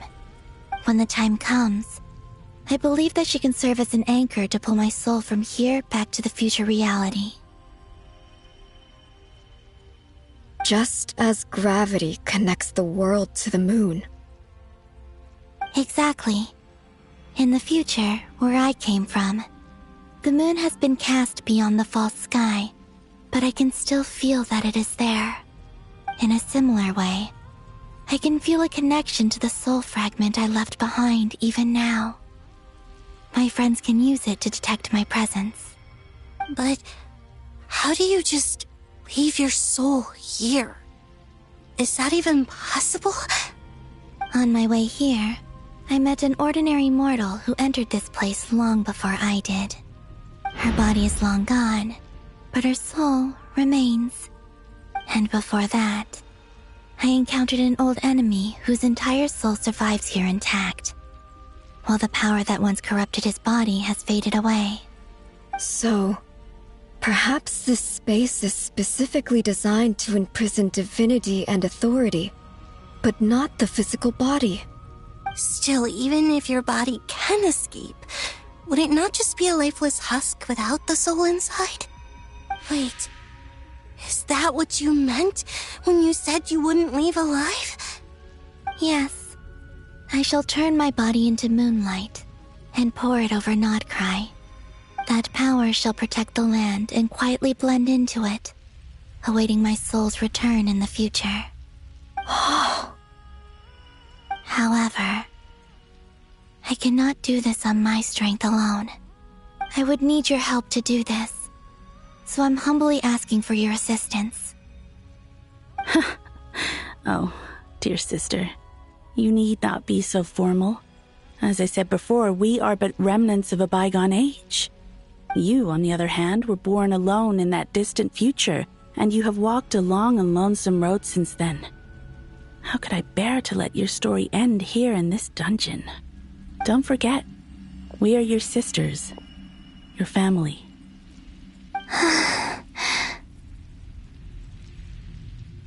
Arya's right. Actually, I've always wanted a little sister. Can you imagine how it's been for me? Getting nagged by two older sisters all the time. Now, I finally get to be the big sis. And not just that, but I get to help you return to your world, too. How could I say no to that? Sonnet. Canon?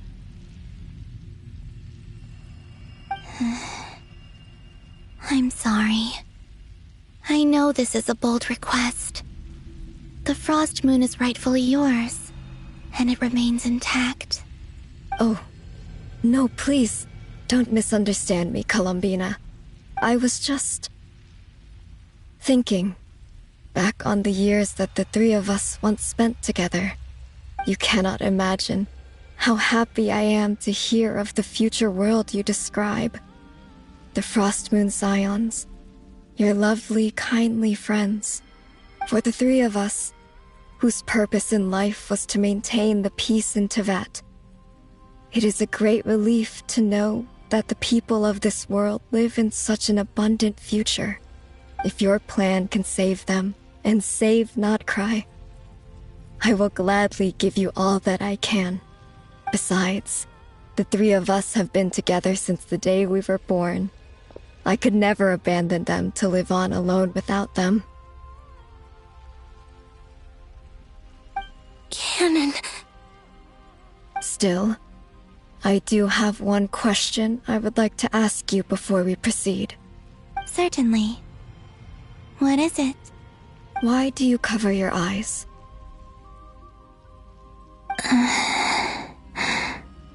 Yeah, I was curious about that too. But it seemed personal, so I didn't want to intrude.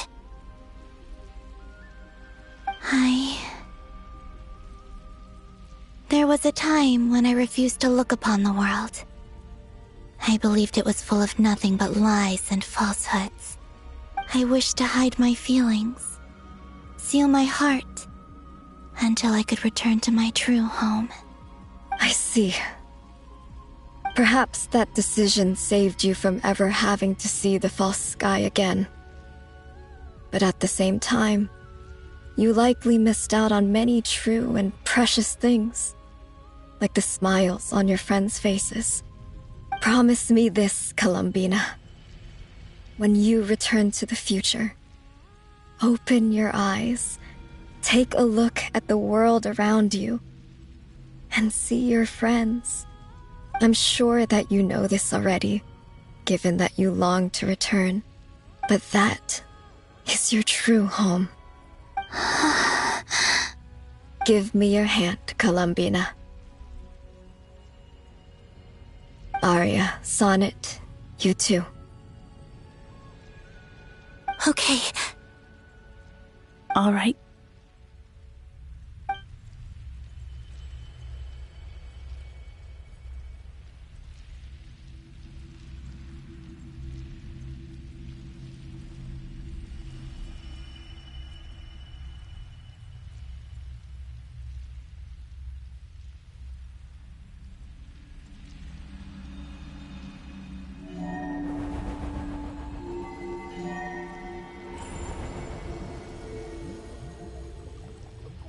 We once were the songs sung for eternity, but now it is you who must continue to sing. We once were the tides in the great river of time, but now we subside, and you arise. We were the messengers of madness and inspiration. But now, the lies have faded, and your truth must endure. We are souls awaiting the sun. You must return to be with those who smile when they see your face.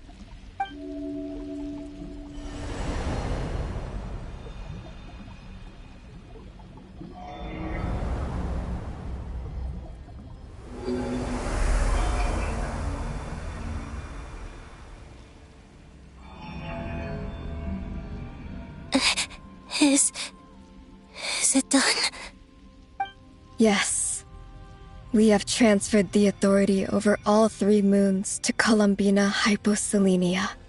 From this moment on, she is the Tri-Lune Goddess, the one and only moon goddess of this world.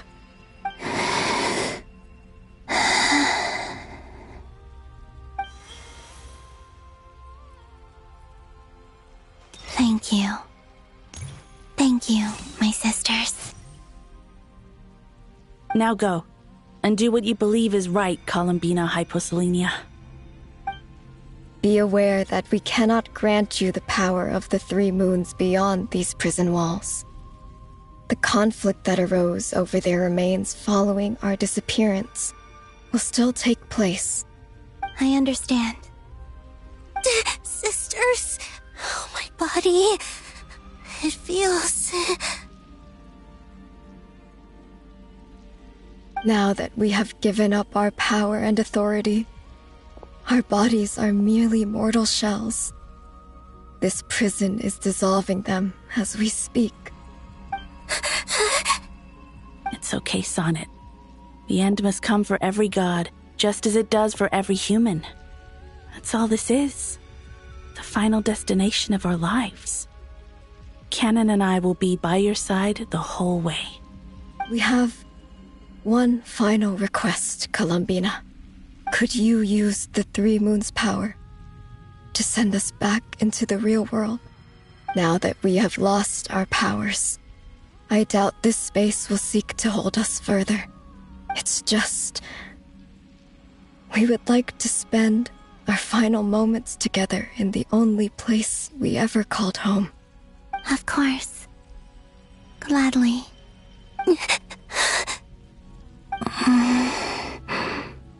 Sonnet?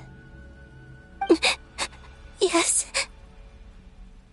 Don't... I wish I could tell her not to give in to the abyss. Not to be afraid. But is this really what I should say at this moment? don't forget. I'm so glad to have a big sister like you.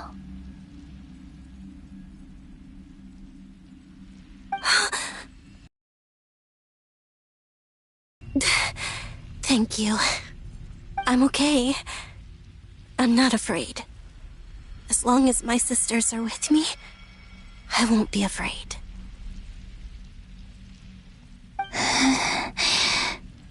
It looks like this is goodbye, sisters.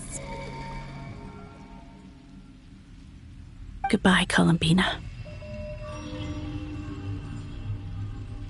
Take care of this world in our stead. I will.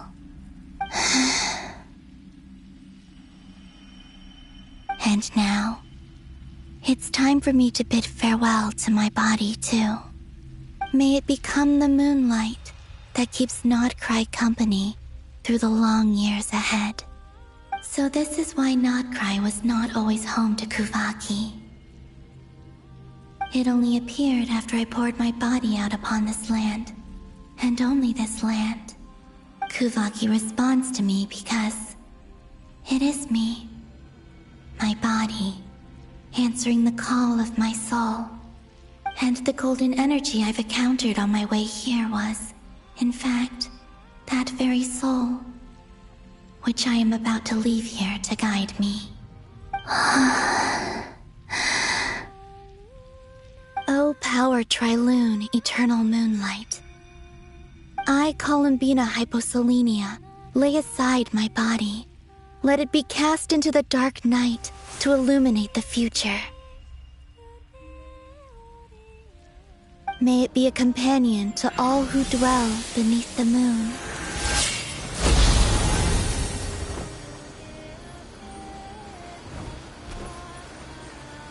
Until the time comes for me to return home.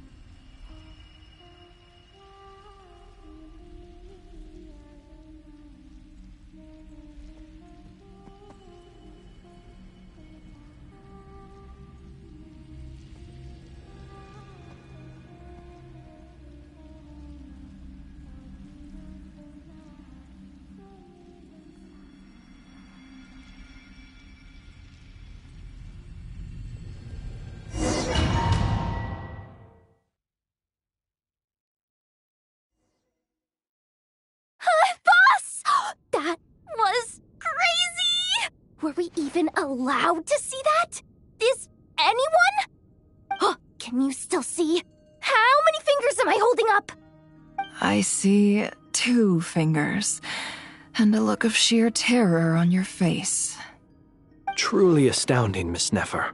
Your eyes have glimpsed the very ends of the world, and yet they remain as sharp as ever. Or is the credit for this miracle due to Miss Lauma? It seems that even time itself is no match for your medical skills. Surely you jest, Mr. Flint. I suspect we have Columbina to thank. She must have realized the immense toll that the ritual would take and purposely set aside some of her power in the past to protect Nefer's eyes when this moment arrived. There is always a great price to pay for witnessing the truth, but it seems that this time, Columbina has shouldered that burden on our behalf. She chose the perfect method of getting a message to us. Though her eyes were always shut, she was clearly so perceptive. She knows us well. She knew exactly how we would think and what we would try. Despite being separated by time and space, we're seeing the same possibilities and seizing the same opportunities. We still don't even know if she's okay right now. But as long as there's a chance we can do something, we'll fight to make it happen. We'll get you back somehow, Columbina.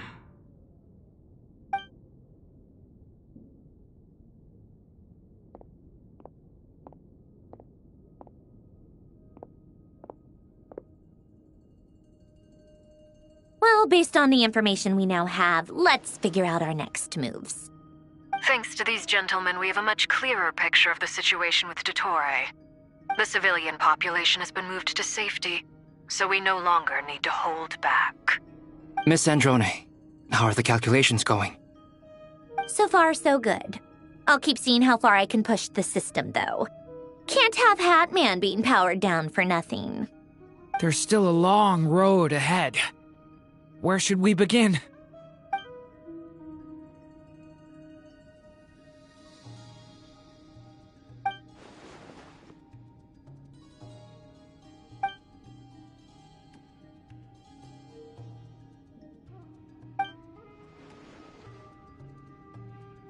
Our plan is clear. Time is short, so let's get moving. There's just never enough time, is there? Time is the bane of my existence. Ugh.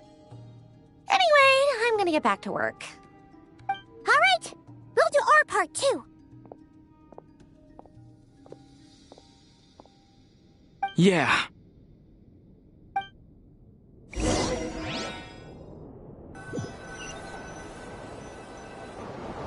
Albedo's theory says that elemental energy can dilute the light realm's power.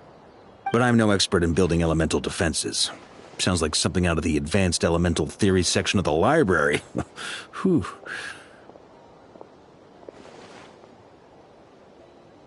You seem quite troubled. Well, yeah.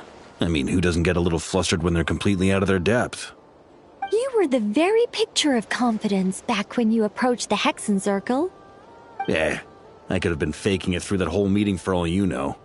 Who's to say I'm not just a ball of nerves in a charming and gregarious package? Oh gosh, really? I'm so sorry, I had no idea.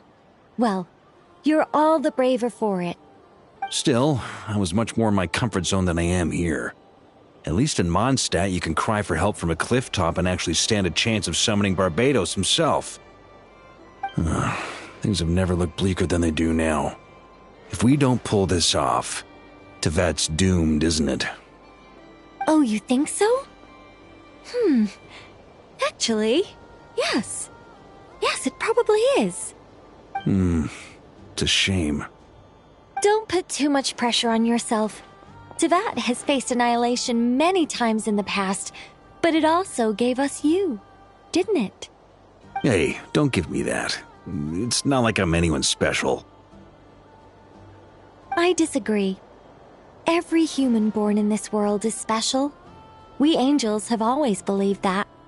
In that case, this humble human being has a big favor to ask of you. I thought you might say that. I'm sure Alice, in her great wisdom, sent you here precisely to help us in this difficult time, yes? Well, that has less to do with her wisdom, and more to do with my power. Of course, of course. Well, the thing is, these elemental defenses we're about to build, I don't think it's a question of if they'll fail, but when. Durin's findings from his patrols make it clear that Dottore is constantly expanding his territory. First it was his lab, then the design bureau, and now this. It's not realistic to completely stop him encroaching on the rest of Nagrai. Rather, our goal should be to stall him for as long as possible. If Miss Sandroni's calculations are correct, well, they're the closest thing to certainty we have in this situation, so let's assume they are. Anyway, her calculations suggest that our best hope for victory lies in Miss Columbina's return. It's up to us to slow Dottore's advance and buy time for her to make a return. Are you asking me to help you with building the defenses? No. I'd like you to prepare for what comes next. When he eventually reaches us, we will have to fight him. You were an angel once and a mage now. I'm asking you to lend us your protection. Oh. can I take it that you're triggering the terms you fought for during our three-way talks? Well, technically those terms were about protecting Mondstadt. But if you're happy to agree to the change in location, then yes, let's do that. You're cashing in on this much sooner than I'd imagined. Well, yeah. The way things are going, I might not get another chance. Very well. The mages have heard the knight's plea, and we will respond. To tell the truth, Alice and I had already discussed how we might help you all, so I didn't come empty-handed. I always like to be prepared.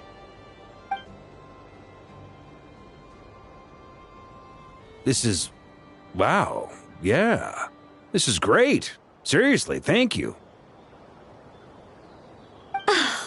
It's been many long years since I had a chance to dazzle humanity with a little divine intervention.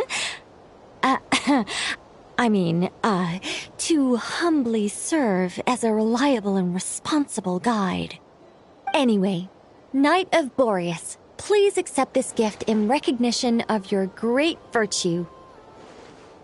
Go now. May the angel's blessing deliver you safely to your destination.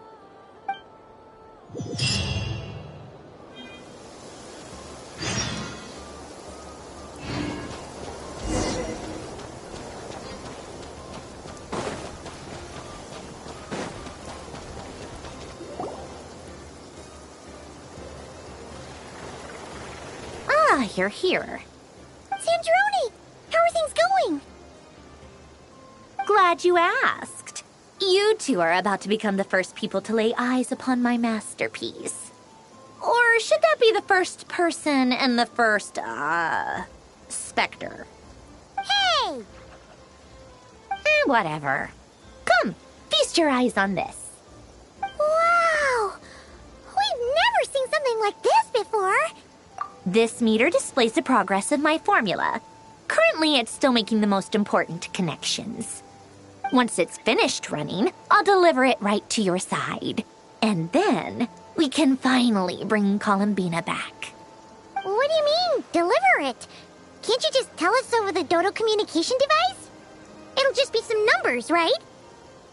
Ugh, you're such a greenhorn. This isn't the kind of formula you solve in math class.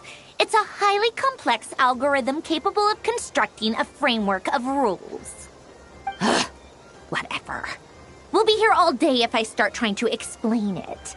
All you need to know is the formula must be completed before we can bring Columbina back. I'll share the data with you. Nicole's agreed to let me use her information channel, so we just need to use the Dodo communication device like so. And... there. Now you can check in on my progress. Wow! Look at that! You're amazing, Sandrone. About time you recognized my genius. Took you long enough.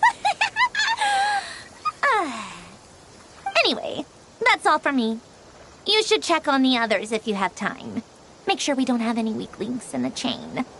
That might sound harsh to you, but close supervision is a common practice in a Fatui. Not looking to catch anyone out. I just care about everything going smoothly. That's all. I'm kinda stuck here while the formula's running, so I need you to be my second pair of eyes in the meantime.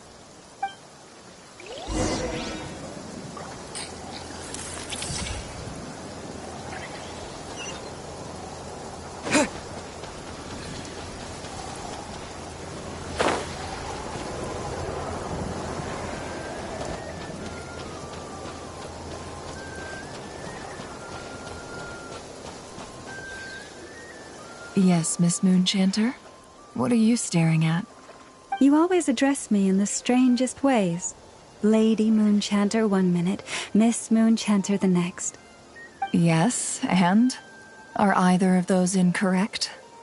Not as such. It's just that I simply call you Nefer nowadays. Uh-huh. That's my name. What's your point? The point is I don't add any honorifics or titles. Meaning what? That maybe we're on friendlier terms now than we used to be. Is that how you see it? And I thought I was the one with eye damage. Never! Wilma! Paimon, traveler. Just swinging by to check in on you. How are things going? Did you manage to get some rest? Don't worry about me. I won't slow us down. And I give my all to ensure our victory. Ah, yes. Allow me to give you two a quick checkup. All done. You're both in good shape. You're welcome. You'll have your work cut out for you in this battle against Dottore, so make sure to get some rest in first. Paimon will keep an eye on him, don't you worry. I'm glad to hear it. Take good care of yourself, too, Paimon. Sure thing.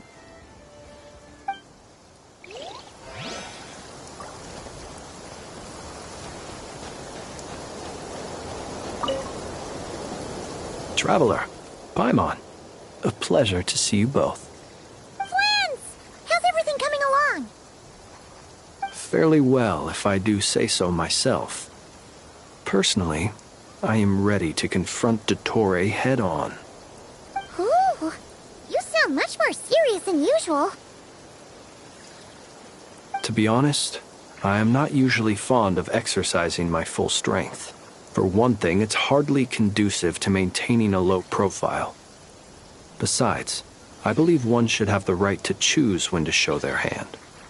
I am conserving my strength until the moment of battle is upon us. Anything to boost our chances of victory. Seeing you get into the zone like this really puts Paimon at ease. Huh, Traveler? I consider it an honor to have your trust. Rest well. I look forward to seeing you both in your element during the battle.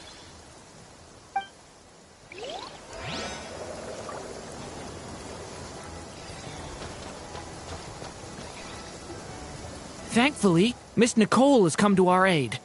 Nasha Town is now looking very well defended. Golden Flame. Yes, that's Nicole's power, all right. Based on the latest message from Grandmaster Varka, it sounds like they've reached an agreement. The situation should be more stable with her assistance. Everyone will have at least some degree of protection. Albedo! Durin! Hello there, you two.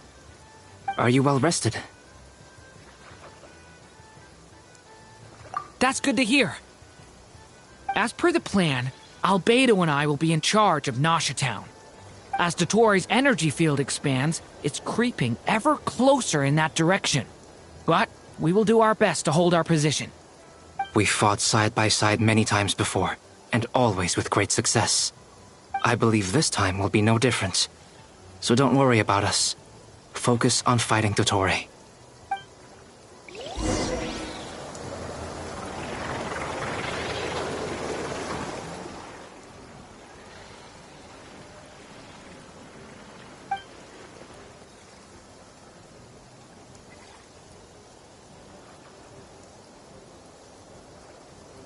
Here they come. That's quite a horde. As we expected. Get ready, everyone. Take your positions and prepare to engage. Let's begin. I'm at the ready.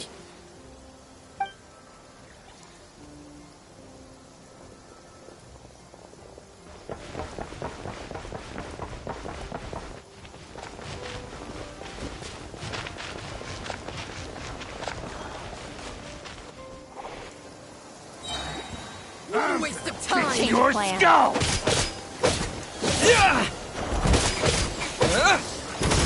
Water jet! Time for the big one!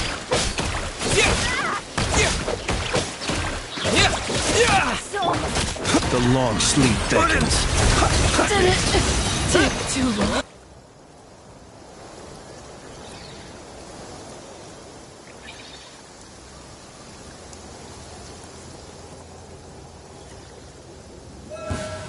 It's your turn. Your skull! Time for the big one! Leave this. A grave transgression. These creatures cannot stand against us. Oh, fighting tough. Just don't let your guard down. That goes without saying. I'm hardly the risk taker in this group. Excuse me?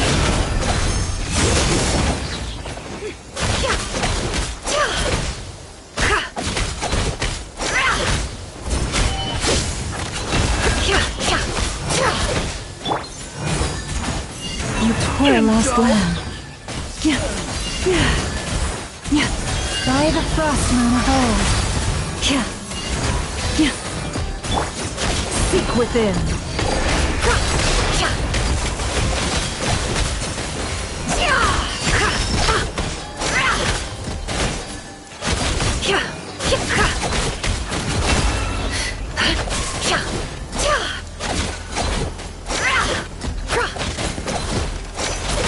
It all adds up.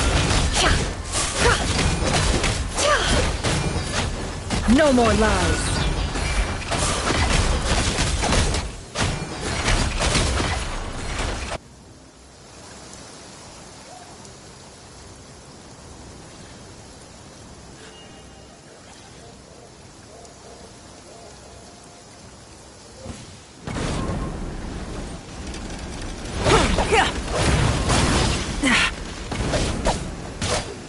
Witness my great undertaking! Burst forth!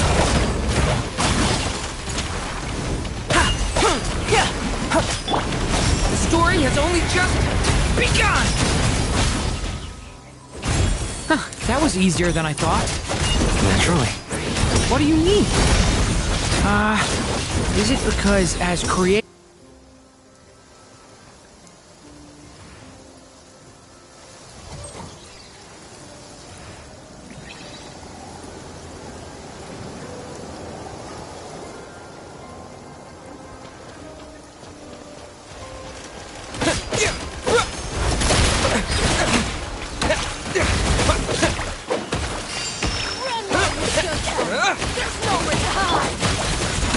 Leave this place for the everlasting forest.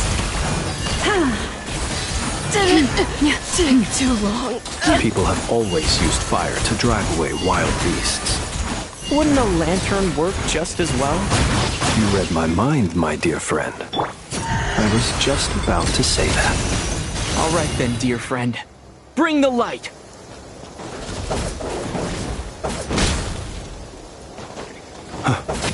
Be silent. Observe.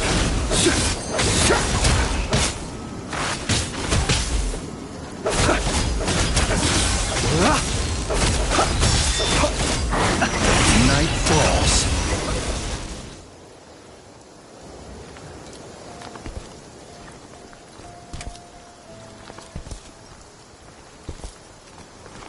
You're looking well. I trust you've had a good couple of days. Dottore. It's actually a good thing, in my view. If the subjects of my experiment were to die prematurely, it would throw quite a wrench in the works. And so, I must thank you all for your resilience. We are no longer on the same level, but you are nonetheless worthy of my respect. A creator god should be merciful and gracious after all. And in any case, it is only right that before I end your lives, the world is informed of the arrival of their new god.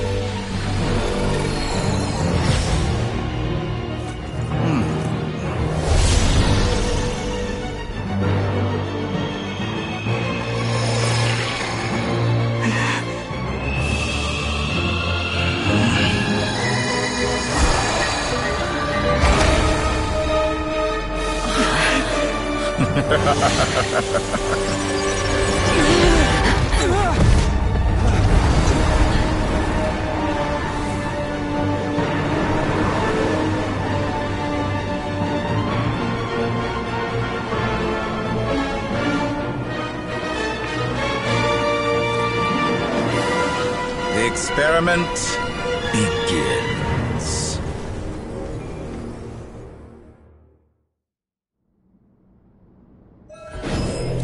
With the marrow of the three moons in my hand, behold the false moons fall!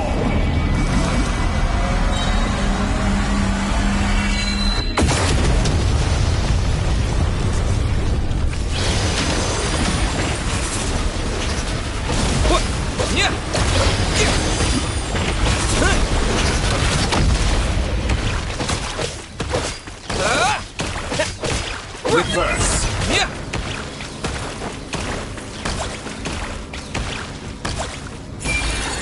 Pathetic. Entropy bends to me. Close your eyes.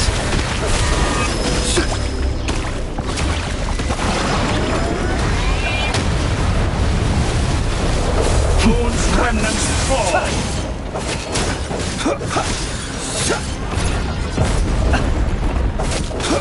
How dumb. The night cometh. That's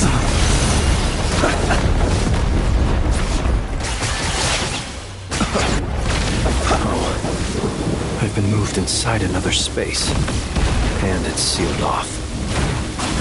Looking at the structure of it, it seems like the Torre intends to trap us here. There's no exit.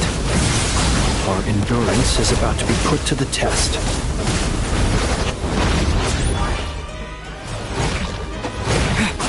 Did you honestly think that would hit me?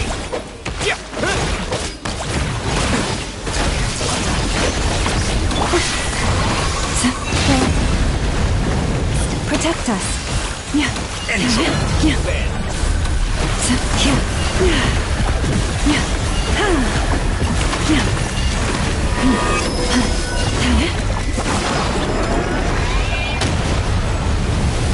Pathetic.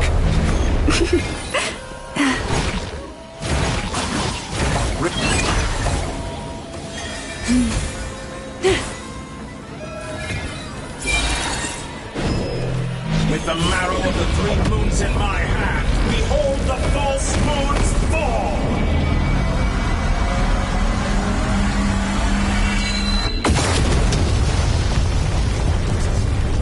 Moon's remnants fall!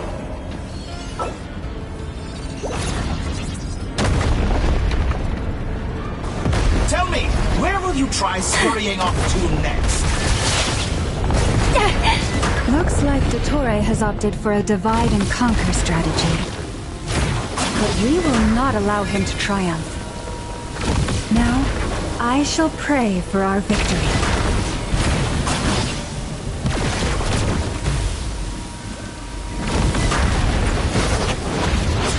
Entropy bends to me. Can't hide the truth.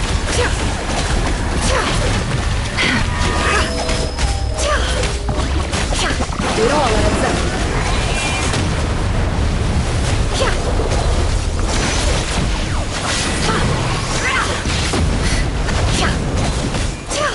How dumb! Be shackled! Found!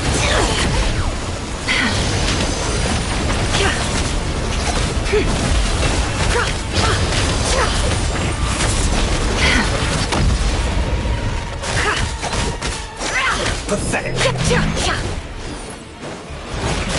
Can't hide the truth. Did you honestly think that would hit me? Moon's remnant. No more lies.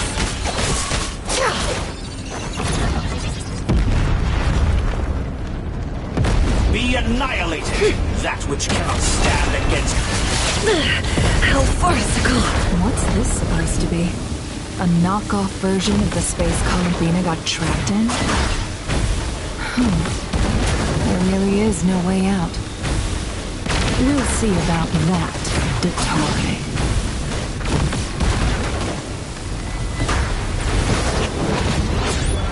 My apologies, I had not intended to take your teammates from you. But you have a choice. Obey, and I can release them. An excellent deal, if you ask me. Won't you concede?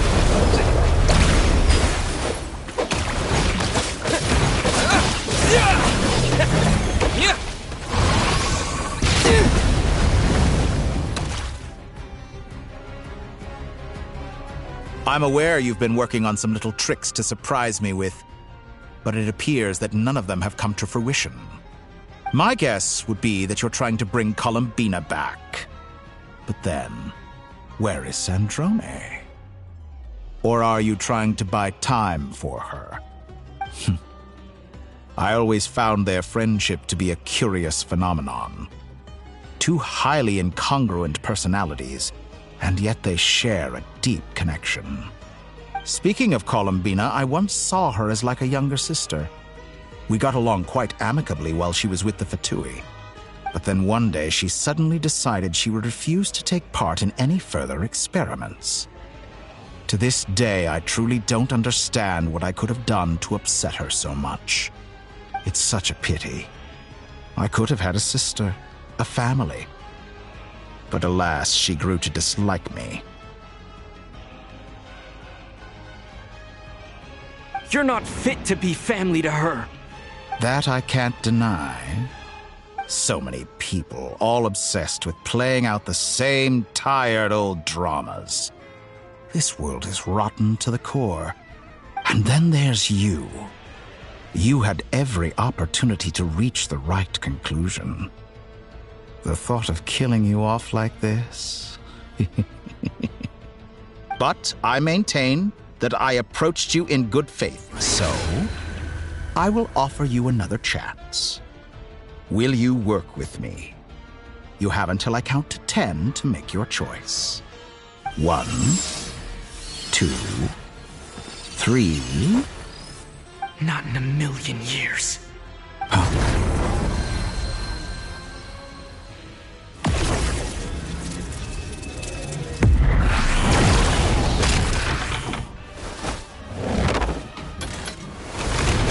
Sandrone, what a pleasant surprise.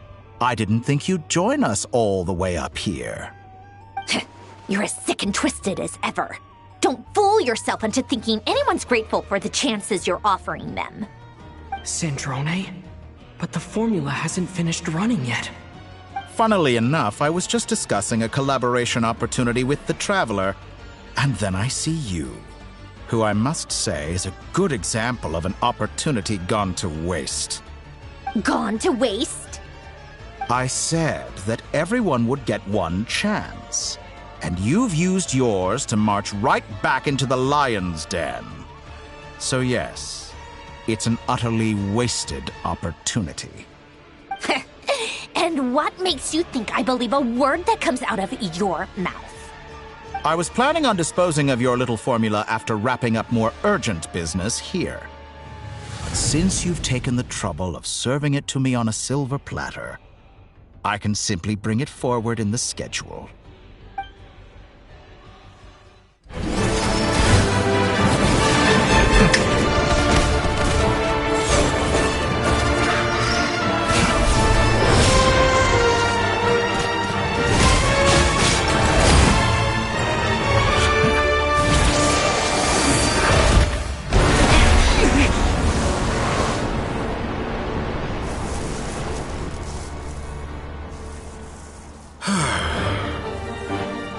Is this your life's work?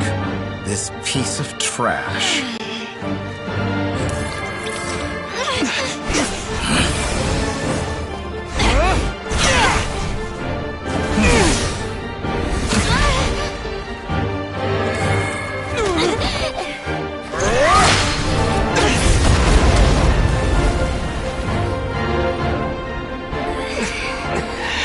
Your formula runs too slowly, Sandrone. You put your hope for success on others instead of fighting dirty. That is why you have failed. Now, whom should I slay first? Any volunteers? No one? How nice of you to leave the decision to me.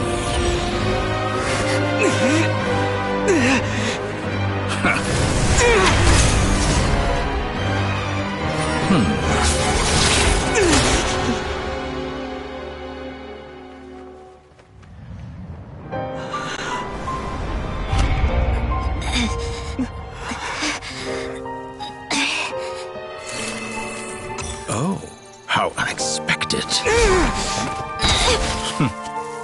Sandrone, any last words for me, comrade?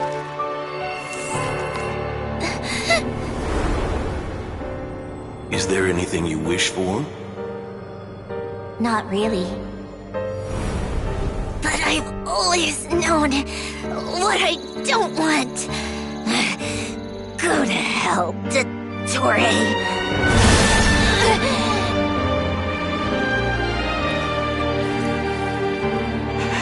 No!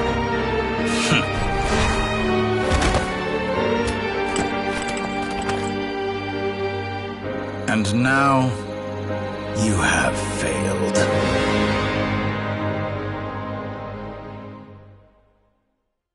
Sandrone!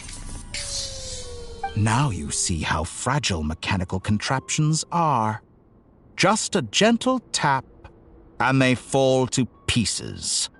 However keen of an inventor Sandrone may have been, her death spells the end of the formula that was running inside her body. Of course, I have to commend her for making it this far. As her colleague, I have to admire her stubborn tenacity. Now, it is time for you to take your place by my side. My count was interrupted, but the second chance I extended to you still stands. Once again, you are welcome to join me. By now, I'm sure you have gained a greater appreciation for the power and authority I wield. What is stopping you from embracing a new world of endless possibilities?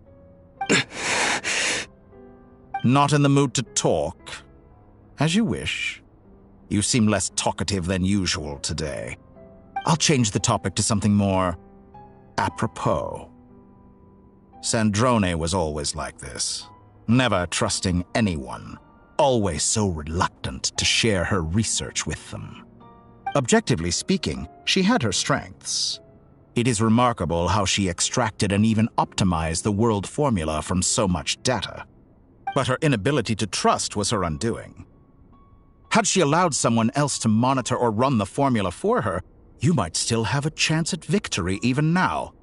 But regrettably, she was a stubborn fool. As much as it pains me, she had to go. Dottore.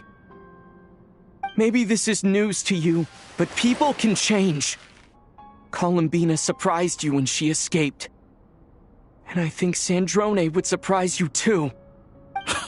Change? You can twist the truth however you want, but I see it clear as day. You're the one who can't trust other people.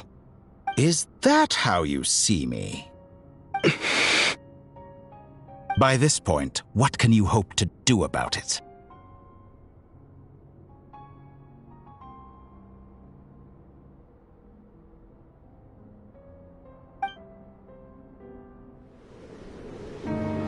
It is pointless to fight on. You've already lost.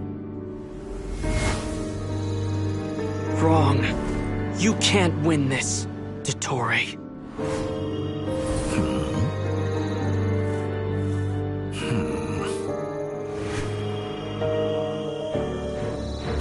What?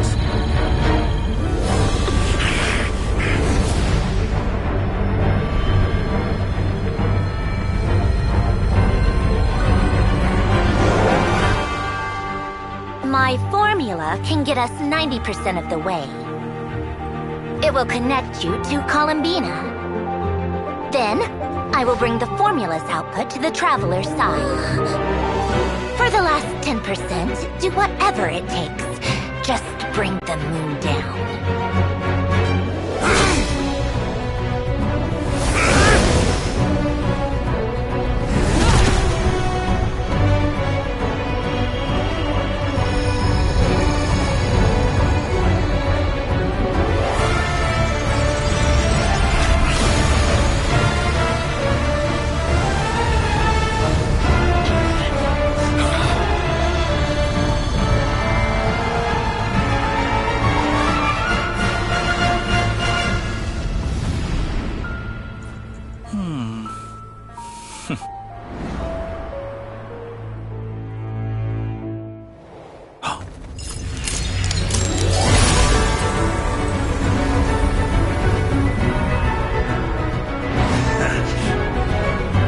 The moon will never be yours!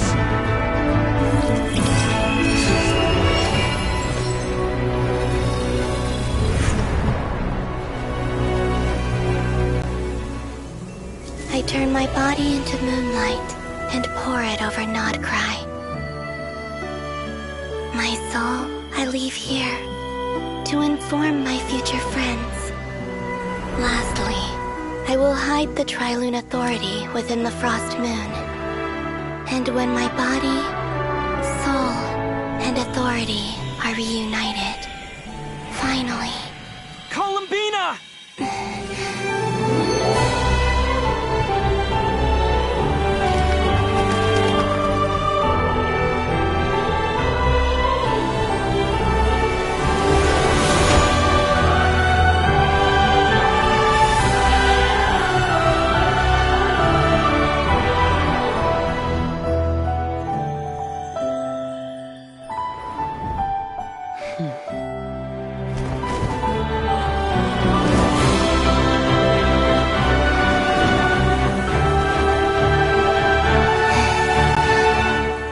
It's been too long.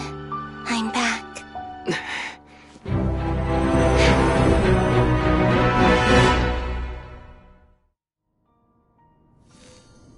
Stay focused on the battle, Traveler. What a touching reunion. Though I personally find myself repulsed by the sight of weaklings huddled together for war. Now you're quite finished patting yourselves on the back. Show me how long you can struggle before you drown! Watch out, Columbina! He can manipulate fate himself! I know. Wait for the right moment. We'll strike together. Found! Moon's remnant! Wayne! Good! Keep it up! I'm still...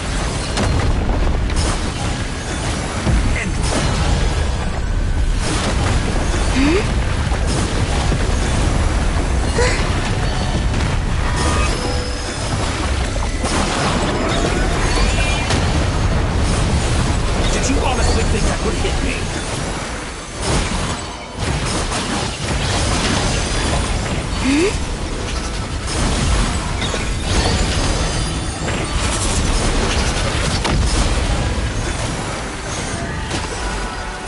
Reverse.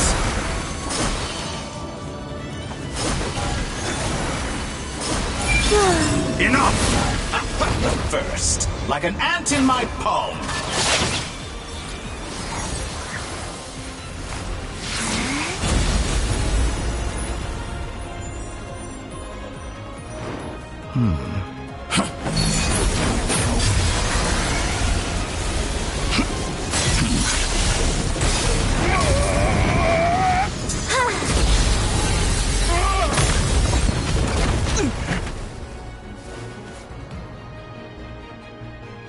I grant you the new moon's blessing. The new moon shines upon you. I am growing weary of your stubborn resistance.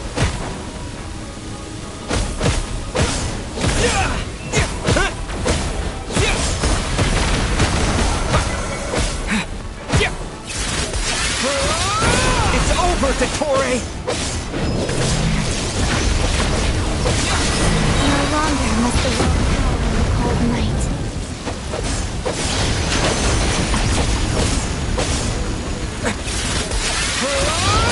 Time to pay for your heinous crime! Let the moonlight dispel the darkness. I was so close to the new world! The future is not yours to command! So you'd rather wallow in this rotten, decaying world?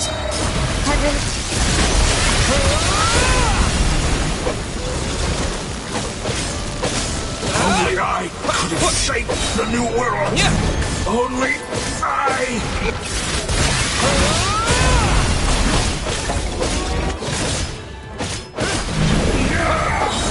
So close. I was so close to the new... Willfully blind. How can you be so satisfied with your fate?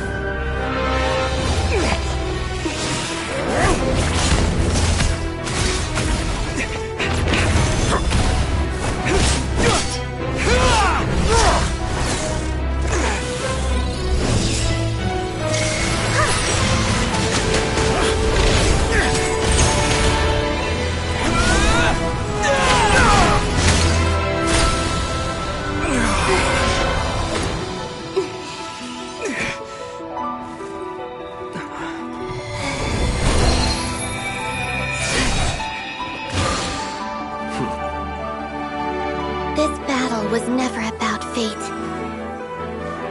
It's about friends, family, and the home you stole from them. So dull. Only the weak rely on each other for comfort. You shall see. Once I transcend fate, you will be nothing but fodder for my grand experiment! That will never happen.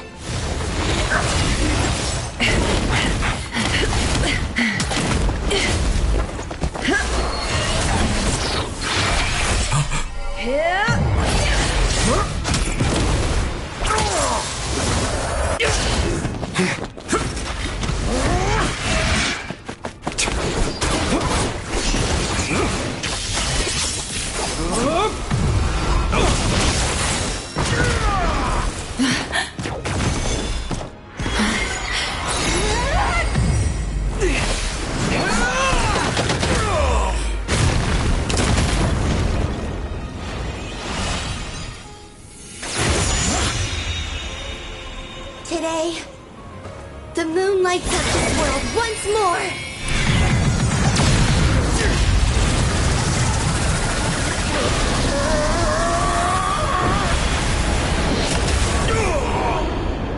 This loathsome world.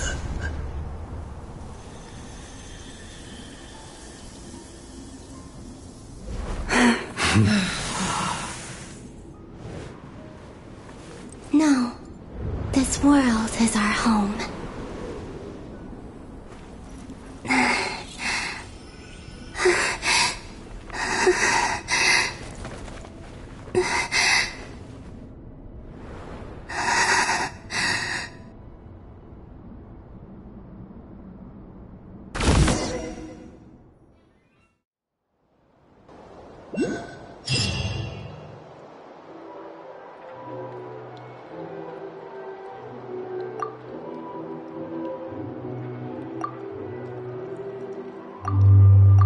No, you're doing it wrong. The moon looks like this now. What are you drawing, children? The new moon, Mom. It looks different than before, doesn't it? Also... Can I go buy a sugar sculpture today? Please? Just one? All right. I suppose today is a special day after all. Almost like a festival. Extra, extra! Get the latest Nasha Express here! Post-disaster report! Nasha Town reborn beneath a new moon! The voyage begins today! The future looks bright thanks to the League. Want a copy? I knew things would be different, but I didn't think that would include the moon. They say a new moon goddess has been born. A new moon goddess? Who's saying that? The Frost Moon Scions? I guess so. I'm not too clued up on the details. As far as I'm concerned, the moon's still in the sky and it's business as usual. Hey, since we've come all this way, shall we grab ourselves a free meal while we're here? Are you a convert now? Or are you just here for the free lunch? Oh, come on. What does it matter? After everything we've all just been through? That smells good. All right, that's it. I'm hungry. Time to eat. Come on! We gotta get there early, or there won't be any good spots left! Shh, keep it down. This is a residential area. What if people are still sleeping?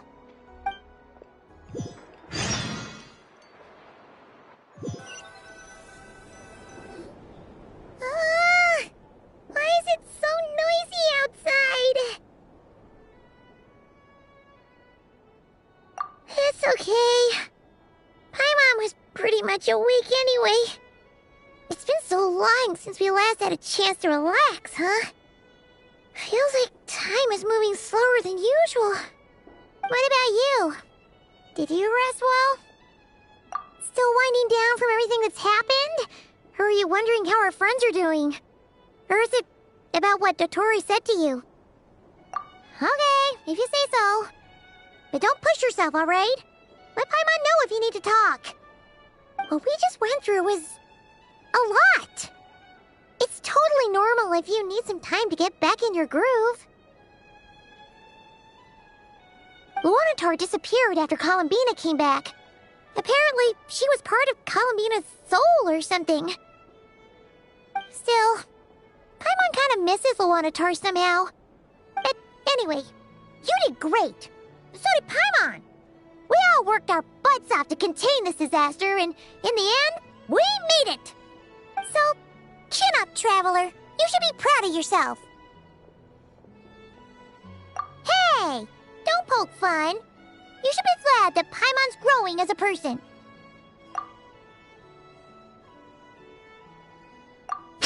Paimon didn't think you'd mention it. You have no idea how anxious Paimon was. She was worried sick about you.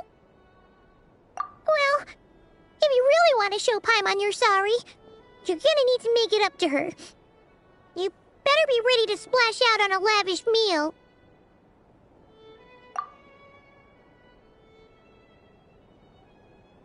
Phew. Okay. Paimon's full now. Huh? Oh, well... Hey there, Traveler and Paimon! Good morning! Morning, Yehuda! Here for some breakfast? Oh, I've already eaten. Just need some water. I was mostly worried you might forget what day it was today. So, I came over to remind you. Careful there, Paimon. Too much food will make you drowsy. Don't let anyone catch you hiding at the back and nodding off during the League meeting. You should probably be saying that to Aino. She's the baby of the group, if anyone. True. You know, I'm surprised that all these competing groups are actually coming together to try to solve things together. Definitely a first for Nodcry.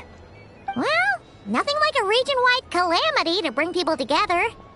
After that, surely even the most self-interested people have to realize that going it alone isn't worth the risk, right? Try telling Boss Neff that. She's not exactly convinced that people are gonna get with the program. Really? But if she's so pessimistic about it, why'd she agree to be the Curatorium's representative in the League? Probably 'cause even though Unity sounds like a pretty far-fetched idea, the benefits it would bring make it worth a shot. I think things will work out, though. I swear, Nodcry feels like one big family now with everything that's happened. More than it used to, anyway. Paimon's with you on that one. And it seems like plenty of other people agree, too. Just listen to the bustling streets. All right. Everyone's been rebuilding these last 2 weeks, and the evacuees have been coming back in droves. Life's slowly returning back to normal. Which means my workload's probably gonna shoot back up. Were you about to head out? There's still some time before the ceremony begins, you know. Yeah, we were gonna take a stroll around the square and say hi to some friends first. Sounds good. See you later then.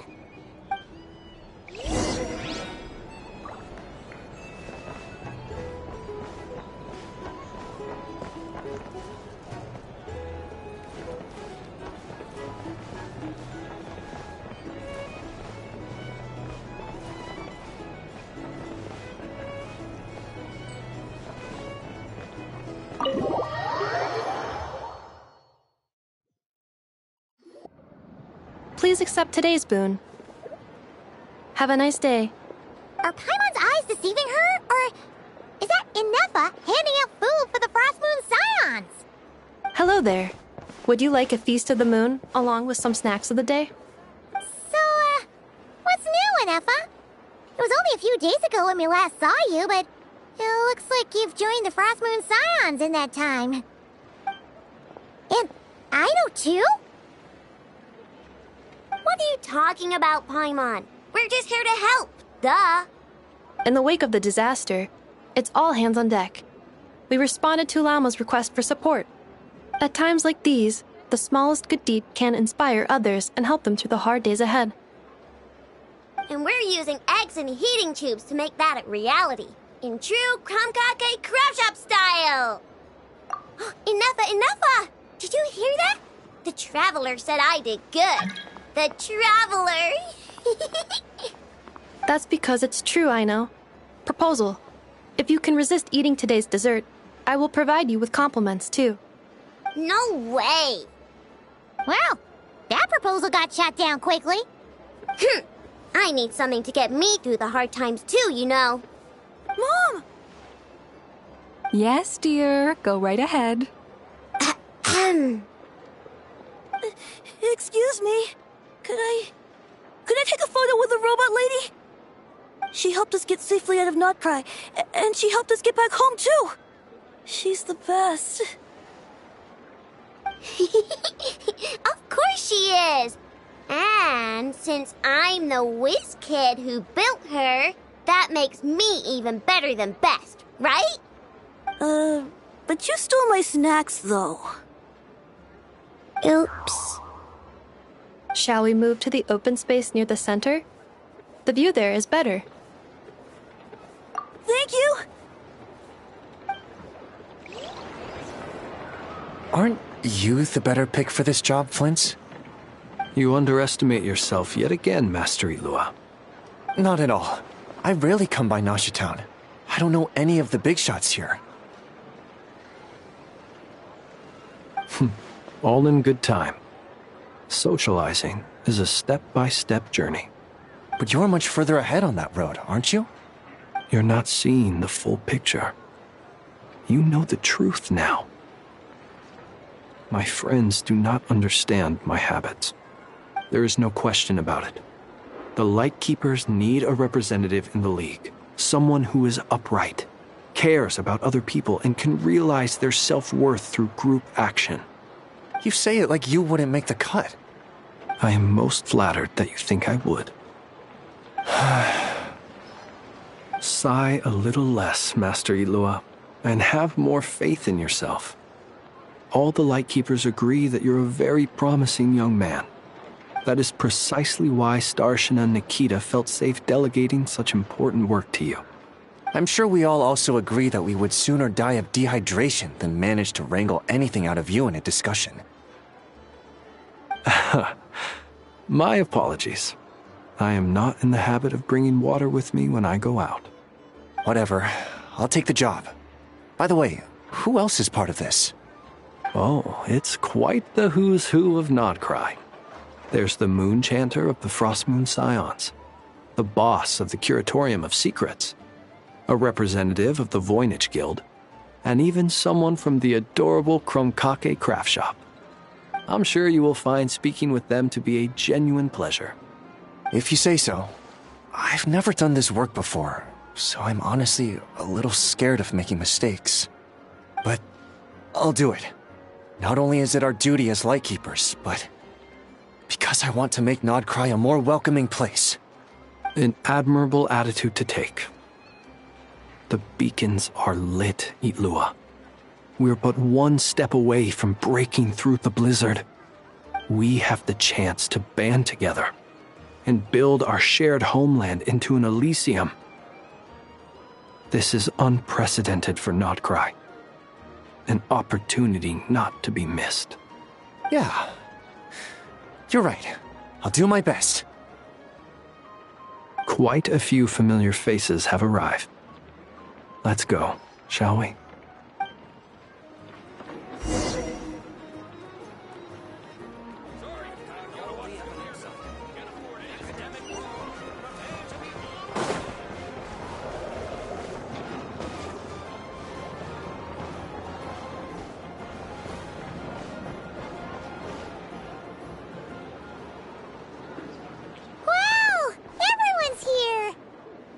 You seem well rested. I know no one's asked, but I'm sure you all want to know, so let me just say, we're doing great. Thanks. Well, great, but not perfect. Starting to lose my mind from boredom. Can't drink a drop of alcohol while I'm waiting for my wounds to heal. I'm sure you had a sneaky swig or two. Wait, how'd you find out? I'm sure you must be missing Mondstadt after all these years away, Grandmaster. Yeah, you could say that again. Every time I get news from Mondstadt, it makes me want to go back and see the place for myself. Honestly, once things are wrapped up here, I think it'll be time to head back home. Hey, looks like someone's taking the stage. Can everyone see okay? Anyone need a boost? I'll just listen from the back. It's fine. You're taking this pretty seriously, huh, Durin? Well, it's not every day that I get the chance to see how people speak in official settings. Soak it up like a sponge. I'll make sure you get a chance to practice for yourself later down the line. Actually, I know just the thing. You can debrief the Knights of Favonius for me. Mr. Varka, are you forgetting that I'm not a Knight of Favonius? I can knight you. Any particular title you'd like? Is he joking? I really can't tell. You'll have to figure this one out for yourself. It'll be a good learning experience. It is my honor to host the opening ceremony for the League, and to have this opportunity to speak to you all in my capacity as Voynich Guild representative. Could this person also have been pushed onto the big stage by the real big shots? Guess I'm not the only one then. We come here today, having weathered the trials and hardships of yesterday, and having learned from them the importance of unity and cooperation. All right, here we go. Uh-oh, looks like Aino's off in Dreamland already. Wait, Boss is looking kinda drowsy too. What's up with her? Come on, get this speech over with already. Nodcry is our home, the land we rely on for survival. And as we chart a course for the future, may we persevere through the storms ahead as we sail towards a new era of prosperity, freedom, and hope.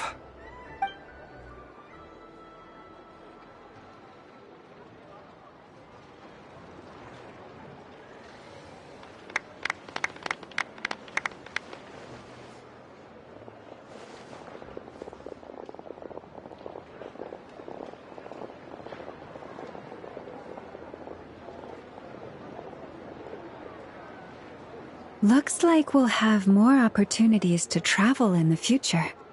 I'm sure you'll cope, Lady Moonchanter, given how fleet of foot you are. Unfortunately, I suspect I'll be too busy at the Curatorium to act as your host. We have a busy schedule, not to mention an international network of contacts to manage. It'll be all right. I'll just check your schedule with Yehoda well in advance. And if she's not available, I can simply ask Ashru. You... So giving my employees extra workload isn't enough for you? You're really going to drag my cat into this too? I thought you'd approve. Aren't you forever increasing your employees' workloads? That's a bold statement. Are all the Frostmoon Scions feeling more audacious now that your moon goddess has returned? Columbina's return has brought joy to all who care about her. That includes both you and me. As for the Frostmoon Scions, we are learning how to thrive independently, without relying on the moon goddess. It is up to us to make our home a more livable place. Joining the League is one of the steps we are trying towards that end. I like the word try. It's nice and non-committal. You can opt out at any time and still say you tried.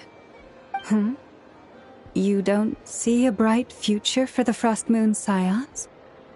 Or did you mean the League? I'm just not as optimistic as you. The Frostmoon Scions should count themselves lucky that they have a leader as stubborn and enterprising as you. But Nodcry's a big place, with all kinds of people. Most of them don't enjoy answering to a leader, or even listening to reason. Well, that's where you and your methods come in. Unless the Curatorium of Secrets is only here for appearances. For now, yes. And that won't change until this venture becomes worth my while. What would make it worth your while? Getting out more than I put in. Right now, I'd barely break even, but I'll grant that it's a good start for Nodcry. Then maybe it's worth a try. All right, you can stop now. Or do I have to join the Frostmoon Scions before you'll get off my back? You'd be very welcome to join us. Hey, you two! Congrats on all your hard work! What are you chatting about? Nefer was trying to dissuade me from adding to her employees' workload. Also, she's considering joining the Frostmoon Scions. Sorry, what? Your conversations are always the most interesting. Would you two care to join me for some tea before heading to your next destination?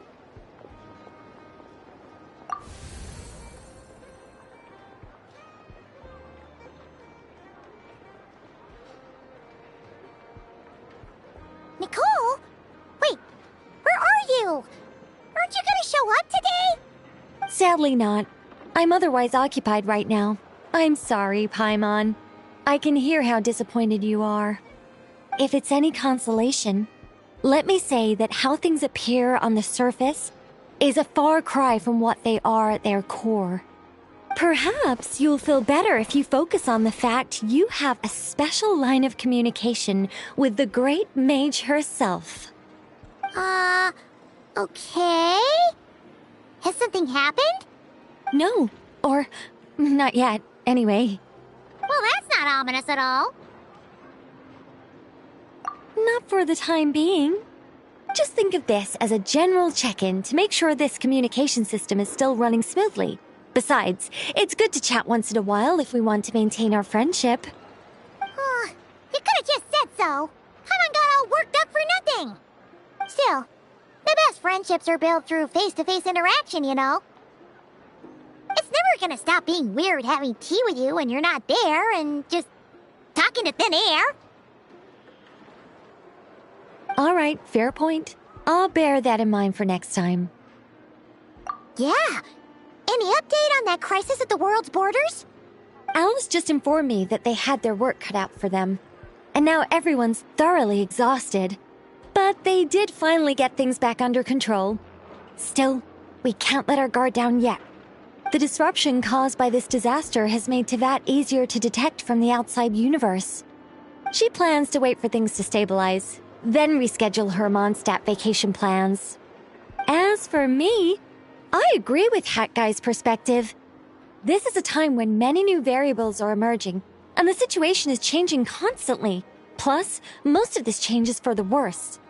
We have to remain vigilant and ensure that the embers of chaos are not rekindled. I did notice that the energy in Nodcry changed somewhat after the War of Funerary Flame, but since it was still aligned with the Light Realm, I never gave it a second thought. It looks like I'll have to examine the connections between phenomena I observe more closely in the future. Just doing my duty. It's more or less second nature by now. Of course. To give you the full picture, I'd have to start with the substance from which angels were formed. Never mind. Paimon's right. Showing off my knowledge would be much more satisfying in person. By the way, you did receive the gifts from the Hexen Circle, yes? I'm not trying to claim credit or anything, but my pride demands that I at least mention it. They're quite similar to the protective talisman that Alice gave Dory, but with some very special enhancements. Oh! So that's what kept our friends safe when Dotori trapped them. Indeed. We went to great lengths to make sure they were invisible to his eyes. I'm so happy they came in handy. Still, not fishing for gratitude, by the way. I just want you to be aware that sometimes your friends may be protecting you in ways you cannot perceive. Anyway, I'll contact you if anything else crops up. If not, you know what they say, no news is good news. Oh, my angelic instincts are tingling.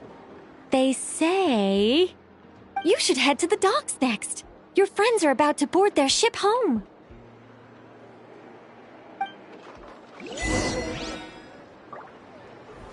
Are the winds of freedom too strong?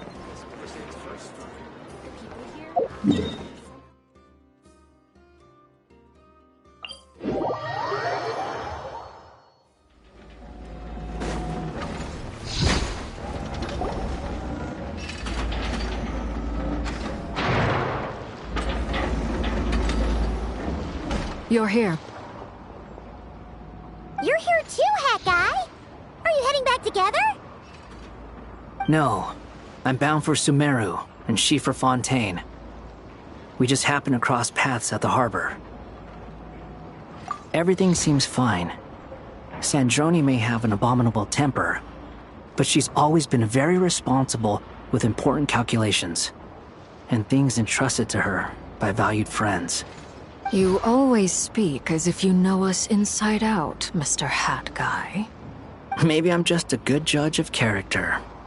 I certainly hope that's all there is to it. Regardless, you have been a significant help in this matter. For that, you have my gratitude. I didn't do anything special. Sandrone's the one who completed a seemingly impossible formula and turned the tide of the entire battle, even giving her life in the process. She's the one we should be thanking. Even we were unaware that Sandrone had hidden the real formula inside Polonia's body. She managed to fool Dottore into thinking the formula was running in her system by installing an identical-looking decoy within her. She probably realized that she didn't have the strength to stop Dottore. But this way, she could at least get him to lower his guard. She always worked like that. Always had a backup plan. Well, that's why I'm traveling to Fontaine. She made a request of me long ago, and the time has come to fulfill it. Think of it as her will. She said that should she ever fail in a mission, she'd like me to deliver her core and Polonia's to the Fontaine Research Institute. She also mentioned that she had made arrangements for people there to set her affairs in order. Some of her personal effects, such as her notes, were left to me. I've decided to take them back to the House of the Hearth, for safekeeping primarily, but also as mementos, I suppose. However, there is one book among them that I'd like to leave in your care.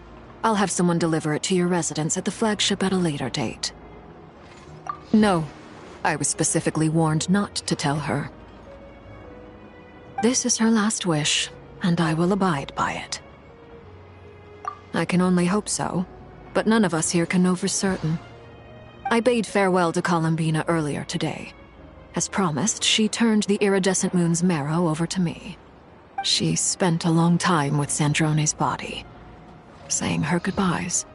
Oh, is she all right? Sandrone's passing has left a great wound in all of our hearts. It will take time to heal, but Columbina surprised me. She offered me some words of comfort before I departed.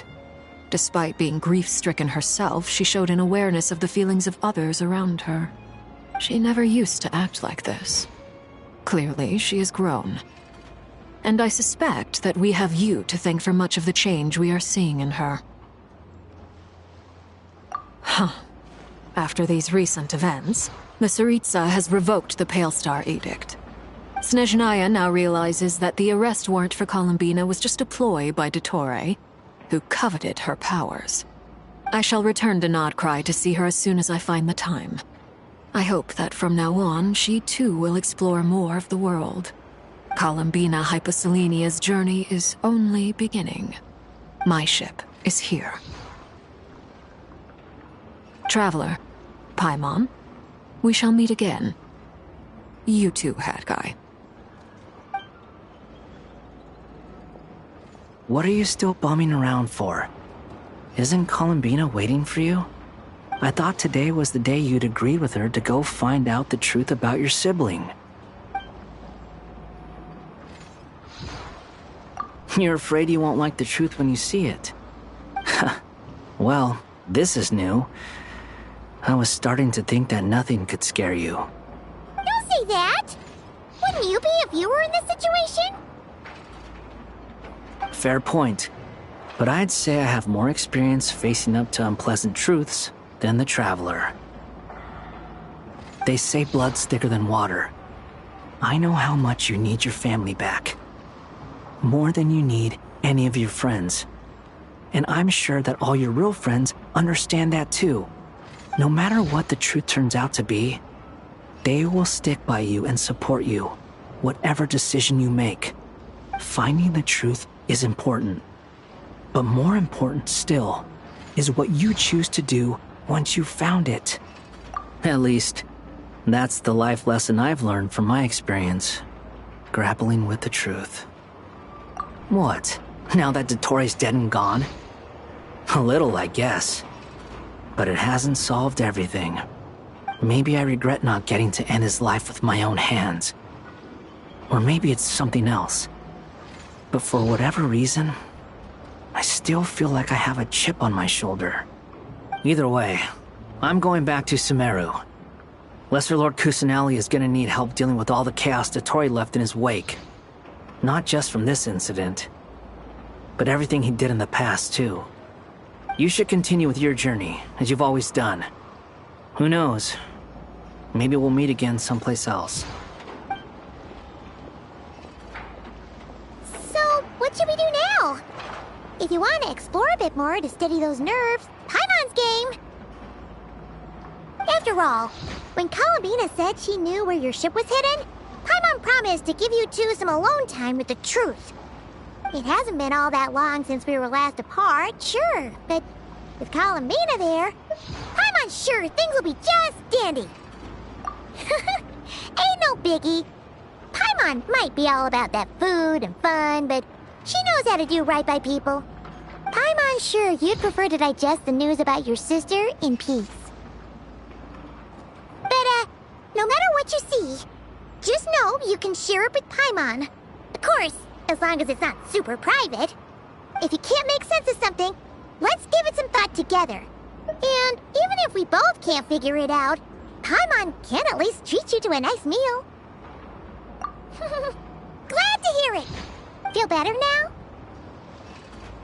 Alrighty. Next up, time to meet with Columbina.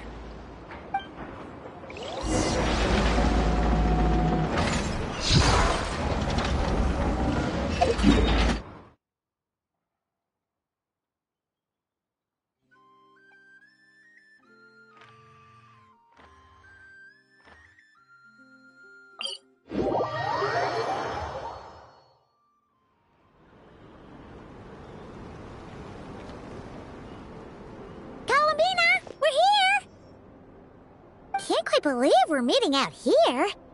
We've gotten used to walking over to Silver Moon Hall whenever we go see you. Well, you're still welcome to go there whenever you want to see me. It's just, now that it's all over, I've decided to make some changes. Try and fit in with the Frost Moon Scions, like Lama suggested. The older generation are still timid around me. They don't dare get too close, and they bow their heads when I walk by. But things are much better with the children. I see more curiosity in their eyes. Hopefully, by the time the next Moon Prayer Night comes around, I can enjoy the festival with them as myself, without having to pretend that I'm only dressed up as the Moon Goddess. You'll do fine, Columbina. Paimon's sure they'll realize you're super nice once they get to know you better. You really think so? When we first met, you thought I was a little up in the clouds. Oh, we were just starting out then, come on! So Lama told you, huh? I'm only teasing. I know that I have you to thank for pulling me back down to solid ground. It feels good to finally stand firm on the earth where I was born. Oh, that's great! Thank you. I'll make sure not to lose it this time. Well then, are you ready? Lumine, what happened to our spaceship back then? Why did you leave? It's time to learn the truth at last. Ready as I'll ever be. Good. Then let me open the way for you.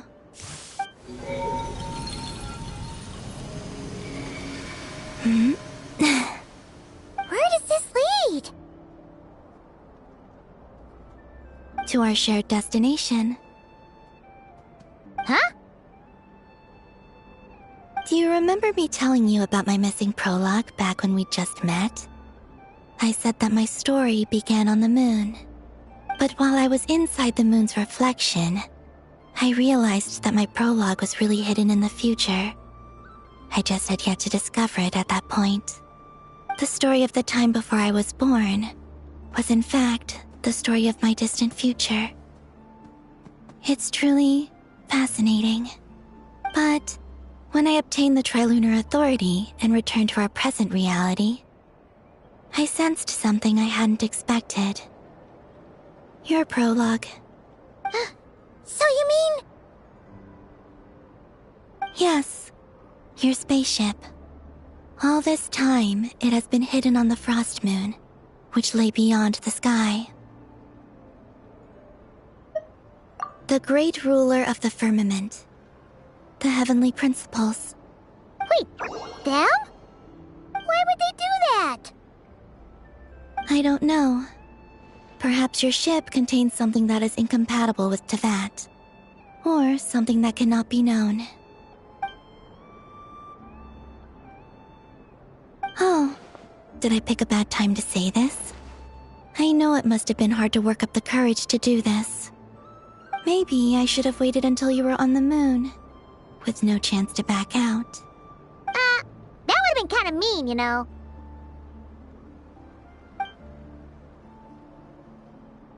Take me there. Oh? Whatever is hiding in that ship, it belongs to me and Lumine. Those memories belong to us. No one else has the right to decide whether I should or shouldn't know about it. Not even the heavenly principles. Very well. Then let's go. You two take care, alright? And don't forget to come back soon! Rest assured, Paimon. We will. Traveler, after you. Thinking about the story that we'll find hidden on the moon? Yes. And hoping that it has a happy ending. Stories like that don't exist, you know? You don't believe in happy endings? I don't believe in endings.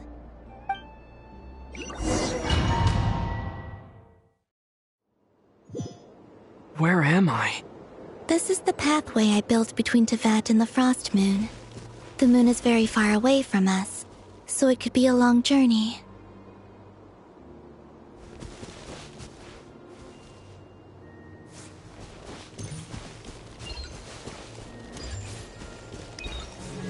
After I obtained the Trilunar Authority, I unwittingly saw past events from many of my friends' lives.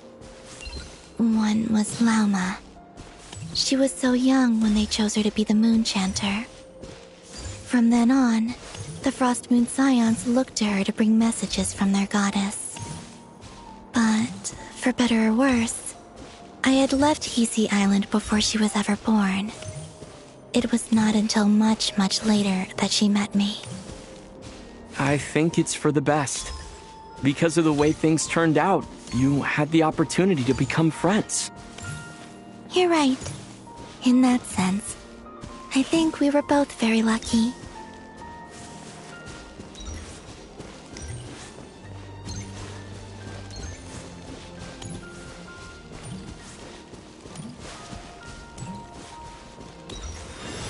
Oh, and about that mage, Nicole.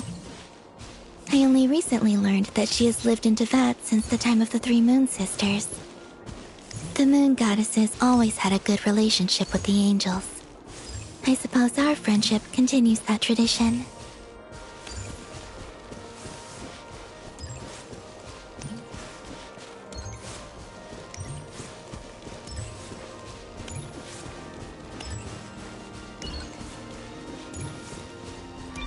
And then, there's Zandrone. I never knew that much about her, beyond the fact that she was created by someone called the Lord Artificer. She, too, suffered for a long time before joining the Fatui.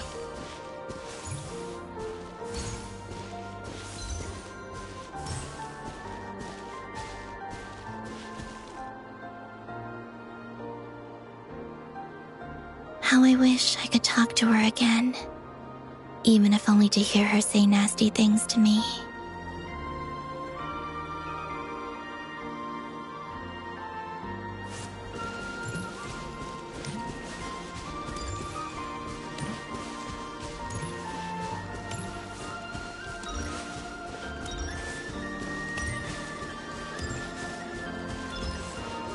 Also, I saw your sibling's story. I'm afraid I didn't see much. It seems that she rarely came to the surface, where the moonlight shines.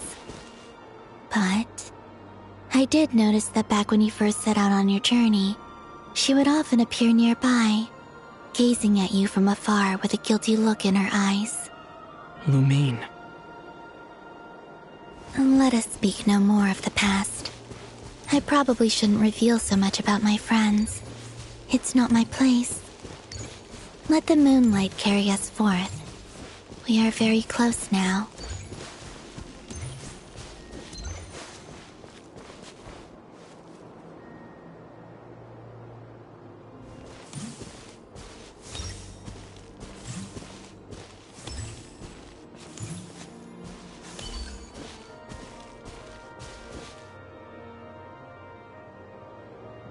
After this, I'd like to bring some kuhenki to the moon as well. If they're willing, of course. What about your other friends? Will you bring them to visit too? Certainly. But I'll need to tidy the place up first. This home hasn't received any guests in a long, long time.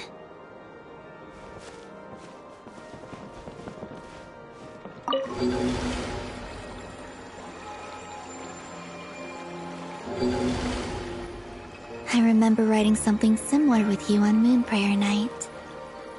I believe it was called... Dodoko's Whirligig. Yes, that was it. You asked me if I was afraid to return to the moon, and I said that I was. The idea that I had gained something precious, only to lose it so quickly. That frightened me. But I'm not afraid anymore. Besides, this time, we're traveling together.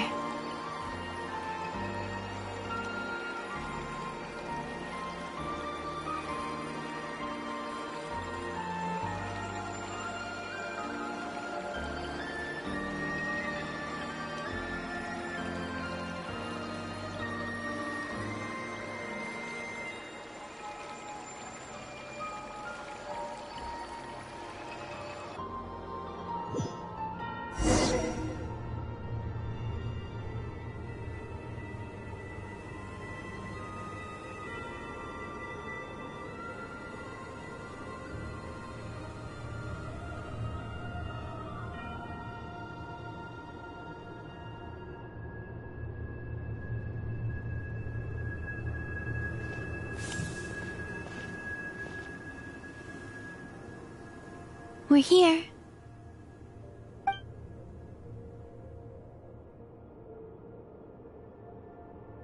Over there.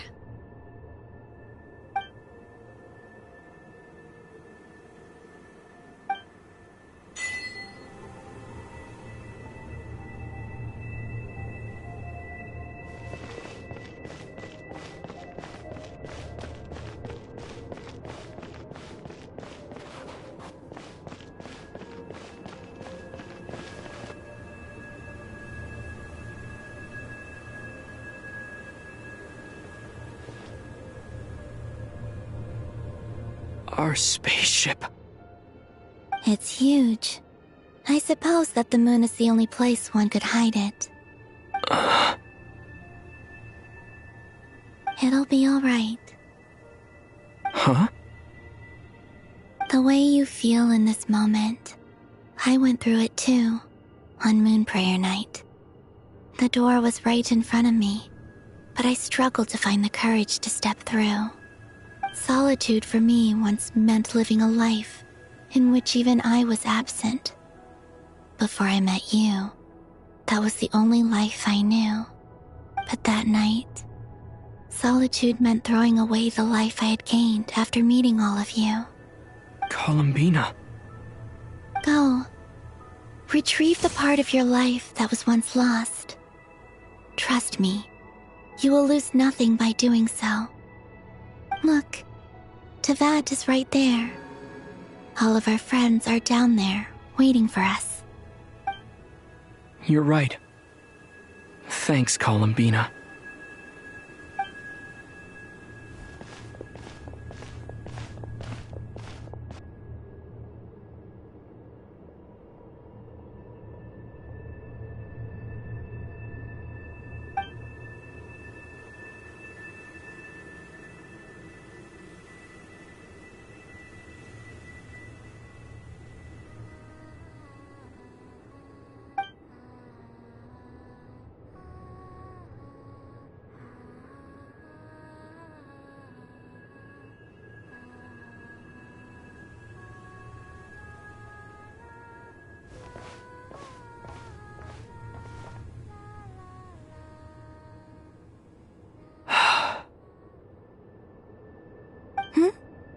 Finished? Yeah. Why did you take your eye mask off? Well, since my return, I've decided to take more opportunities to see the world with my own eyes. Besides, I've always wondered how Teyvat looks from the moon. And what do you think? It's beautiful. I could spend a whole day here just gazing at it. What about you? What do you think of the truth you found? I haven't looked at another person's expression in a long time, but I think yours is saying it was neither good nor bad. Keep this up, and it won't be long before you give Nephra a run for her money. Oh, I don't think that's going to happen. I'm much more used to sensing what's going on around me with Kuvaki. I think I'll save my eyes for seeing special moments I really want to remember.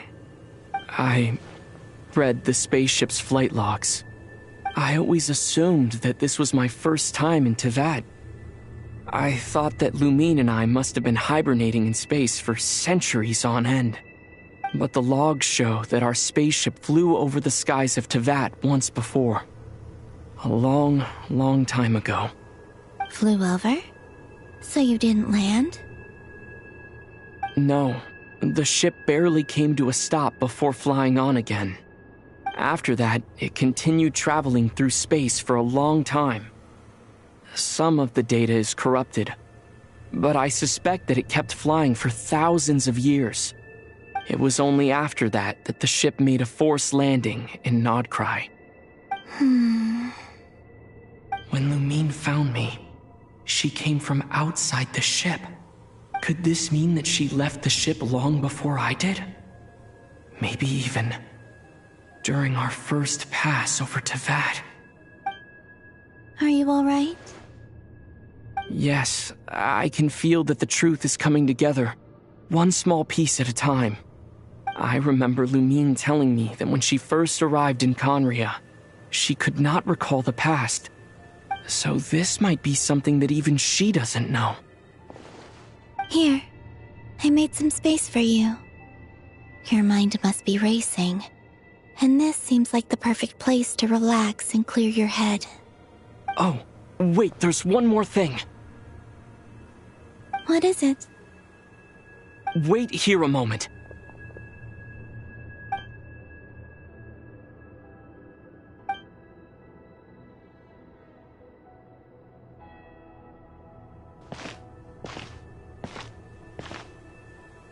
Hey, Columbina.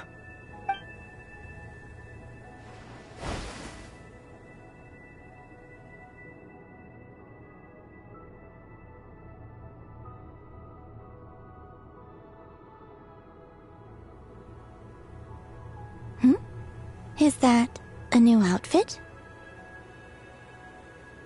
An old one, technically. It's been in a cabinet inside the ship this whole time.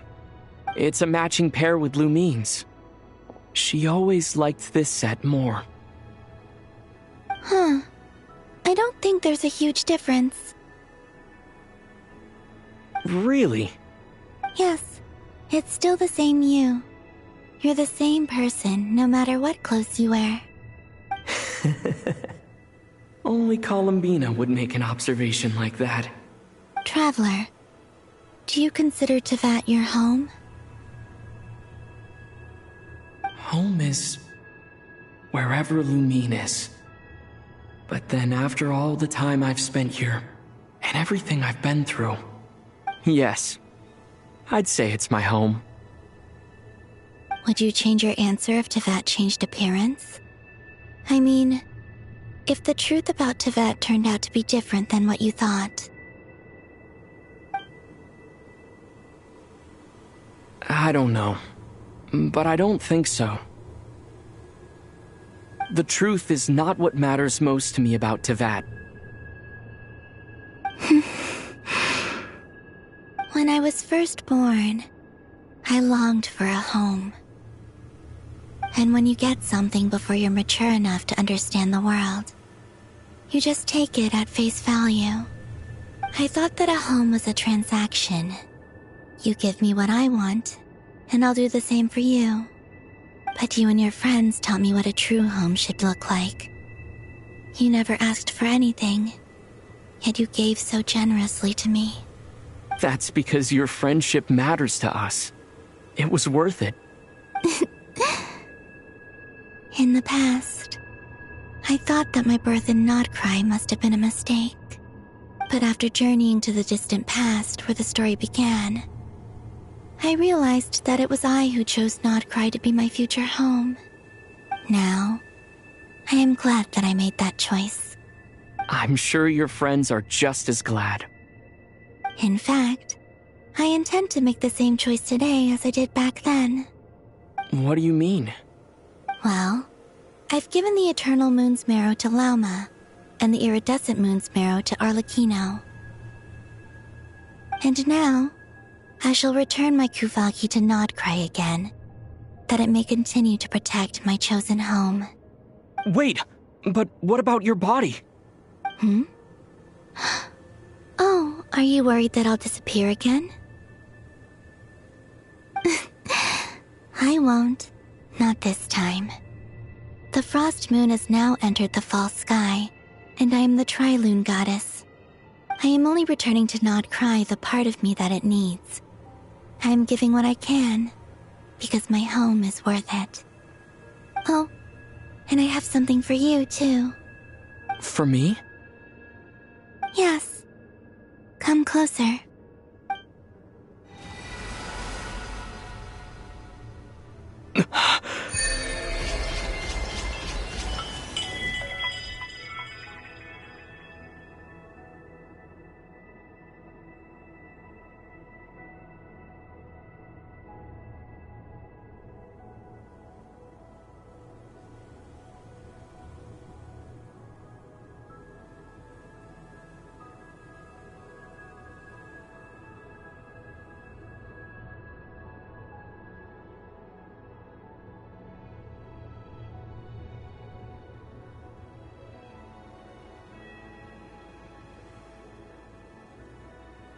What was that? I lifted some of the restrictions this world placed on you. I trust this will help in your future adventures. My power. It feels like it's grown. I can use the elements more freely now. Thank you. This will be a great help. You're welcome. I see you as family, and after everything you've done for me, In fact, no. It's not because I owe you. It's because you're worth it. Here, this flower is for you.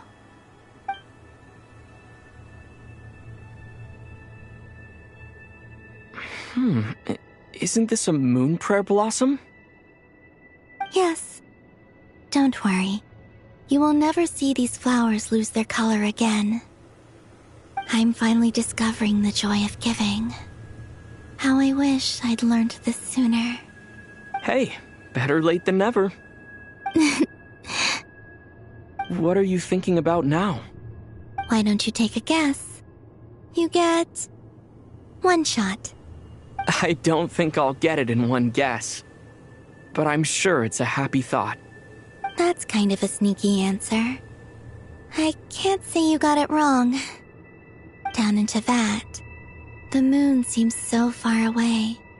I felt it might always lie beyond my reach. But on the moon, everything feels so close by.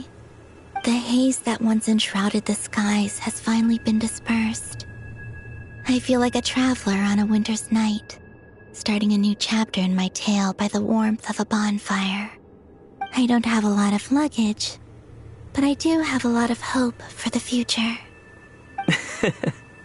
Well, what's next? Next?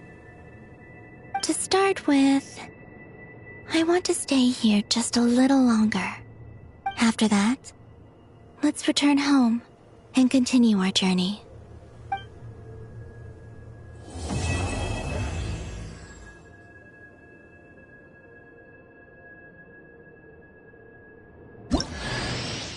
These clothes bring back so many memories.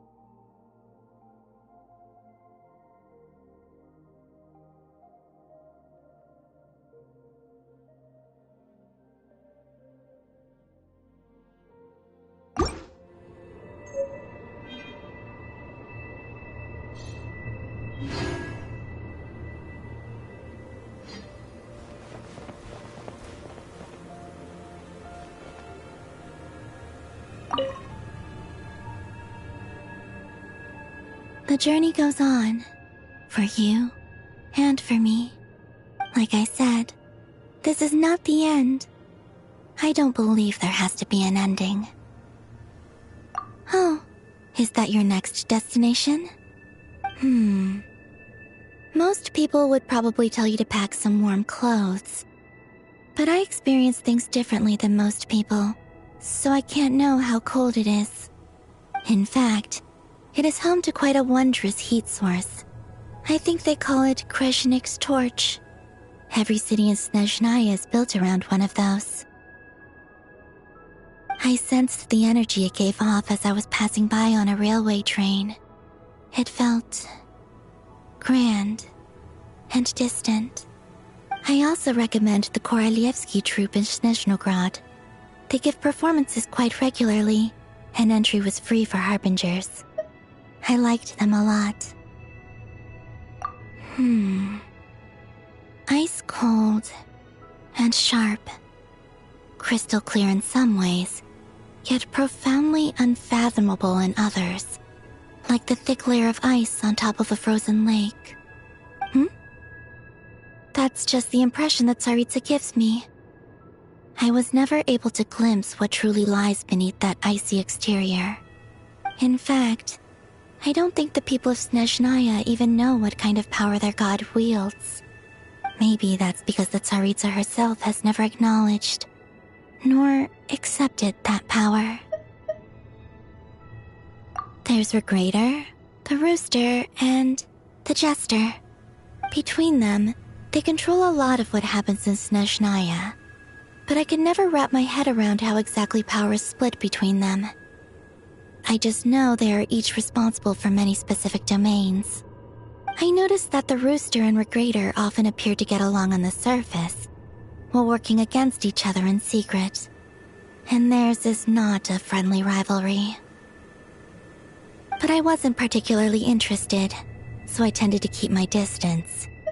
Now that I think about it, the term Mistelton often seemed to come up in connection with Project Stuja. Once things settle down in Notcry, I'd like to explore the world beyond Snezhnaya. You've told me so many stories about the other places you've been to, and all the friends you've made there. I'm curious to visit those nations and see them for myself. It would also help me learn more about the journey that has made you into the person you are today. Okay. As you continue on your journey, don't forget to gaze up at the moon once in a while.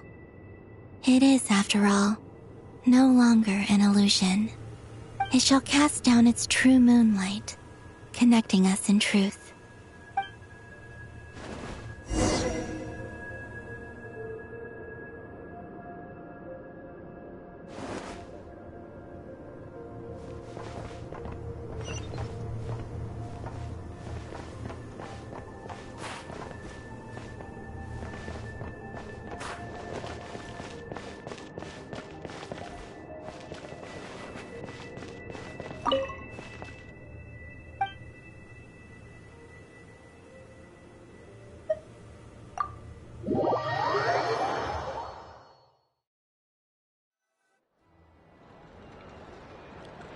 To Jean, acting Grand Master of the Knights of Favonius.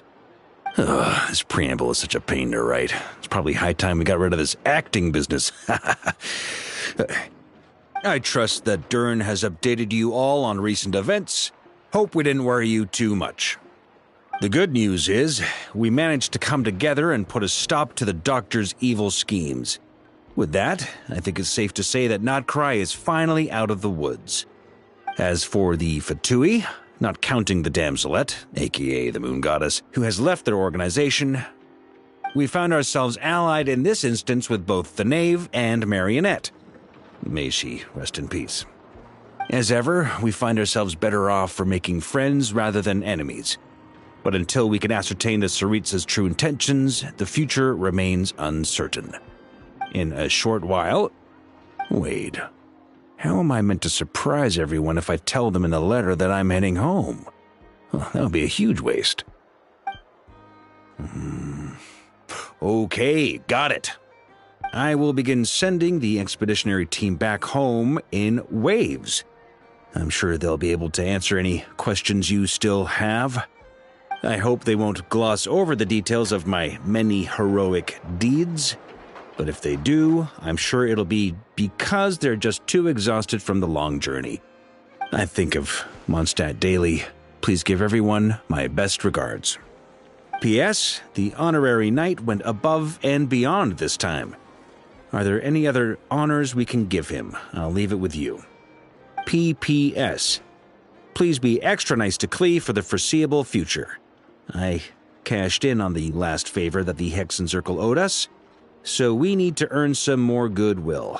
If there's any serious problems, feel free to stick me in solitary confinement when I get back. I'll do the time for her. Whew. And that, as they say, is all she wrote. End of an era. And with the moon shining down brighter than ever, I think everyone is going to sleep well tonight.